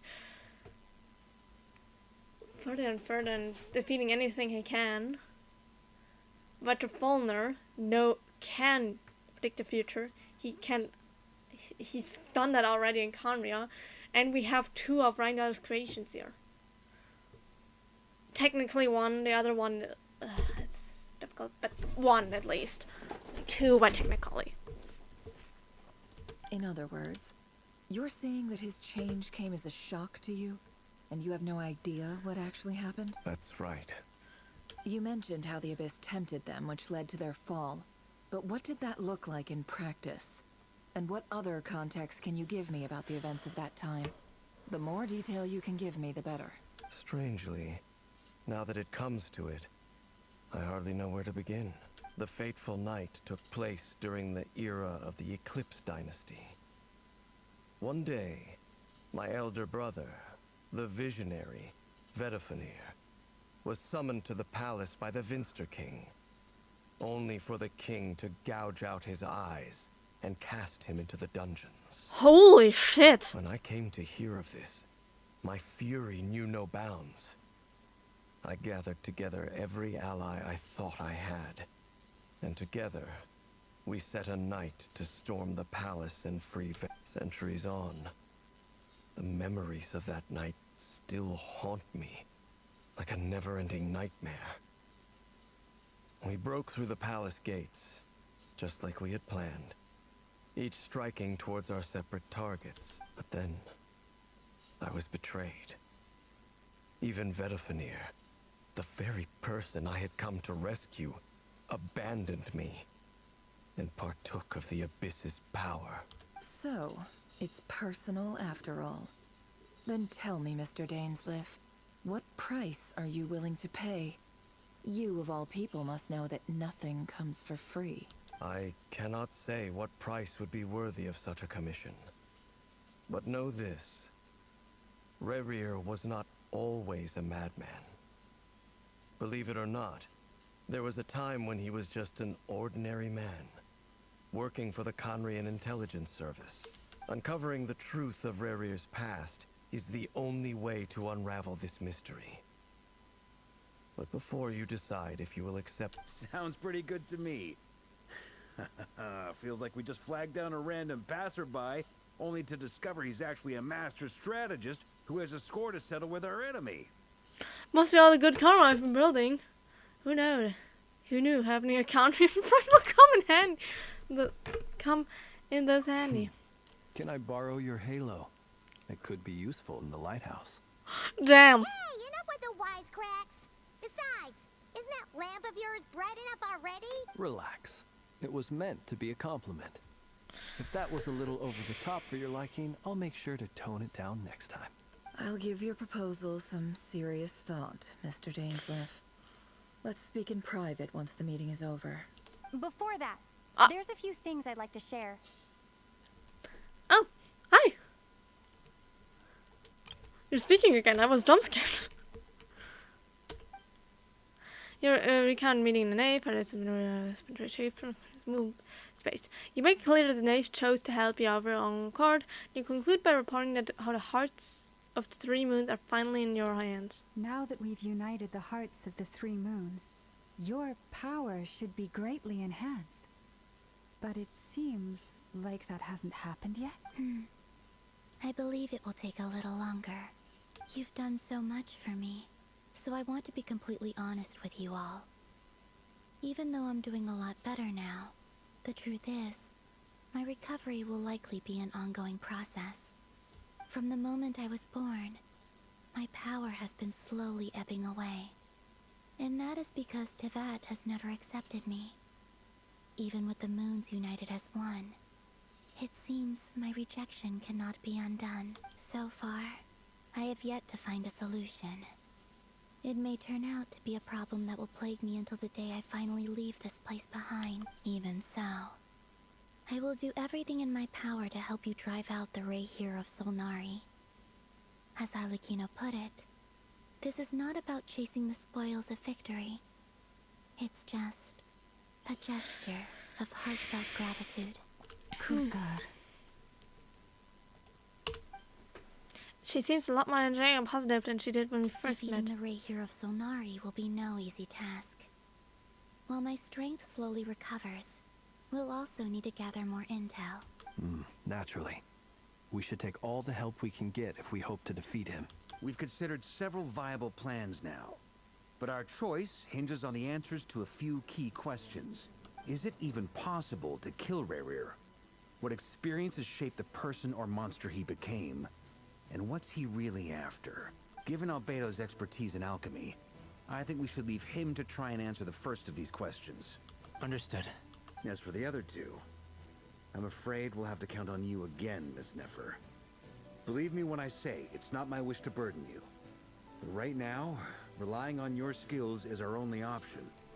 So you're placing all your hopes on me, huh? We can't thank you enough for agreeing to help us. Honestly, I can hardly believe how lucky we are. You sure have a talent for changing your tune, Miss Moonjanter. Timid like Yehoda one moment, then flinches insincere flattery the next. Ladies, please. I must object to your portrayal of me. That's all. Feel free to keep bickering. Just pretend I'm not here. I almost don't want to leave this room. I'm curious to see how this plays out. Jesus. I have faith in you, Miss Nefer. Something tells me you'll stand by us until the very end. Yeah, probably. Oh? And what makes you so sure of that? What if I suddenly decide that my compensation is insufficient? This isn't about the money. I can sense that you've got a deep-seated distaste for Rerir. And knowing you, that alone is motive enough. Look at them getting along so well. Like two peas in a pod. And I'm the one they accuse of insincere flattery. There is no justice. Miss Lauma, you have to understand something. Unlike you, I don't actually enjoy having everyone's hopes on my shoulders. Is that right? Well, maybe the fact that I'm willing to put my hopes in other people says more about me than you. But the fact is, I also trust you. And that's because I know that you're someone we can count on. Anyway, we've got our plan, so let's get moving. Mr. Dainsleif, let's talk. And Traveler, once we're finished, if you've nothing else planned, I'd like you to come with me. This whole experience is teaching me a lot. For instance, I now know that when other issues come up in the future, I'll have far more luck getting Lauma to convince Miss Nefer than trying to do it myself. Hate to say it, friend, but that's one of the funniest things I've heard in a while. Why? You think I've got it wrong? Quite the opposite. But what makes it so hilarious is how long it's taken you to realize. Makes sense. Never Dainsleif. I thought it said Minsleif. Conversed intently for quite some time. From the gravity of their expression, you could tell how heavily the vexation of the plan weighs upon them both. After a short chat, Albena and Dern head off with Marco what they describe as a sample-finding mission. Lama steps out for a while, then comes back loaded up with emergency medicine. She tells her that while people rarely expect to get hurt, it's her duty to be ready when they do.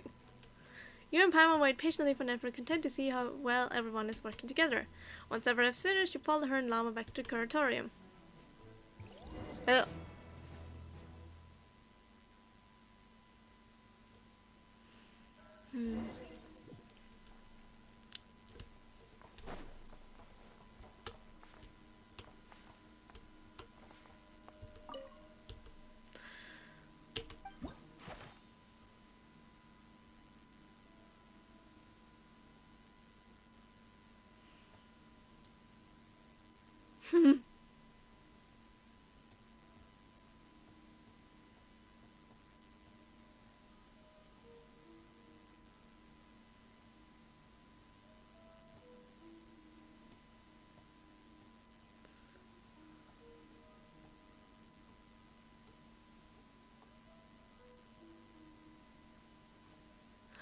Asher doesn't understand you.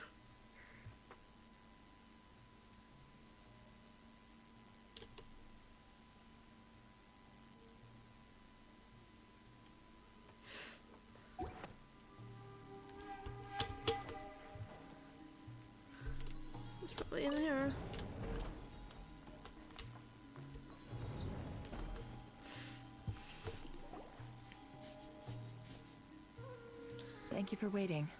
Hello. It's okay.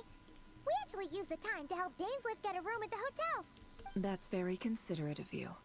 Now, I trust you share my curiosity about Rarier's past, and you seem fairly familiar with Mr. Dainsliff already. That's right. We've known each other for quite some time now. We spoke at some length after the meeting. He was the one who suggested I should invite you to join this operation. He feels confident that these secrets will be safe with you. Dane has a lot of faith in us, that's for sure. Thanks for your trust too, Nefer. Likewise. I appreciate that you got right on board without interrogating me about why I invited you. It shows that you trust me to explain everything in due course. That's because we know what you're capable of. We appreciate you too, Nefer. You might have been forced to help in the beginning, but this time, it was your choice. Yes. That's one way to put it. Another is this, that once a decision's been made, it's set in stone. After that, my only goal is to see it through. Alright, so here's how it is. I'm going to access Rarier's thoughts again using my confidential method. Now, I'm sure you've seen things like this before on your travels, so you're surely well aware of how dangerous it can be. The reason I've gathered you all here is to ensure my safety during the proceedings. I plan for us to enter the fragment of his consciousness together, and once inside, I will focus on searching for information. Think of this as a diving expedition into someone's brain. If I'm the diver, you are my safety equipment, tasked with keeping me alive while I'm under the surface. Once the ceremony begins, we will all be spying on privileged information. But in the interests of safety, you must remain absolutely silent at all times. We will discuss our observations after the ceremony has concluded. Lastly, any individuals of a weaker constitution are advised not to partake in the ceremony. In any case, Paimon has her own job to do, which requires staying in the room, but not joining the ceremony. Nefer conspicuously left out the details of her confidential method. I guess a brain diving technique are trade secret. Well, good luck, everyone.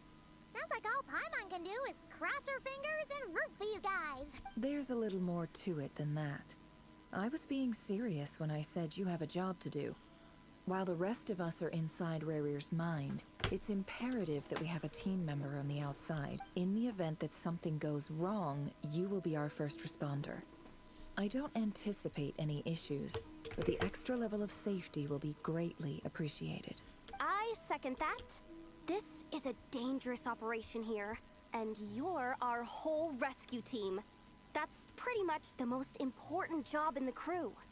So, Paimon's like the lifeguard? Yeah, that makes sense. Alright, got it. What is she supposed to do? Good. Please, take a seat. We'll get started momentarily. If something happens, what is she supposed to do? Let there be light. Did Mr. Dainsliff tell you anything else? He told me that he believes Rarier kept some big secrets in his life. He's not sure that they were the cause of his eventual downfall, but he's asked me to uncover what those secrets were all the same. I mean, we know he was one of the, he murdered Crimson Moon. But surely you're not planning to go through with this, no matter the cost. If you think that, you'd be overestimating me. I'm a businesswoman, not a mercenary. But I do have my own professional reasons for taking this job. You think I'd turn down the opportunity to get a first-hand glimpse into Conrian history? No chance. Well, as long as you don't let morbid curiosity get in the way of safety concerns, we're good. We'll do... You're such a killjoy. She's got incense candles and it also almost feels like a summoning ritual. Seems like Nefer still has no intention of sharing her trade secrets. But now's not exactly the moment to pry. See, there's a chest set on the table because something is intel gathering methods. I'm good to go. All set over here too. I'm ready as well. Promise, Paimon, you'll be extra careful. Pinky promise. All right. Let your whole body relax. We're about to begin. Close your eyes. No, be silent.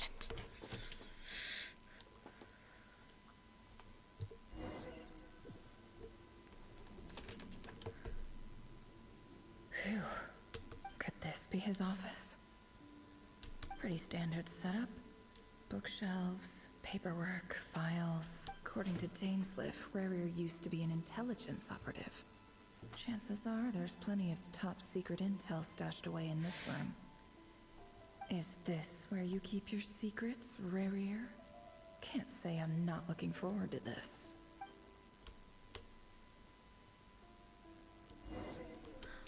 Also, I like her hair. Okay.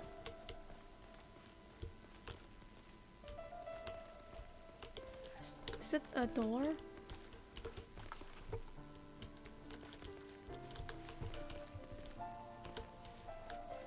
I'll be right there. Salmon box. A box containing a ring inlaid with a precious gem. Must be for his girlfriend. Yeah. Figured. Shelf. Bookshelves full of documents. Looks like these are all files, packed with the personal details of individual Conrians. Crimson Moon Dynasty preceded the eclipse. Since Rarier worked as a secret agent during the latter, it stands to reason that he was tasked with purging remnants of the old dynasty. Yep, lines up exactly with what Dainsliff told me.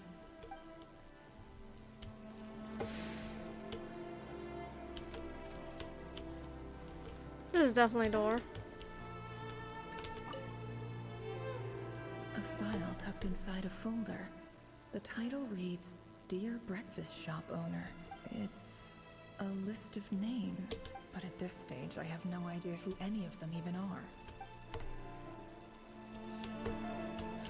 Here. It's a device? Wonder what kind of encryption technique this is. Seems like it has to be inserted into that camouflage device nearby. Aha! It's an audio recording. Please, hear me out. I can't shake this feeling that someone's been spying on our house. No, I'm not being paranoid. It's true. I saw someone dressed in all black. It was a couple of days back, but that was on another street, not near my house. I swear, I know what I saw. There's a note in the margin. Surveillance of the Runforther residence has concluded.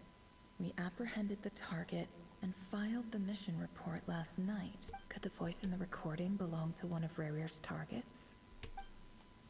Jesus.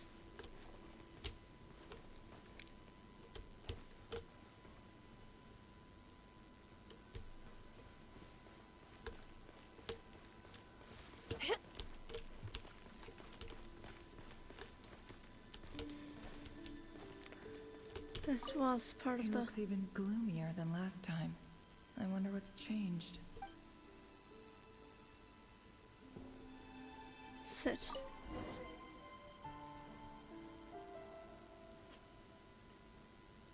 Today's files are in. Time to wade through them, just like usual. Oh, I can move. Hi. Male, 51. Occupation, cook.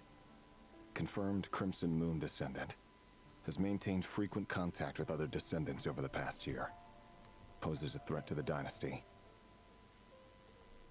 Neutralized.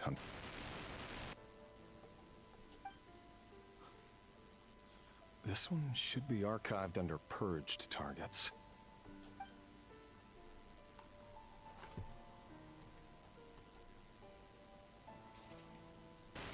Female, 23.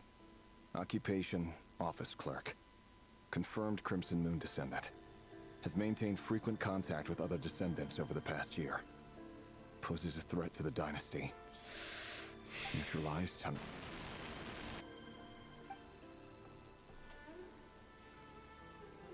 Another one for purged targets. Sounds like she was that other man's daughter. Never mind. What's it got to do with me?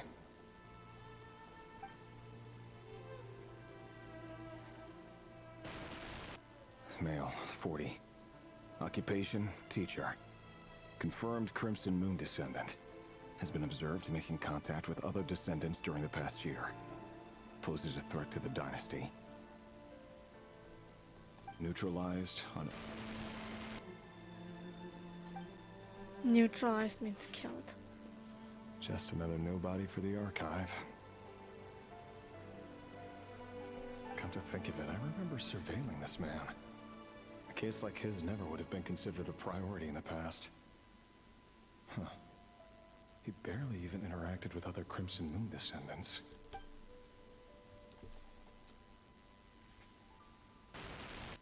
Female, 16. Occupation, none. Orphan and confirmed Crimson Moon descendant. Has been observed making contact with other descendants during the past year. Poses a threat to the dynasty. Neutralized on... The child. Filed. I have no recollection of this girl. None whatsoever. She doesn't seem to be anyone important, but then again, how many of them really are? Female, 13. Occupation, none. Orphan and confirmed Crimson Moon descendant. Has been observed making contact with other descendants during the past year. Poses a threat to the dynasty. She's a child. Neutralized and...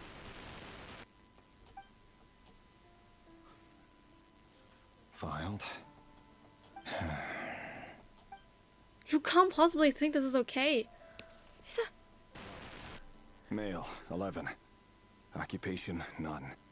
Orphan and confirmed Crimson Moon descendant. Has not been observed making any contact with other descendants during the past year. Poses a threat to the dynasty. Neutralized and...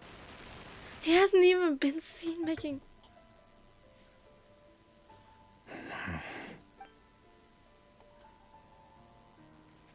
Even younger. Male, 6. Occupation, none. Orphan and confirmed Crimson Moon descendant. That's a child! Dynasty. What threat could he possibly pose? That's a child! Oh god. He's not even saying when he was neutralized. It's funny, isn't it? Your job is becoming both harder and easier at the same time, depending on how you look at it. Sooner or later, the Crimson Moon descendants will be completely wiped out. But as their numbers dwindle, they become harder and harder to track down.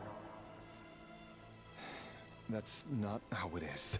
Fortunately, however, most of the able-bodied adults have already been taken care of. The remaining weaklings will be increasingly easy to deal with. No! No. My job is to ensure the survival of the Eclipse Dynasty. And the only way to do that is by eliminating any and all potential threats. It's a perfectly I'm just every continuing. single one of my colleagues can attest to my fairness. And if my friends were aware of the facts, I know they'd back me up too. Assuming, of course, that they were aware of all the facts. He looks even gloomier than last time.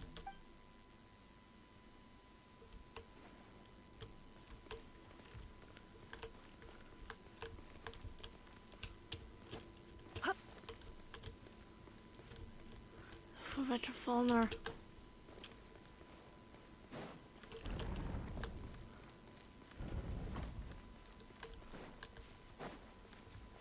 Retrofalner? Mr. Vedifalnir? It's been quite some time since we last met. Revier, I trust you're here because you have something important to discuss. Forgive me. I wasn't tuning out, it's just, I noticed you didn't even phrase that as a question. As if you knew I was coming. Because he's done Tell it. me, does someone in your position ever feel the need to ask questions at all? It is indeed within my power to foresee certain things. Things like your arrival. I was just thinking, it won't be long before I'll be inviting both you and Dane to my wedding. That isn't a lie, but nor is it a fact as such. It's a wish, isn't it? No fooling a prophet.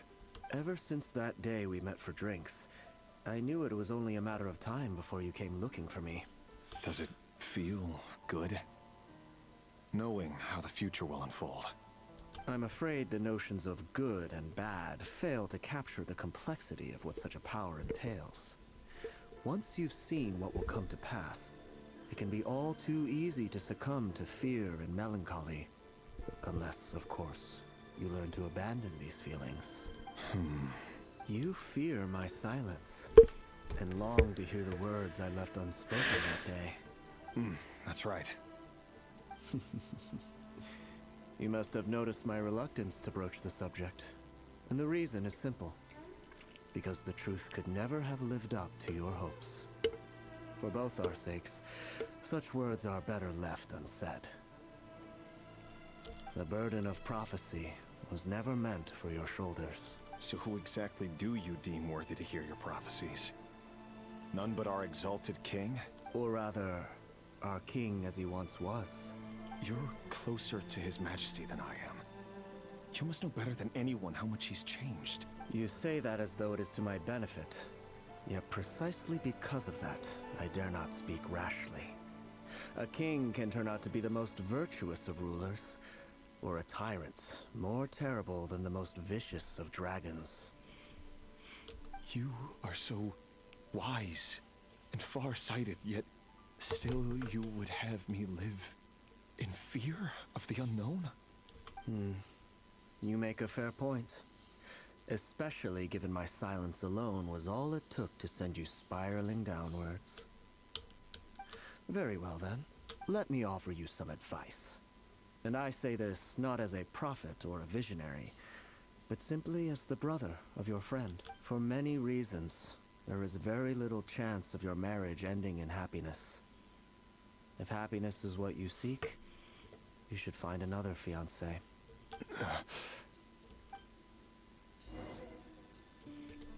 Hold up. There's that same black fog again. Could this memory belong to Thelindis? Guess I'd better tread carefully. No more lies. Okay, just cool.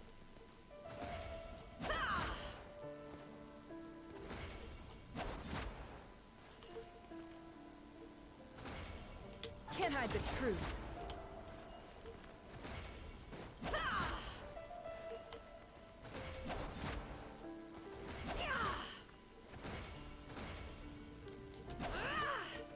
It all adds up.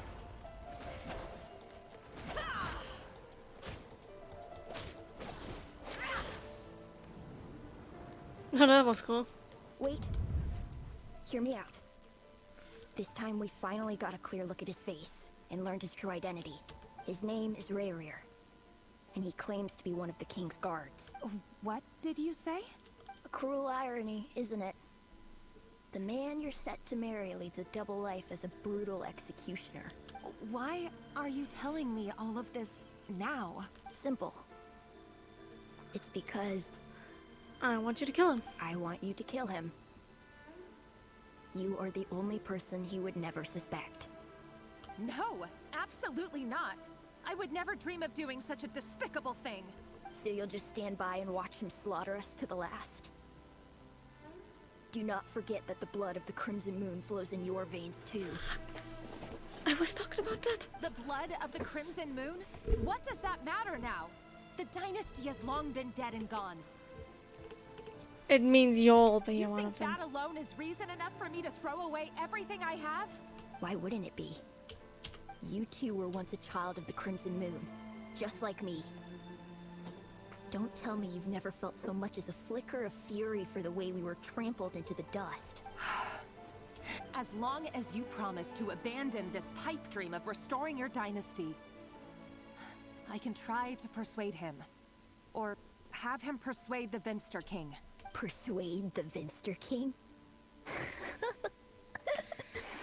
Do you even know why he's so obsessed with hunting us down?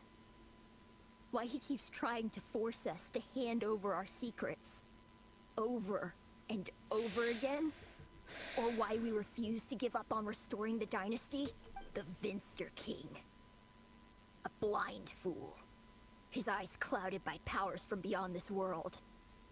A petty little man with a miser's heart. And he dares to sit upon the throne? Mark my words. Sooner or later, Conria will fall. And it will be his doing. Technically, he's not wrong. If you can't bring yourself to do it, so be it. Just you watch. It won't be long before calamity descends upon us all. And that's true. The Rehir of Solnari. That really is quite a secret you've been keeping from me, Rerir. But who am I to talk? Am I really any better? I've kept my own past a secret this whole time too. Love should be built on honesty. But ours was born from lies. Is it really so wrong to hide things that would only make life harder? If we don't cover up the parts that no one else should see, how can we go on pretending to be normal? Vedifulnir must have known all this. And that's why he made his prophecy. In the end, nothing stays hidden forever. But I won't just sit by and watch this disaster unfold. I'll do everything in my power to protect what I cannot afford, no matter who I have to face.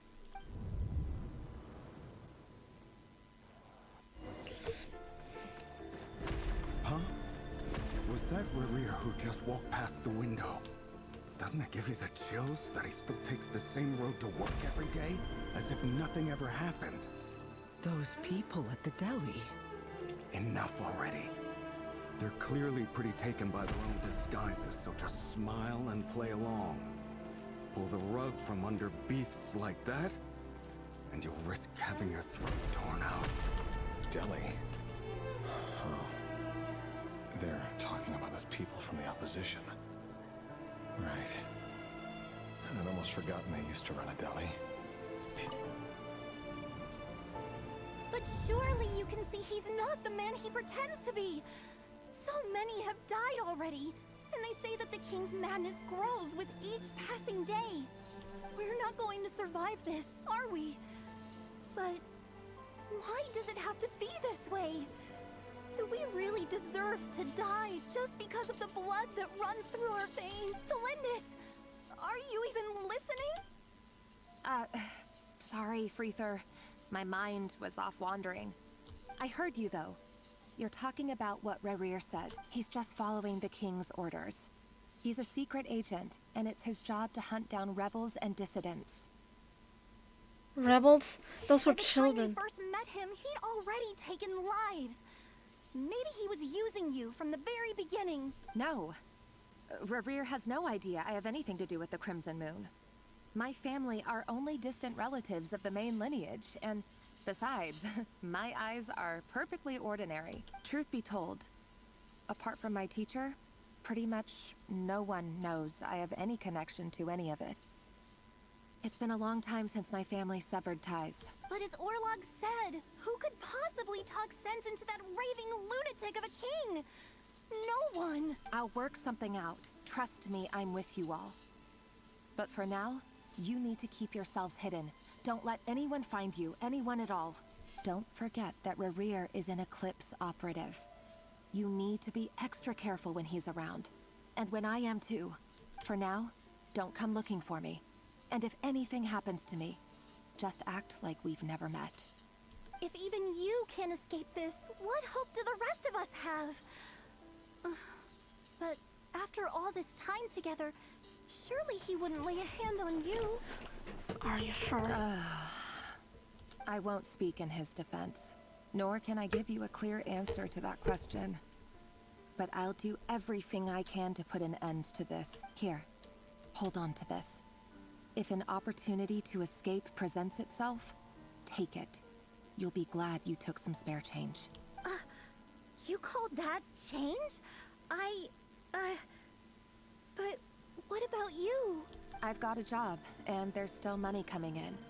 But you can't go anywhere right now. Please think about yourself for once.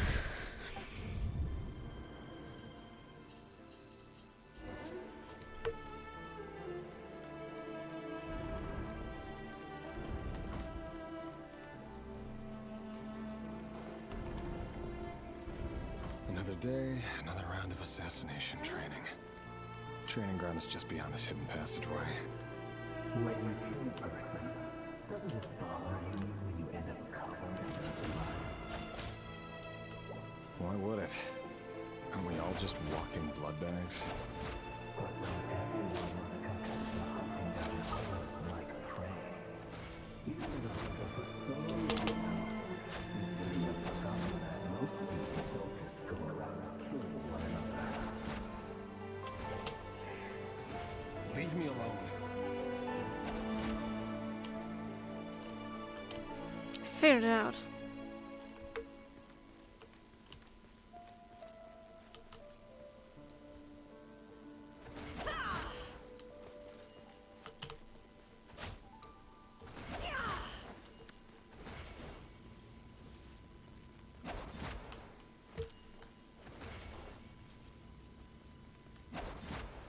Okay.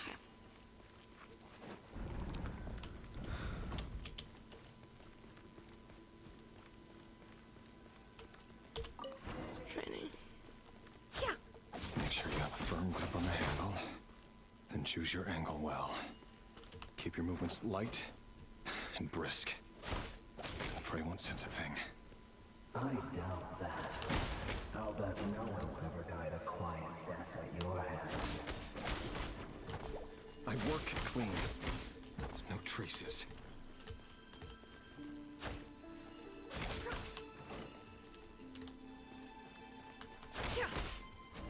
That doesn't make it open above board. The king just happens to need you right now. What if suddenly he doesn't? That won't happen. He's changed. Ever since he fell under the spell of that power. In the beginning, he only had you take out a handful of the guilty. But now... The ones I've dealt with have always been guilty. And I've carried out my work flawlessly.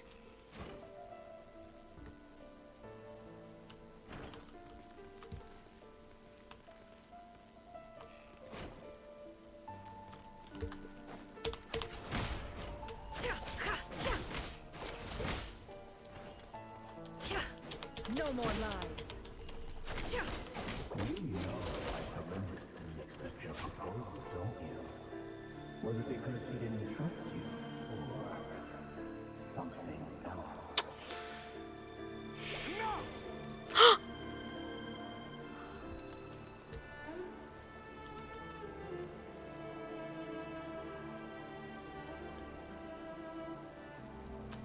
Children of the Crimson Moon Dynasty. Children he murdered. Delindis, do you still remember Orlog? Orlog. The boy who was pretending to sell flowers. Yes, we did. What about him? He's dead. He was arrested 2 days ago. Chances are he's already dead. Yes, probably. I just don't get it! After everything he's done, why do you still stand by him? Or does it mean nothing to you that people keep dying? No, that's not... Just here... I need to go now, Thelindis. They're looking for us. You take care too. If you ever need a place to hide, come find us. She's about to die too.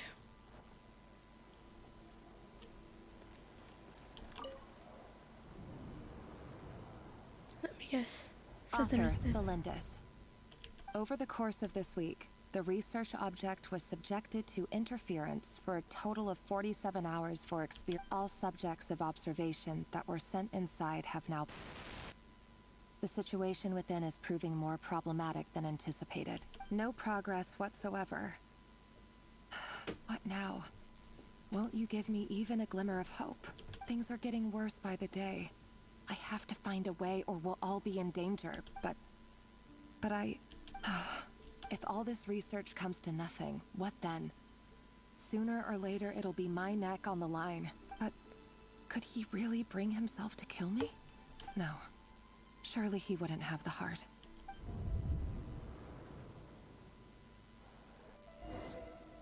Return to the office.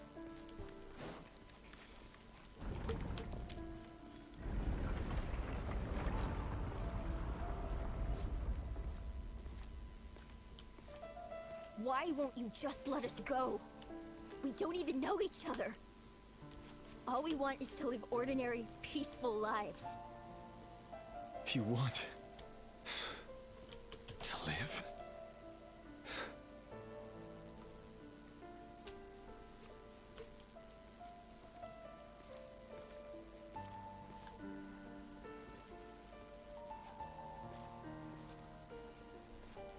Yes. I just want to go on living. Is that really such an unforgivable crime?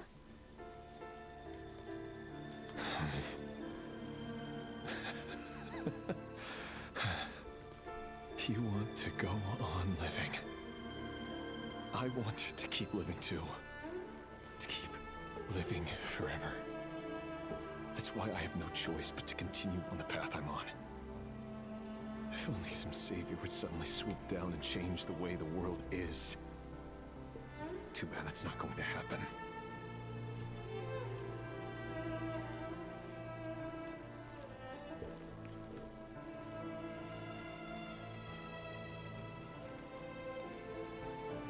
Imagine that. If there really were such a person, you and I wouldn't be standing here like this, would we?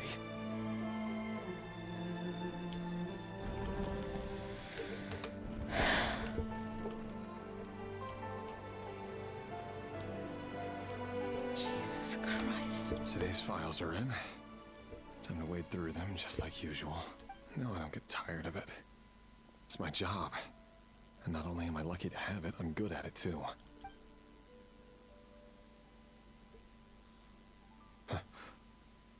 Wait. Thalindis? No. No. No! Why? But you bear no mark of the Crimson Moon. How could you possibly have anything to do with them? It cannot be! A diluted bloodline. Carefully concealed. I see it now. You've been living in the shadows just like me. What a fool I've been. Numbing myself with talk of justice. Even imagining my friends would back me up. But in the end... Irminsul. Finster King! How far are you going to take this? From the direct bloodline to secondary offshoots? And then what? Today it's the descendants of the Crimson Moon. Who will it be tomorrow? Will you not rest until everyone down here is dead? No. This cannot go on. This is where it ends.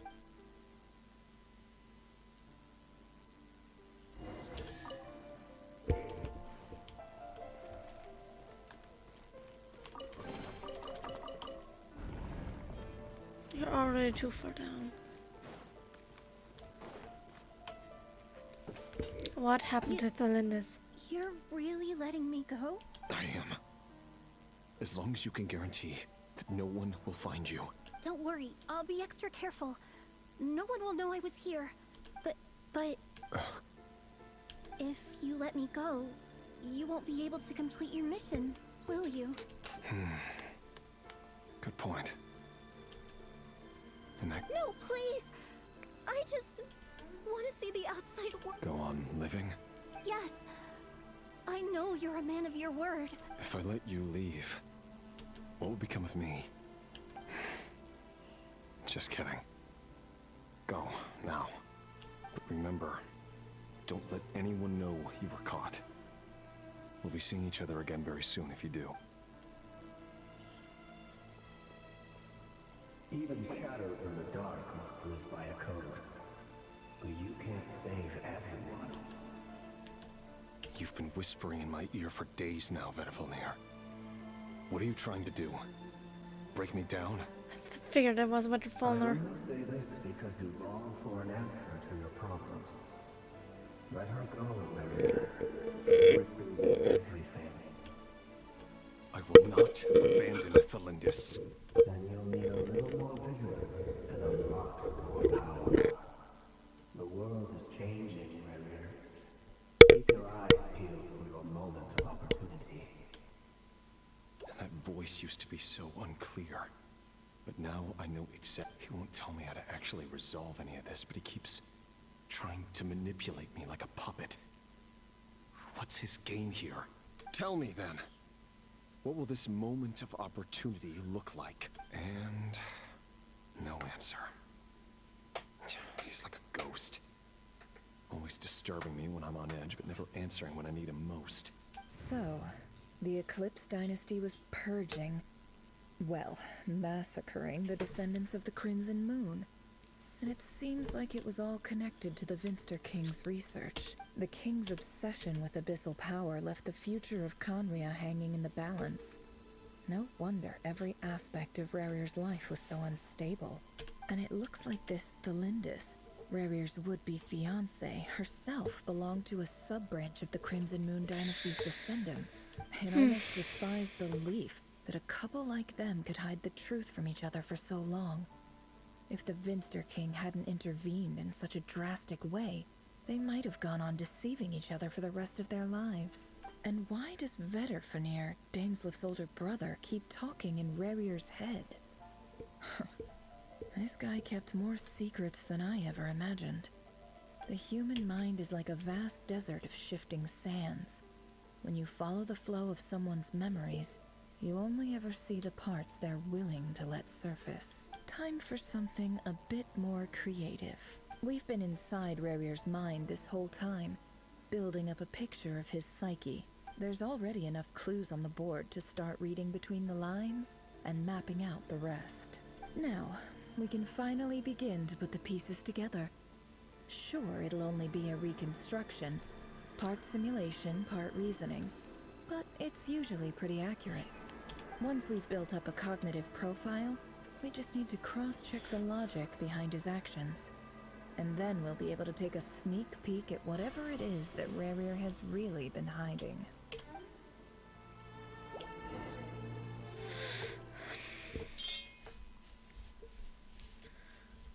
So, hypothesis, you could say.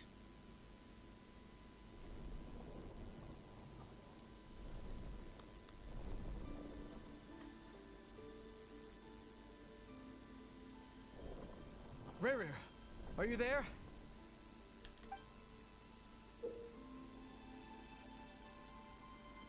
How many pieces considered as action points? When all the actions by the suits. Okay.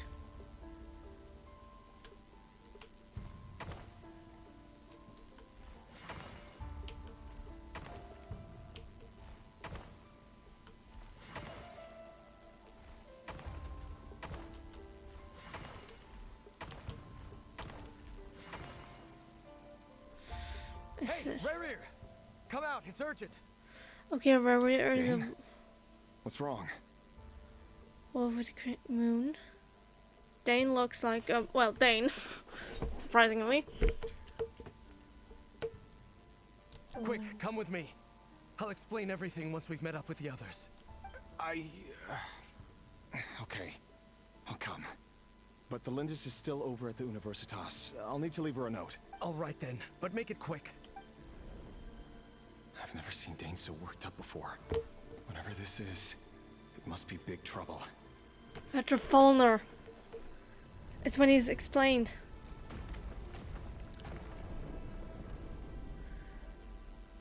Vedifalnir stabbed him in the back.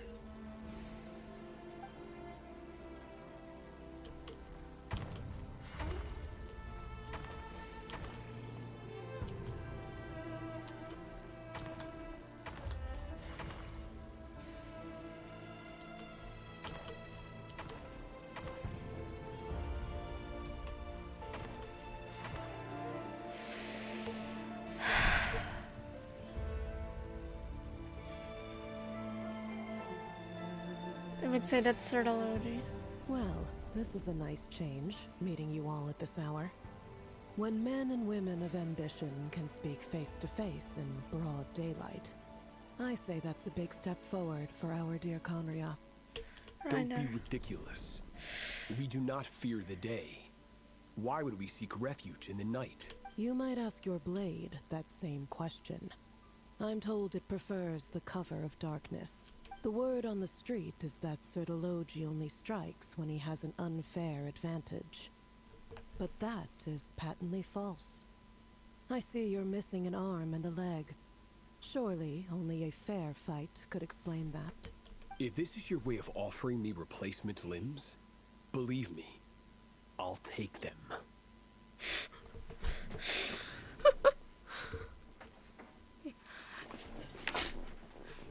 I'm sure Reiner could. Oh, we can certainly discuss that. With bioalchemy, anything is possible.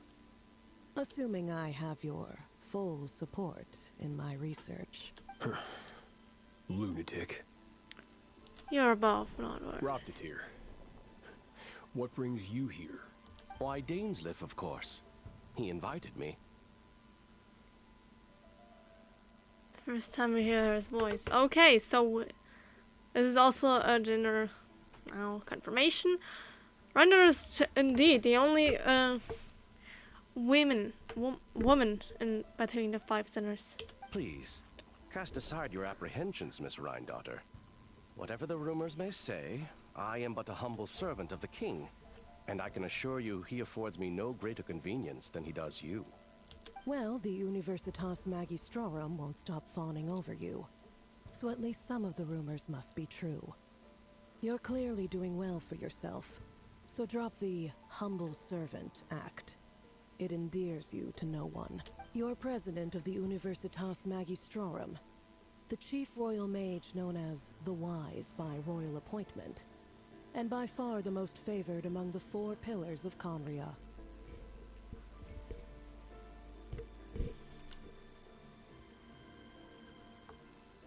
I don't like to wait.